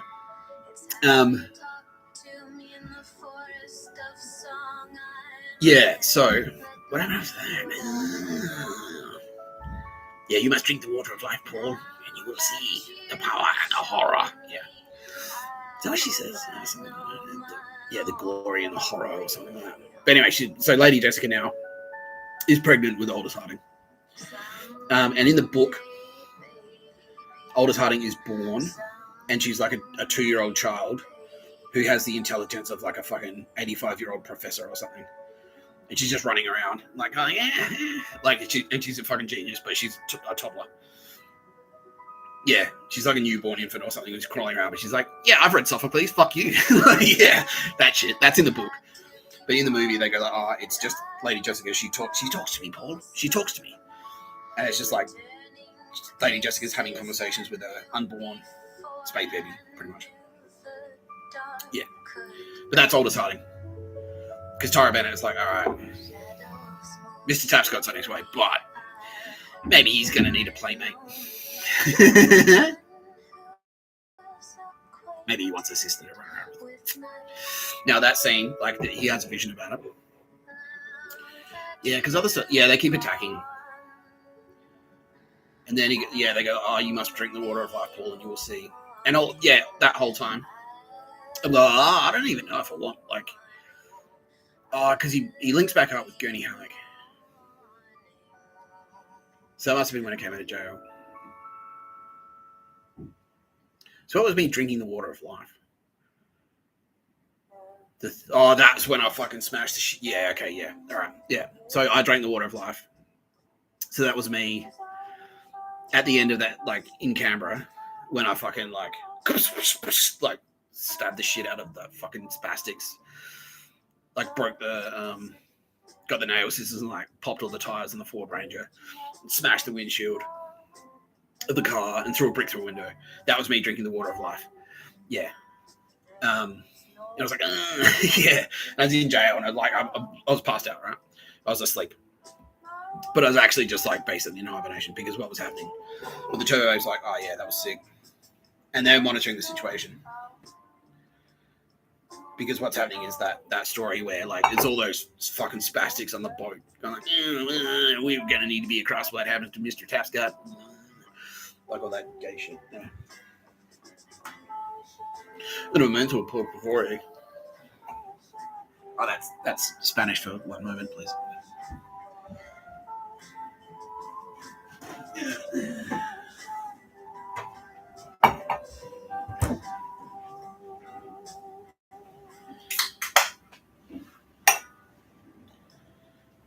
No sign on the door. No title to the deeds I'm digging for. I'm on your way into that old Drink the water of life for me, Mr. Tapscott, says Kitty Callahan. And you will see.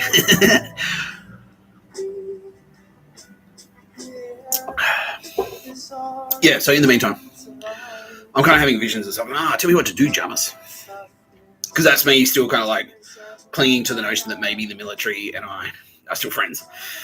But we're not really. Yeah, we were, but we kind of weren't. But it was like, yeah, still like dog shit. Like the British Navy was like, yeah. The UK military was horrible. Yeah, dog shit. And Jamas was kind of like, well, the hunter must climb to the highest peak before he can see. You must climb to the highest peak, and you will see. Yeah. And that was kind of me reaching out to my Space Ghost. Yeah. So that was Earthly Mr. Tapscott. That was Nick Tapscott. Sounded like my Space Ghost. All right, Space Ghost, like, how should we, what's the deal? What should we do next? He's, come on, I'll show you how to be a hunter, you know.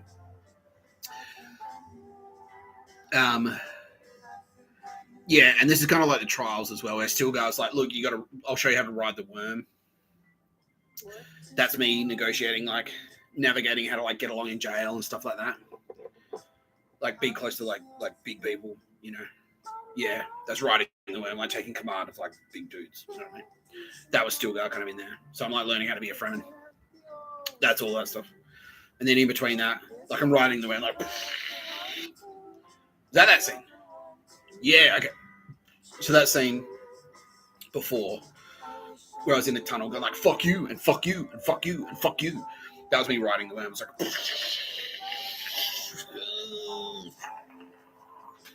yeah, that's right. And that's why Stilgar was looking at it, go like, not that big.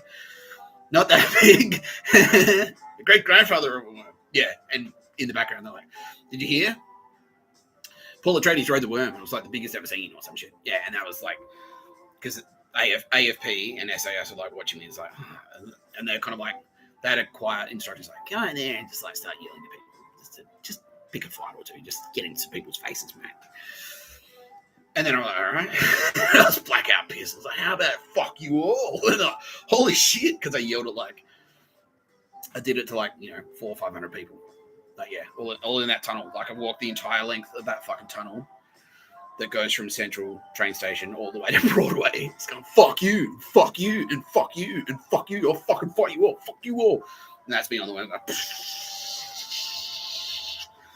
yeah. Yeah. And they're like, all right, cool. Yeah. And then I was like, as written, oh, it's as written. Yeah. Like, did you hear Paul Atreides rode the worm just as written in the scripture? And that's Tara Bennett kind of quietly in the background doing a space magic. I was like, yeah, which is cool. Kitty Cullen and Toronto. She's always there when you need a cold drink. You get animate and go to Callahan. 10% off for life for Timothy Chalamet, the real Paul Atreides.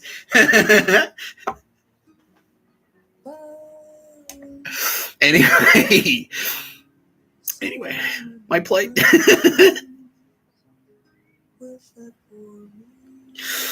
Anyway, yeah. So I was like, yeah, you must drink the water of life, Paul, and you will see. And so I did, yeah. So I was like, and that was me in the motel. That was like, you must drink the water of life. He was like, help me, Jamis. help me, Jamis. Help me, Jesus. And then I was Andrew Garfield, and I looked in a pool of water. I was like, Jesus. And no, that's almost exactly what happened. I got arrested straight away. I drank the water of life, and I got arrested immediately. And then that's just when I smashed all that shit up. That was me drinking the water of life. And they're like, And I went and they took me to Dune, and I was just like lying there. And my team had just gone like, just do that. Yeah. Don't move, don't talk, just watch TV. That's it. Because that's all I needed to do. And because, pictures of a bird. They were trying to suck me in. They're like, no, you're going to do pictures of a bird stuff, because you're in a secret militia. Got to fight China. I was like, no, I don't really need to. And I just kept saying, they're like, oh, how come you don't train? How come you don't walk around in a circle with us? Yeah. And I was in a cell with one fucking absolute spastic. Not pictured, right? Maybe. Okay. I can't remember when I had an internal conflict. It'll come to me later. It's not important, really. Is it? No. Kind of.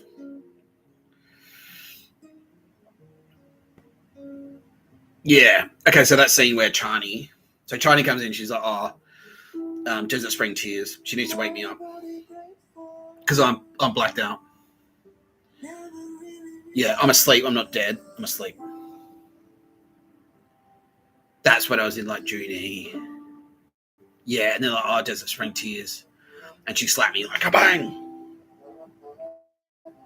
That was me getting the job in the laundry. And then Desert Spring Tears, like, they had to get all butt hurt. And then forced me to work in the laundry. That's it. And they're like, And like, I'm like, oh! And like, yeah, with a bit of water of life. Yeah, they woke me up like, motherfucker. Whoa. And then she's like, kabang! Yeah. So that was like the intelligence services. That was ASD and ASIS and ASIO going, but you work for us. You work for us, me bro. And me going like, no, I don't. And then they put the water of life on my mouth, like Desert Spring Tears. It's like they had to cry. And that woke me up. I was like, fuck you. And that was me going to the laundry and the hectic shit, like roar. Like that was when the worm Paul Atreides appeared. Yeah. And then what was that next scene? Yeah, because then he like fucking... Yeah, and that scene where I came out of jail, when I got out of Wellington, and I just woken up. Like, ooh. Yeah, and that's right. I had the conflict. I had the internal conflict. I was like, I must have re-met Gurney Halleck. So I re-met Gurney Halleck at one point, and we teamed up again. Yeah, okay. So I think this is where it's sort of like... So, Geordie's, you sort of, at this point, Gurney Halleck transitions into Australian military. Yeah. We're still fighting Harkonnens. I've woken up in Wellington. Yeah, that's right. Because that's when the space magic really starts ramping up. Yeah, that's it. And then Yeah, because I had to go to jail again. Yeah, and then that's here in there as well. Yeah, okay. Yeah. So I get out of jail. I wake up. I go onto the street, and I'm asking for guidance from Jarmus. And I'm telling the military, I was like, I'm kind of worried. Like, yeah. It's like I'm worried what will happen. It's like billions of people are going to die. Yeah, and then there's a vision he has. Yeah, and so when he's blacked out, he has another vision. And it's like all these people. Oh, he has that from the first movie. But it's like all these people like, if I win, like, and all these people are like dying, like, starving to death and stuff. And then that's Lady Jessica's walking around, like, and there's all these people like around her on the ground. Like, and that's a vision of like, yeah, that was Sylvia Jeffries. That's Sylvia Jeffries in that particular Lady Jessica is Sylvia Jeffries going like, no, we're on track. This is the plan. Yeah. And then when he's blacked out, he has a vision, and it's St. Alia of the Knife saying to him, Paul, you are not ready for what is to come. And she's on a beach. Because he crosses onto the sand, and he gets to the beach, and he looks at the beach, and it's like, it's in Arrakis, but it was like really heavy saltwater surf. Yeah, and then Sanalia like looks right at him and goes like, Paul, you are not ready for what is to come. I love you. And that's Aldous Harding. Like Space Ghost Aldous Harding, as in got his sticks. Go like you're on the edge of like fucking like World War III basically, and you aren't ready. Yeah, you're not ready. And so that was when I was in June. Yeah, because like, all right, you're nearly there, but yeah, you've got a ways to go. Yeah, bro. Yeah, basically. And yeah, because like I've said in other videos, like that water, like heavy surf, represents massive conflict. So it's huge salt water, huge ocean swells. And that's what we're on the edge of. So we're on the edge of like a massive conflict. This is Aldous Harding telling me, got his sticks. Like we're on the edge of a massive conflict. You're not ready. And so that was sort of when I was in June. So I had to go to June and then just lie there. But then I'm awoken with the water of life. Because like in jail, they're and fucking around with me, and I'm like, just fuck off. Like, and that's when I got angry again. Nearly bashed some guy in jail for being a spastic. Yeah, and he was like a dog shit surrogate for Kamala Harris, and he's like, always trying to get in my face. I'm like, if you talk to me one more time, cunt, I'm gonna bash the shit out of you. Like, I swear. And then he straight away, he's like, well, what did I just say? I didn't bash him. I didn't, but I really wanted to. Like, that was the closest I've ever come to fighting anyone in jail. Yeah. Talk to me again one more time, cunt. Talk to me again one more fucking time. I swear to God, I'll fucking end you. Yeah. Yeah. Dog shit. Anyway. But that's when I awakened. And then that's when when I got out of jail from Wellington, I had to be in Wellington for a little bit. And they're like, you got to like, they've summoned the council, like, you must sit in the fucking circle or some shit. And Stilgar is there going like, you must take my life, I am weak. Yeah, and this is when the Harkonnens, okay, yeah. And this is very important as well. This is where Fade Rather has entered the story. So on the Harkonnen side, you've got you got Fade Rather, that's James McGrath. You got Decam, that's the Baron. Pieta's dead, that's Kamala Harris, she's gone. You've got the Emperor, that's Joe Biden. And you've got Rob Arn, and that is an amalgamation of like ScoMo / Australian Prime Minister. So at this point, it's actually like fucking Albo. Albo being a dog shit spastic.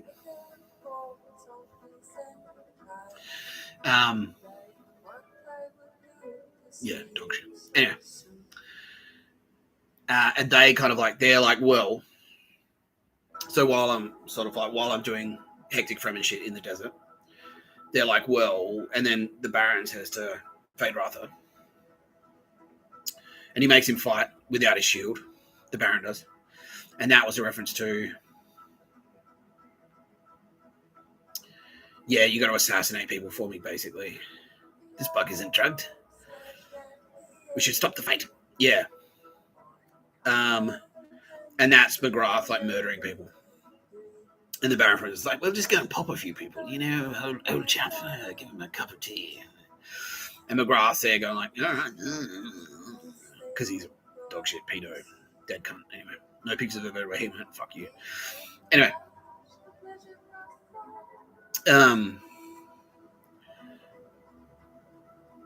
yeah, there's what is that guy? Yeah, but he has to fight someone like the Asian guy.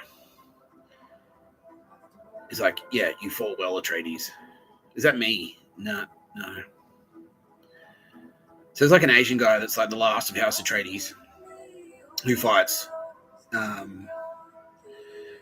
Is that Chelobek? Yeah. Is that Chris Tapscott? Yeah. So that's Chris Tapscott. So there's an Asian guy. So then Chris Tapscott gives Fade Rather a run for his money. So yeah, that Fade Rather. That's Fade Rather like trying to fight Chris Tapscott. Yeah, because the Baron says like, oh, and he drops his shield. He's like, all right. It's like, happy birthday, like that shit. And that was McGrath having like a sneaky background, a fight in the background with Chris Tapscott, which I am only just now being made aware of.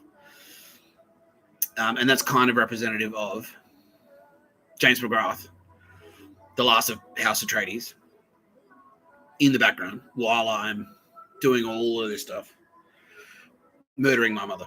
That's what that is. Yeah, that's what that is. Yeah. So he's like, yeah, while Mr. Tapscott's distracted by Turbo Waves, I won't do Kitty Guy because she's got stuff in her. I filled her up. Well, you're doing all this shit from the end of 2021.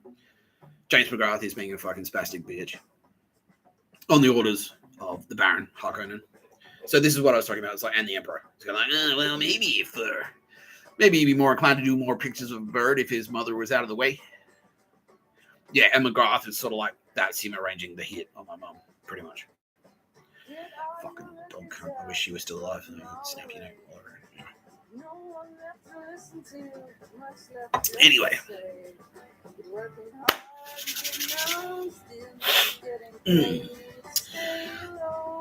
Yeah, and kind of fighting his way through. And the other dudes, but they're drugged up. Like, and he defeats them easily. But he's got his shield on, and then the last guy isn't drugged. And so he like takes his shield off and fights him fairly. And but wins. So apparently, actually, Chris Tapscott maybe gave him a run for his money. I don't know. Yeah, kind of, but anyway. But he wins. And he goes, you fought well, Atreides. Yeah, and then walks away. Then he says to the Baron, I had to drown you in that tub. Because apparently what happened was, yeah, James McGrath was like, well, you had to get your hands dirty, McGrath. If you want on the team, if you want to be on pictures of it, you kill for us. And then McGrath said, like, I don't want to do the killing part. I just want to be pedo. So he's pissed. But it went well, you know, when our Nazi takeover, and then fucking Decam said to McGrath, it's like, well, since you've proven to us that you're prepared to kill someone's mother, just for no reason, you're dog shit enough to be one of our leaders, basically, because we're dog shit, and you need to prove to us how dog shit you actually are. And he did, with gusto, yeah. He's like, well, how about we put you in charge of Arrakis? And that's where they were trying to set up McGrath as the counter, the alternative, Mr. Tapscott,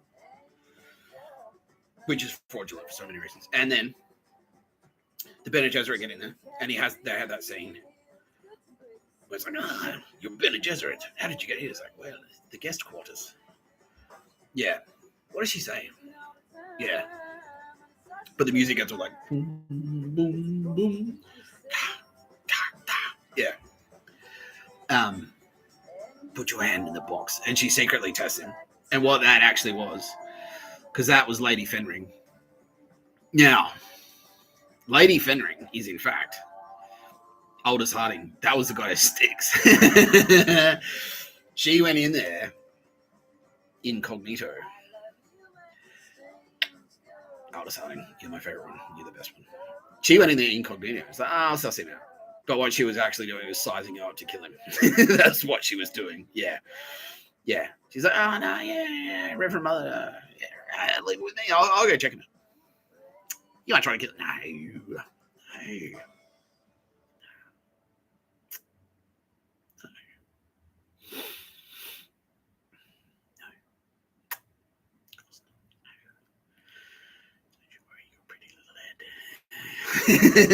But that's what she was doing. Yeah, it's just sizing up. Yeah. It's like your pet snake coming to give you a cuddle, but it's actually like, I wonder if I can eat him. Yeah, that's what it was. Yeah. And that's what he thought. He's like, oh yeah, cool. I got laid. I knocked some bitch up. Yeah, still got it. But it's actually nah. It's like, bro, it's the friend with no name. That was the friend with no name. Oh yeah. She gave him a run for his money. Anyway, she didn't use protection. Let's put it that way.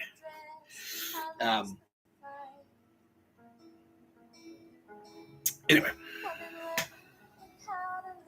so that's McGrath. So that was him. It's like, all right, Rabbins fucked it up because ScoMo dropped the ball. ScoMo got unelected. Albo's taken over, but he's a bit of a dead shit. They're like, oh yeah, they despise him basically. But what they do have down there in Nazi HQ Melbourne, which is that planet, how they've got like it's like the infrared on the homeworld Getty's Prime or whatever. That's Melbourne. Yeah, and so McGrath is like, the Lord. They're all worshipping McGrath, but he's actually like this king of the spastics, pretty much. So like, well, maybe you should go in there, McGrath. We'll put you in charge of Arrakis, and then once you've taken over Arrakis, we'll kill the Emperor, and then you can take the top spot. You can be the Emperor. That's sort of what they were setting out to be. Because like, well, he's got space powers, but really, who cares? He's dog shit anyway. Yeah. So that's what they're doing. Meanwhile, I'm on Arrakis. I'm kind of blacked out. I'm like asleep in jail. They've written me off as a threat pretty much altogether, but they're still kind of hunting me down. Good-fashioned artillery. McGrath has swooped in, and now he's actively, like, he's sending goons in. Yeah, McGrath, Annie Meredith, fucking Aunt Keogh, all of those dog shit spastics, Michelle from ASD, DCAM, all of them. This is when I'm in Wello. And they're sending spastics into, like, good old-fashioned artillery. And that's, like, just sending cunts in to go, like, you're a fuckwit, Nick Tapscott. And they're going, just fuck off, you fucking dickhead. Yeah. And like, oh, bash out, I'll smash your teeth out, you can't. And putting shit ads. Yeah, that's what the artillery was. Old-fashioned artillery. And that was just them putting heaps of ads on TV. Like with dog shit. Like, Nick Tapscott's going to die. You're going to get your teeth smashed out. Tara Bennett's dead. She's going to die. Here she is in barefoot. Lady Jessica, she's dead. Yeah.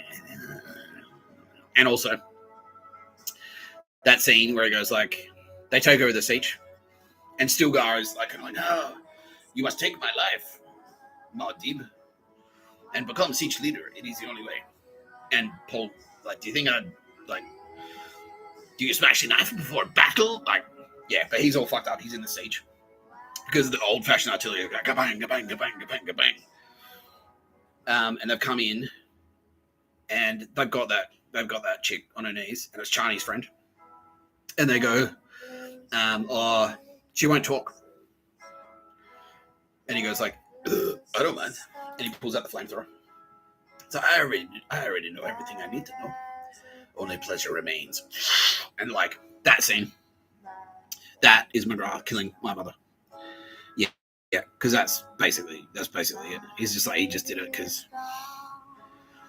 he could, because he just wanted to take something away from me, pretty much. Yeah, he's like, yeah.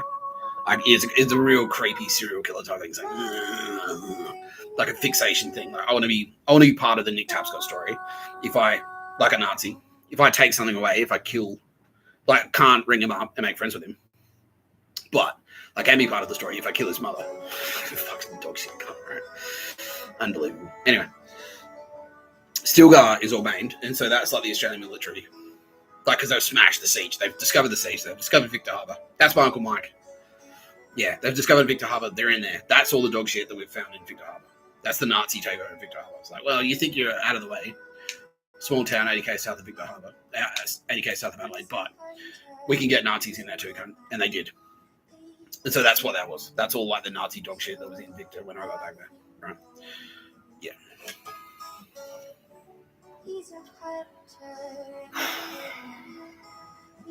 Anyway. 4.5 hours, Mr. Tapscott. How you feeling? All right, get in there, bro. Nearly there. Nearly there. Says Ross, the loveliest. I may be the loveliest, Mr. Tapscott. But Bill Burr will never not be the gayest. That's true. Bill Burr's like, son of man, you break my heart. Anyway. Don't forget, they murdered penguins, those fucking spastics. That was Siege Tabor. That was them coming back to Siege Tabor and murdering penguins and shit. Anyway.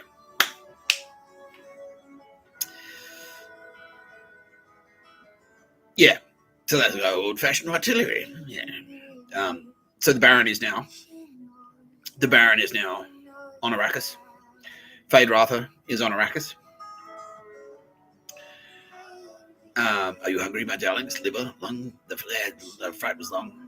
And that's what he did in real life. He just started like murdering his own. Because he had those ghouls behind him. And those ghouls with the black eyes. That's Cindy Merlin, Karen Quinn. You fucking spastic cunts. I can't believe you're still alive, but you won't be for much longer. Anyway. And one other dumb bitch. Anyway, not pictured, but Sonia Van Brimper, really? Yeah, okay. Yeah, fuck you. Anyway. And so he just starts popping people. And they're like, they love it. And he's like feeding them to them. Because that's what they're like in real life. They just gossipy bitches. They snipe. And then they'll go like, he's a bit of a cunt. And then McGrath was popping them. Yeah, so all right, well, cyanide for you, motherfucker. And then they die. And then they go, yes. Yeah. Dog shit. Nazi. Piece of shit. Anyway. So that's Fade Ratha. James McGrath. Yeah. So he's now on Arrakis. Trying to track down Paul Atreides,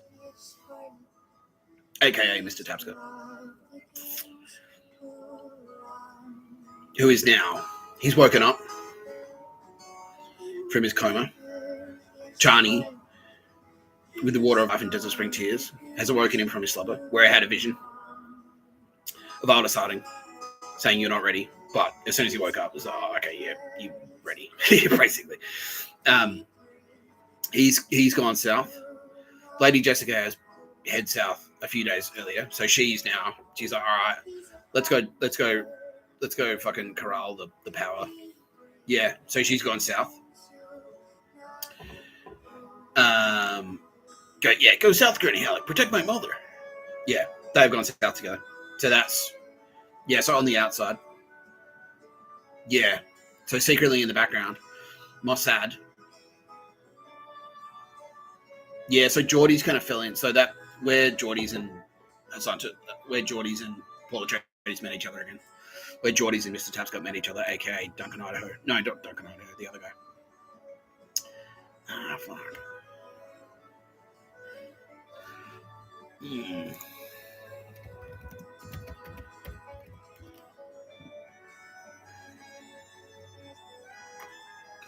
Gurney Halleck, yeah. Gurney Halleck and Duncan Idaho meet each other again. Gurney Halleck thinks that Paul Atreides is dead because he's just disappeared. Like, he's not on the internet at all. Because he was used to, like, he was best friends with, like, Duke Leto. He worked for Duke Leto Atreides. He knew Paul Atreides. And then the Harkonnens attacked. They got split up. So Geordie's is still sort of like, he's still doing stuff. He's still spice harvesting. He's kind of on the internet, but he's not doing the hard hitting. Like, his house has been torched. He's in kind of like a no man's land. He's a smuggler now. So he's not doing the hard hitting stuff that he was before. He's not doing fuck you, John Barlow, and dressing up like Luigi and renting his house out and fucking in shit like that. He's not doing any of that anymore. But now he is like a spice trader. And he's still like a bard, and he's like, fucking these people are retards. Yeah, he's like, he's in dog shit internet land, basically. And they come under attack from the Fremen. And then Mr. Tapscott recognizes him. Hey, Geordie's. And he's fuck, yeah, this guy. Yeah, I recognize your footsteps. Oh, man. Yeah. And so that was me on the outside of jail, sort of checking back in and seeing like Geordie's channel again. Did I do something? I must have done something. Yeah, but Geordie's, that was me when I got out of Wello and I started blogging. Yeah, and that's what it was. Yeah, it was like when you went like, oh, I got owned by AI, and you released that video. Yeah, yeah, because I was like, oh, I recognize your footsteps, old man, and that was me. And I was like, I was all covered up, and I was just the worm. Yeah, when Paul Atreides is all covered up, that's the Terminator. When it's just like eyes, when he's everything's covered up except his eyes. Like he doesn't talk. He's got nothing left to say. It's just like I'm here. Yeah, he doesn't even say that. But he just turns up and eyeballs you, like, ah, and that's who Meredith met. That's the worm. That's Mr. Tapscott. Yeah, that's when I was like, yeah, that was when I chewed off the leg that was caught in the teeth of the trap at Meredith. That's who they met. When I've got absolutely nothing left to say, and I just eyeball you, and then like use my space powers and like, yeah, fucks you up. Yeah, yeah. You don't want to meet that because that's where it gets like catastrophically dangerous for a lot of people. Yeah, that's space power. Yeah. Anyway. Yeah, but I was all like messed up. I was like in my power phase. Oh, fuck you! Like, and I put that video. Like, yeah, like, who is it? And like, I put 2 videos up. I was like, this is you, and it's a shark biting off a pinky finger, and this is me, and it's the Meg. Like, you're like, oh, okay, I got owned. Yeah, but it was like, hey, buddy, it's me. Yeah, you're like, oh yeah, cool, yeah, woo, and you're on board. And then, yeah, and then because I was out of jail, and this is when I was like doing shit on X, like just and blogging. Like I had a Google fucking document, and it got shared around all those spastics, and they're just looking at the Google doc, and just like fuck you, fuck you, fuck you, fuck you. Cooksuck was murdered. This guy was murdered. You guys are fucking spastics. Michelle from ASD, suck my dick. Mahmoud Fazal, bye bitch. No pictures of where you went. Yeah, all you fucks these Chris men suck my balls. You know, all that shit. Just like bang, bang, bang, bang, bang. Yeah, so that's when I got out of jail, and so I was kind of like shifted around, and I hooked up with Geordie. Geordie's again got on board with Mr. Tapscott, and then when I went from Wellington back to Sydney, and then that's when I was walking around the street, going, "I will be repaid through silver and blood." That was that scene there where I kind of like parted the crowd. It was like part of the crowd, and I stood in a circle. It's like yeah. You know the rules. You must take his life before you can stand in the circle. It's like, I'm cool. I'm pointing the way. It's like, fuck you. And the whole crowd's like, ah. I'm like, ah. And then I went like, oh, fuck you up. And I used space magic. It's like, what about this? What about this? What about this? And then that was me. Yeah, that was me on the streets of Adelaide using space magic. And going, I'll be repaid through silver and blood. Plus, I'm like, yeah, you're praying now. Your grandmother had a dream about a fucking waterfall or some dog shit. Yeah, yeah. You give water. You give water in the dreams. You give water to the dead. Yeah, and it makes you happy when you do so or something like that. He's like, Marty, yeah. We sound all good. Yeah, yeah, yeah. That was that scene. Yeah. So that was me coming out of Wello and then marching around like Sydney and fucking Adelaide. No, fuck you, fuck you, fuck you, fuck you, fuck you, fuck you, fuck you. And all the Fremen are in there. And they're like, and that's all like ASD, ADF. Like all of those dog shit chumps who didn't realize they were dog shit. And they go like, no, pictures of a bird is dog shit. Pictures of a bird is synonymous with Nazi slavery. And they all like pull it. It's like, well, you're our enemy. And they're like, no, it's Nazis. That's the enemy. And they're like, oh, okay. No, we're with you. Yeah, more deep. Woo. Yeah. And then you go like, and then Geordie's, you go, well, I know where you keep the atomic arsenal. And that's me. That's you in the background going like, well, he's pretty good at blogging. Why don't you just get on YouTube, bro? Like, yeah. And you go, only with your genetic heritage. Yeah. And so that's you going like, well, you're pretty switched on. YouTube's free. You can write funny shit. You can say funny shit. Why don't you just get on YouTube? And then that's me putting my hands and they're like, whom, and then they're and all the nuclear missiles. It's like, oh yeah, cool. All 96 missiles with the atomic arsenal.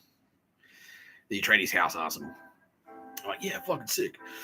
And then, yeah, so that's Geordie's like, yeah, use YouTube. I'm like, yeah, sick, thanks, bro.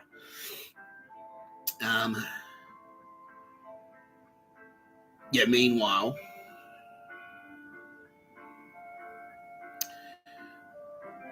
yeah, and then I'm like, all right, let's plan the attack. We've got Stilgar on the worms. We've got Chani attacking for the east. So that's like the leftovers of the good intelligence service. So she's got some good fighters, like the good dudes in prison, the pro pictures, the anti pictures of a bird fighters, the SAS who are just in jail basically because they've been marked for death. They're still there. She's like, we'll get you to attack from the east. We'll get Stilgar, we'll get the ADF and the AFP to charge in on the fucking worms. We'll ride the power, the big power like Donald Trump and fucking King Charles, the big worms. They can ride in and like, yeah, fuck you.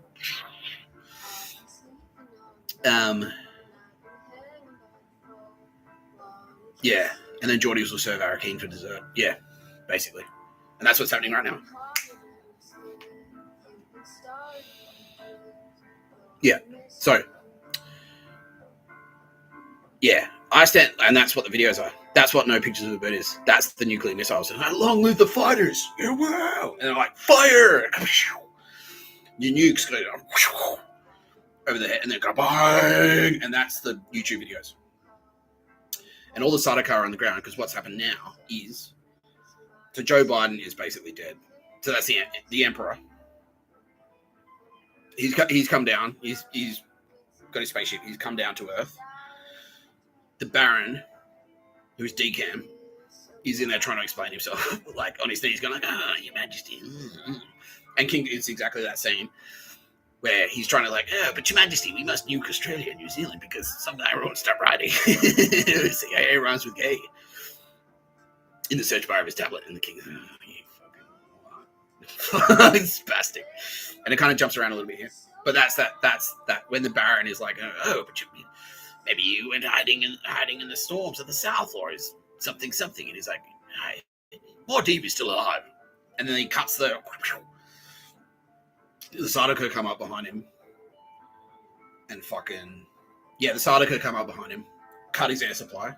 So that was King Charles going, unplug this spastic, like, because you can't have this cunt walking around. So like, use a sword to like cut off his air supply, so that you can't have any information. I'm cutting you off. And then hit him in the back of the head with a sword. So that's, yeah, exactly. And now he's like, he's there. Phaedra is like, and Princess Arulan, at this stage, is actually Mossad.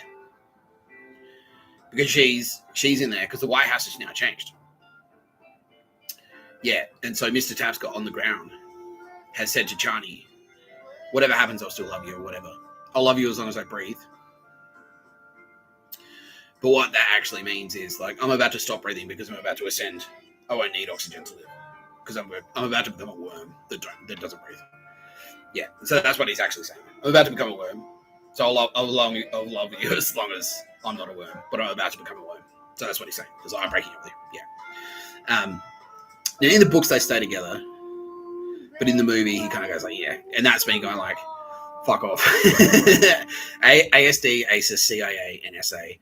DARPA, fucking MI6, all of you dog shit, local cops, all of the dog shit, go fuck yourself. That's what that is. Because they're all like, but you work for us. I don't fucking work for you because you don't pay me.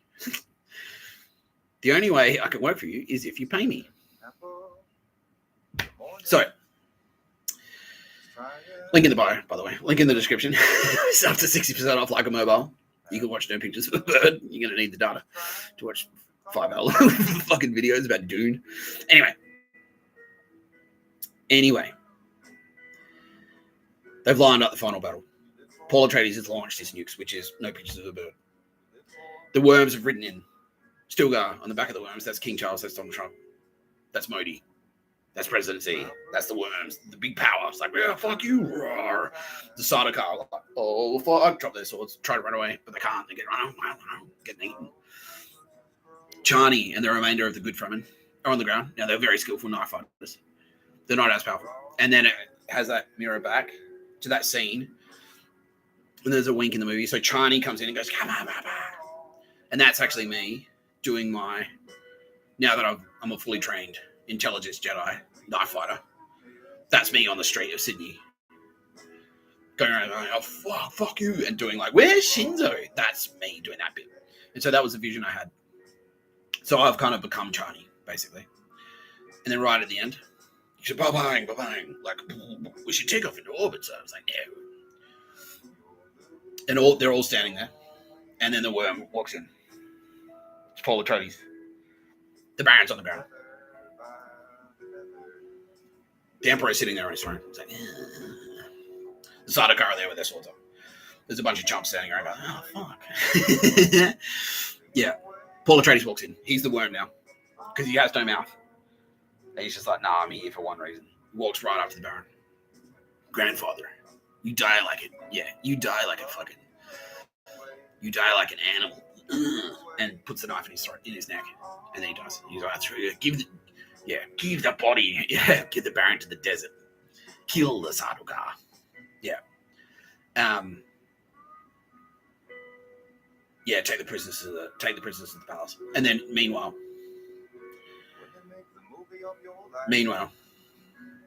the Fremen forces, led by friendly Geordies, on the ground right now, are serving Arakeen for dessert.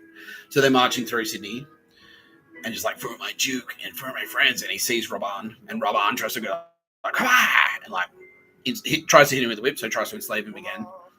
And Geordie's like, kabang! Like sidesteps him and knifes him in the throat. He's like, for my Duke, for my friends. And then Raban, so that's what's happening right now as well. So ScoMo, Dutton, no pictures of a bird where you went. No pictures of a bird where you went. Anyway,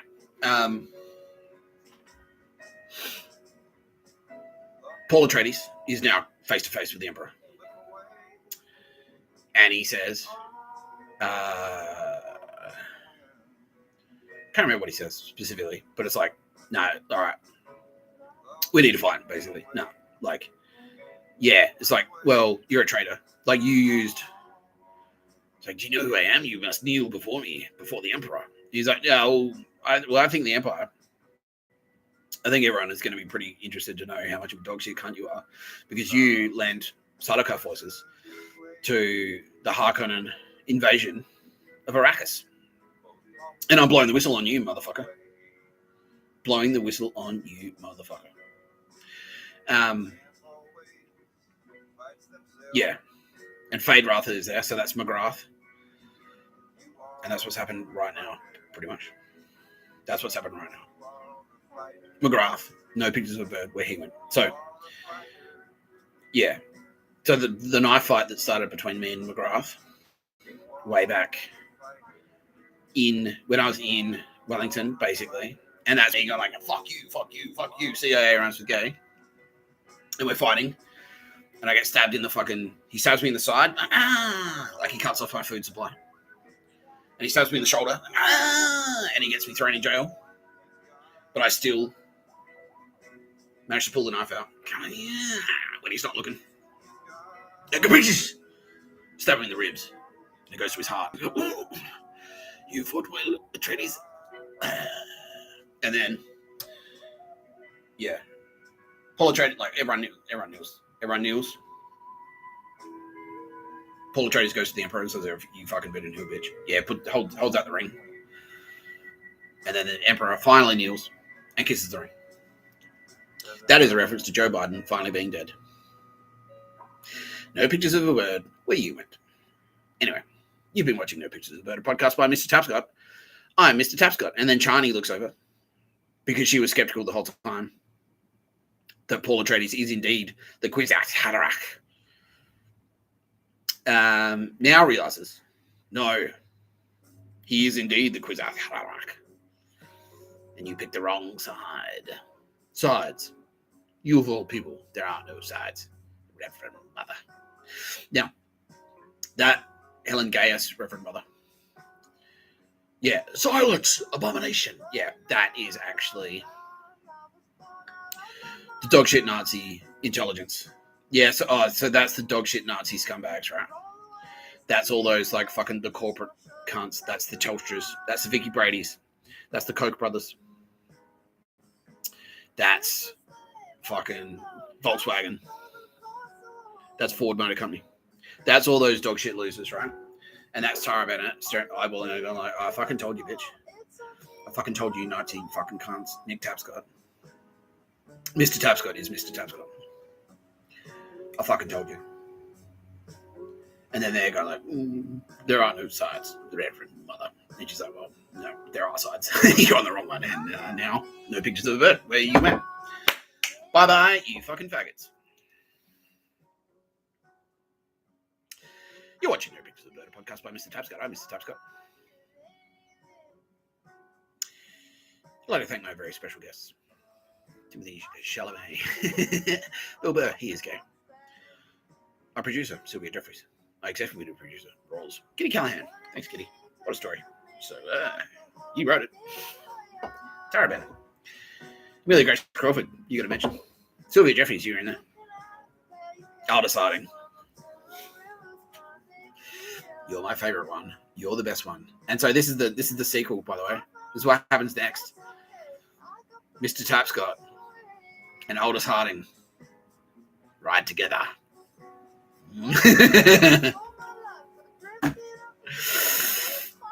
Don't forget. Do not fucking forget. Firstly, that they murder penguins. But secondly, you can get like real cheap data with Like a Mobile if you use the link that's in the description. Look at that. 150 gig for $20. It's 28 days of access. 80 gig for $15. 35 gig for $10. So if you don't use a lot of data and you got good Wi-Fi at home and you just like listen to podcasts, you just listen to No Pictures of the Bird on the train. Maybe you listen to a bit of Monday Morning Podcast before you realize it's just the jokes Bill couldn't sell on the weekend. And you get the douche deals because it's so gay. $8 for a month for a phone bill. Come on, that's cheap as shit. Fucking hell, 60% off. Like a Mobile. Link in the description. Now, next episode, we will go deep on...